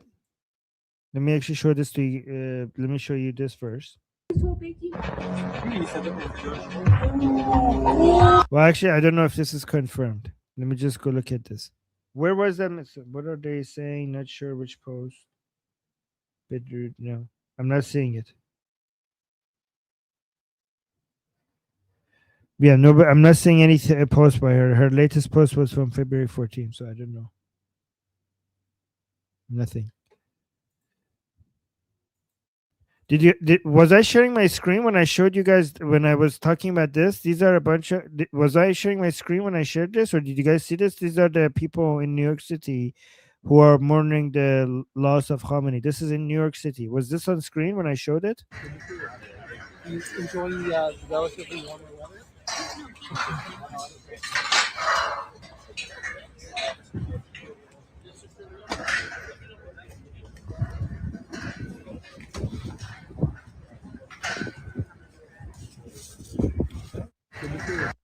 So the caption says these are a bunch of leftists. I don't know how do you know if they're leftists. I mean, I wouldn't be surprised, but it could be that they're just Muslim.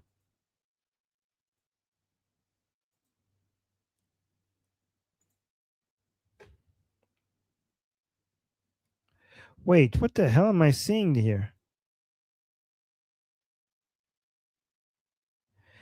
Okay, guys, what's happening? Why are people saying this? Is this a joke? This must be a joke. Yeah, it's a joke. Somebody is saying, somebody is like, people are believing this. This must be a joke, saying it's unbelievable, but it's true. This guy usually is a serious person. It's saying IRGC Quds Force Commander Esmail Qaani has been confirmed to be safe in Israel as of this morning. This must be a joke. He has now been. Why are so many serious accounts are saying this? He has now been revealed to have had a pivotal role in the elimination of Hamas leader Ismail Haniyeh, Hezbollah leader. I think somebody has made a joke, and some other people are taking it seriously. Hezbollah leaders Nasrallah and Safiuddin, as well as the elimination of Khamenei and top IRGC generals. He's Mossad agent number 47. This is a joke. Why are people saying this? People are saying, I don't think this is true. Albert and this guy, not this guy. It's like, confirmed where? Why are people believing this? This person is saying, God bless this man, Israel, and our troops. People are, guys, this joke is going, this is a joke and it's getting out of control. People are posting it as serious news.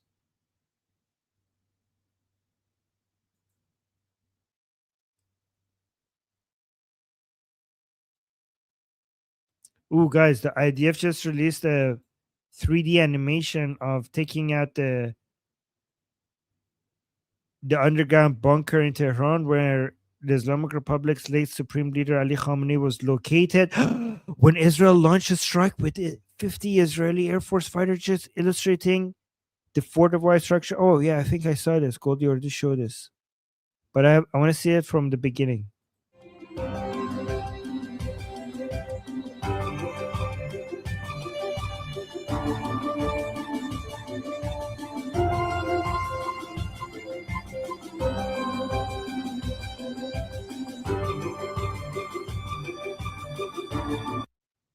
Guys, I don't think does Khamenei's bunker had a picture of himself there? Did he? Was he? So every day that he went to his bunker, he had the picture of himself hanging there.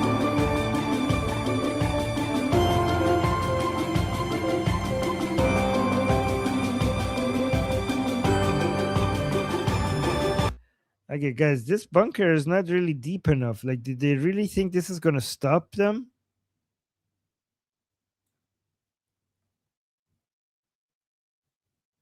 Okay, so on her press secretary account. Okay, let me check that.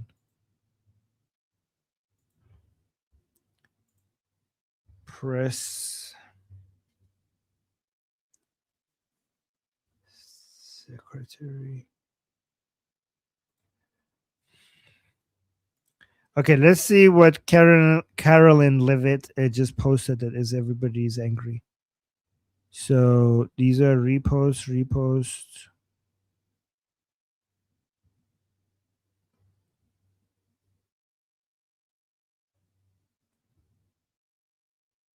This is the repost.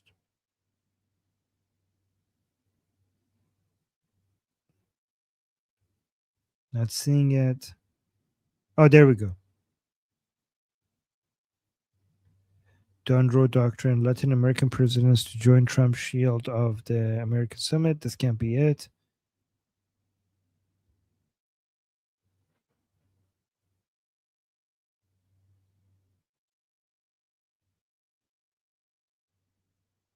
Trump, no deal with Iran's except unconditional surrender. Keep going. Okay.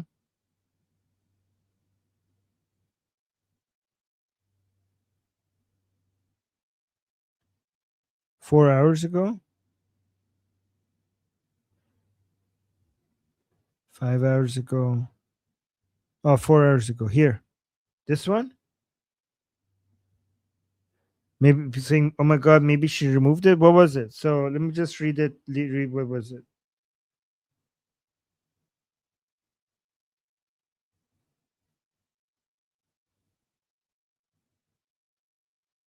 An article with the Kurdish separation flag. The article has nothing to do with it, but people are being Oh my God. Okay. If she was posting an article because of the content in the article and people were just upset because of the Kurdish separation flag was on it, that's too, they're being too sensitive. I don't care. Look at this, guys. Why are more people saying welcome home, General Ghani? Are people genuinely taking this seriously? Guys, this like, wow, this joke is going too far. Look at this. Another person confirmed. Esmail Qaani is confirmed safe in Israel. Why are people posting this? Confirmed by who? Oh, guys, the Mehrabad airport in Tehran has been bombed. Look at this. These are. Whoa, this is fire from Mehrabad airport. Whoa. Guys, the airport in Tehran.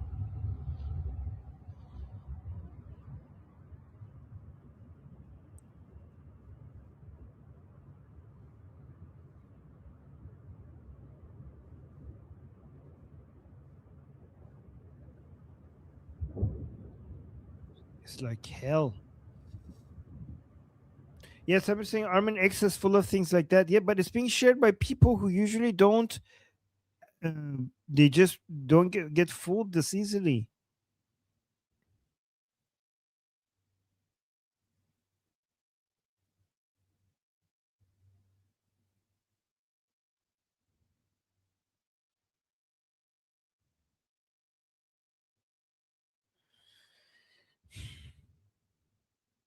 The BBC has been caught doctoring footage again. They changed P-Tex's speech to make it look like... Nope, never mind. Oh, here. Oh, Mehrabad Airport, guys. The airport in Tehran. Look at this.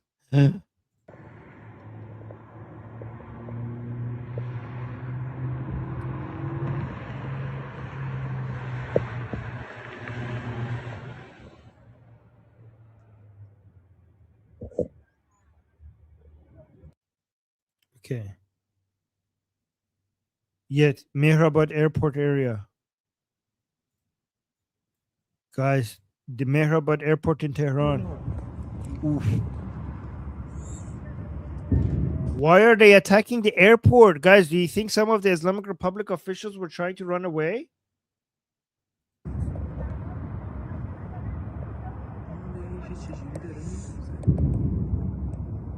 I bet you some of them were trying to run away.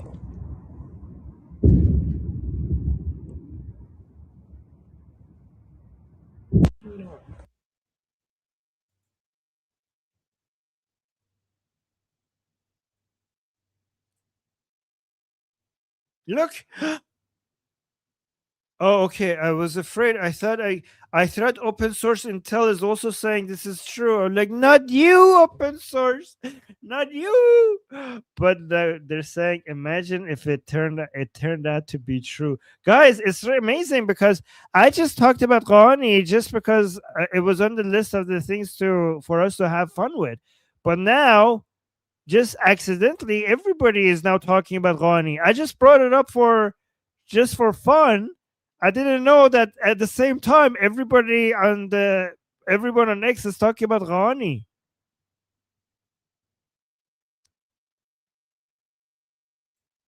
Amazing. It's going viral. Qaani is going viral.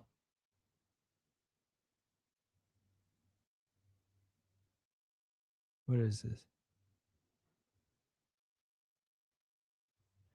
Oh, look at this. صلوات. بچه جمهوری اسلامی صلوات نذر کرده برای پیروزی رزمندگان اسلام. به این پیام به این شماره پیامک میزنن و میبینی که به چه سرعتی آدم ها 7 صبح همین نشستن پای تلفن که صلوات پیامک کنن. راه های مبارزه جمهوری اسلامی.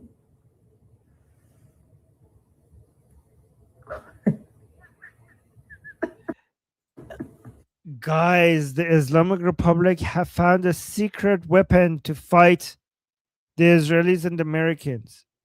So, so you know what salawat is? Do you guys know what salawat is? Salawat is like this. Allahumma salli ala Muhammad wa ala. So that's basically saying that so basically it's a blessing. You're trying to bless from Allah to Muhammad and his family. Okay. So you're saying Allah bless Muhammad and his family. And it's supposed to be something like it's a prayer. You're going to basically you do it like most people do it really fast, but every time you hear Muhammad, you actually have to say it. So every time you hear the name Muhammad, you have to go Allahumma salli ala Muhammad wa ala. That's how you actually do it, right? But that's my version of it, actually. So salawat is something that you say because it has sawab, you get brownie points with God, and it actually has superpowers. So the more you say, every time you hear the name Muhammad, you have to say it, and if you say it, things will happen in the way, good things will happen, right? So the more you do salawat, the higher chances of good things happening, things going in your way, right? So given that salawat makes things go your way, the Islamic Republic is asking people for salawat. So you could, instead of saying Allahumma salli ala Muhammad wa ala, instead of saying it, what you could do is that you could send a text message to this number, to the Islamic Republic, just writing down Allahumma salli ala. You could just write it down, and they're collecting the salawats. So look at this. They claim that they have collected 22 million so far, and it's going up very high. So it says this is on the Islamic Republic State TV, channel 3, I think it was. Let me see. Yeah, it's channel 3. See, that's the logo of channel 3 right there, up there. So it says, send us salawats for the victory of the soldiers of Islam. Basically, the Islamic Republic soldiers are fighting United States and Israel, and it says, for the sake of our victory, send us salawats. So like this is, you could basically send a text message to this number here, and it's adding up, and you can see it's going up really fast. I think they're making up the numbers. There's absolutely no way they got 22 million. Absolutely no way they got 22 million text messages with salawats in it. So guys, Americans and Israelis, be very afraid. The people in Iran, they have given the Islamic Republic 22 million salawats. 22 million salawats. That means Allah is going to completely decimate your entire forces. Guys, if there was I'm pretty sure if it was 19 million salawats, you would have a chance. Israelis and Americans, if it was 18 million, even if it was 10 million salawats, you might have survived. But 22, no way. 22 million? I don't even know if you're going to have a country left after this. 22 million salawats. Guys, these are literally just SMS messages that it's like a prayer, okay? It's like an Islamic prayer that you write it down, and you send that to that number over here. And the Islamic Republic is collecting these prayers as a way to make their soldiers victorious. 22 million people. Guys, they don't even have, you know how I know this number is fake? Because they don't even have 22 million people who supports the Islamic Republic. And they're imagine if they had actually 22 million supporters. This suggests that every single one of them has been sending I think their entire communication lines would collapse if 22 million people send an SMS message to the same number. I don't even know if that's okay. Sure. And look how fast it goes up. Let's watch this again. بچه جمهوری اسلامی صلوات نذر کرده برای پیروزی رزمندگان اسلام. به این پیامک به این شماره پیامک میزنن و میبینی که به چه سرعتی آدم ها 7 صبح She's saying, look, it's 7 a.m. in the morning and the number is going up so fast. همین نشستن پای تلفن که صلوات پیامک کنن. راه های مبارزه جمهوری اسلامی. She's saying these are the way that the Islamic Republic fights.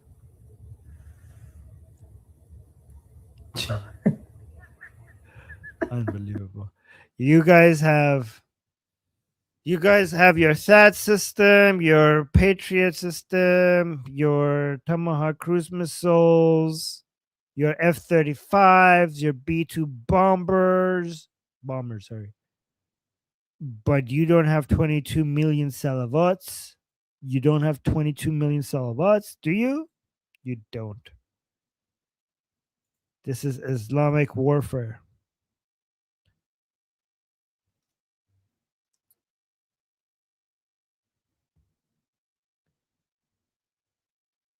Guys, this is getting serious. Look at this. What?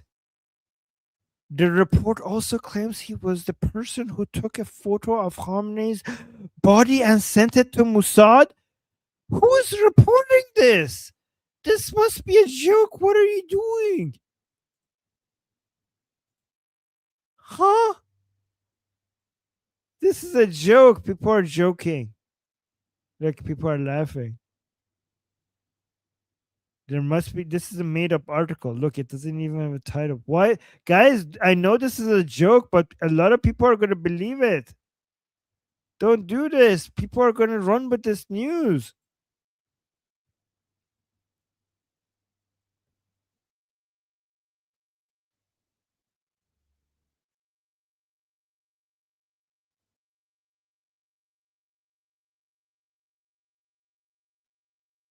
This is a made-up article.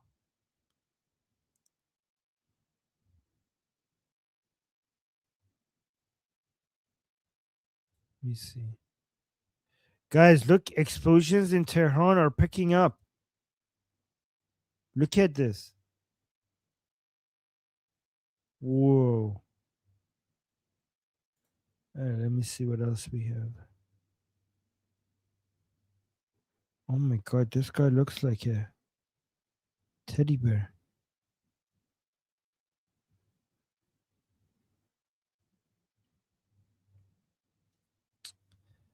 Trying to see.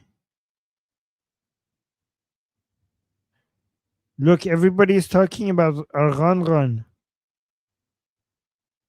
Iran may have just executed its own Quds Force commander Esmail Qaani, the guy who somehow survived every single Israeli assassination attempt for being an Israeli spy. What? Okay, guys, this is getting crazy. People are saying he's safe in Iran, in Israel, and now these people are saying he got executed for being a spy. Either Mossad ran the most insane long game in history, or someone in Tehran needed a scapegoat and picked the most convenient survival. This is fake news, but I don't know why it's spreading. Everybody is talking about Qaani. I don't know where's the source of this.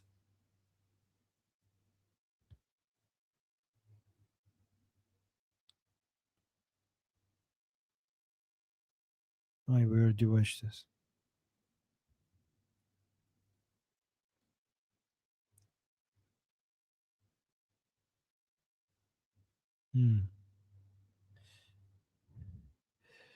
Imagine if it ends up being true, guys. We're gonna have so much fun. I really. Oh, look at this. Why is this guy? Okay, this guy is just like Dr. Ellie David. You're just joking around too much, and people are going to believe it. Like, what are you doing? People are going to think like, okay, so this is he. Look at this. Breaking reports that Esmail Qaani has fled Iran after completing his final successful mission, and this is him wearing the chador, wearing the hijab, here trying to run away. Oh my God. You guys are playing too much.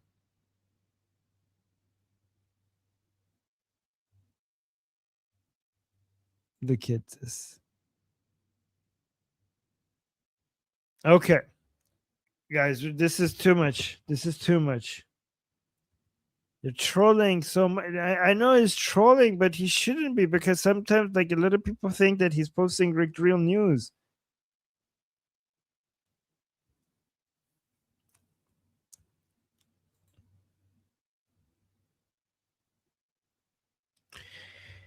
Okay, guys, I'm just that's all I had. That's all I had. There's not much more news here. So but guys, before you go, let me just give you the link to people on Goldie's channel.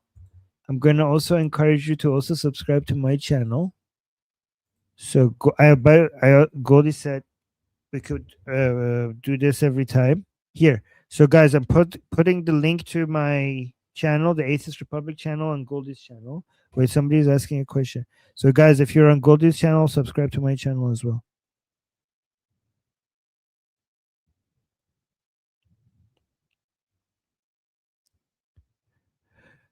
Yeah.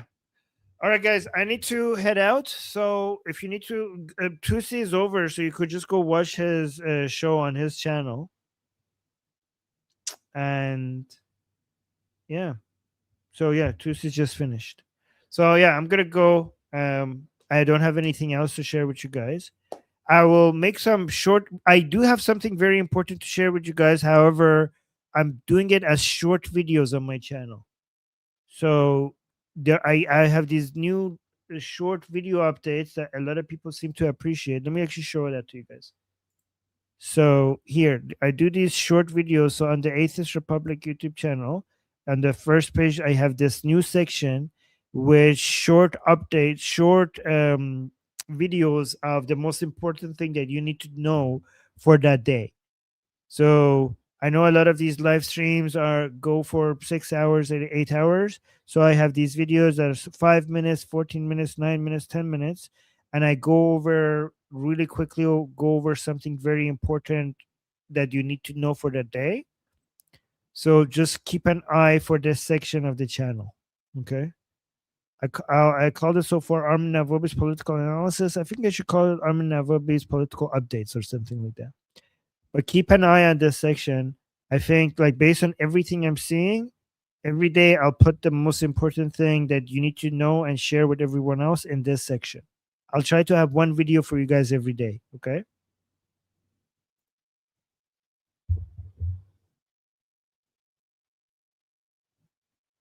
Oh, thank you. Somebody's saying Armin دمت گرم تو با گلسو ترکوندید با امید دیدار تو ایران.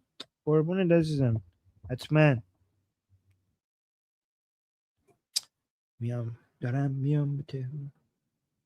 Thank you so much for the daily excerpts updates. Yeah, okay, thank you. Yeah. It's genius. Oh, you guys, Amir likes it. Okay. Yeah, you guys like the idea? Because guys, like, I'm thinking like some our shows are like so long, and like nobody's gonna come like if watch the entire 8 hours unless they watch it live. Like, some people watch some segments of it, but they don't watch the entirety of it. Some people do, by the way. So I thought, like, there's so many the most important parts of our show. I thought, like, there are some important things that we talked about that I need to put it in a format where, you know, more people will consume it. So I'm making these short, like 10-minute or 5-minute, 10-minute videos, and I'm posting it on my YouTube channel, Atheist Republic, and then I should post it also on my X account, and on my Facebook, and on the Atheist Republic Instagram account. So I just make one video and I just post it everywhere, on Substack, on LinkedIn, everywhere. But yeah, you guys can watch it on YouTube if you want. All right, guys, I'm gonna head out, and thank you for spending time with me. And yeah, love you guys. Hopefully everybody here, I hope I get to see you guys in Tehran once Iran is free. I hope some of you consider to come and celebrate with the rest of us, so that maybe we could have a big giant party, all of us together in Azadi Square in Iran one day. So many of you, maybe I'll see you one day. Many of you guys here, maybe I'll see you guys one day, huh? Hopefully soon. All right, guys. Yeah. Am Israel Chai. Say it with me. Am Israel Chai. جاوید شاه، پاینده ایران. Bye guys. Mwah.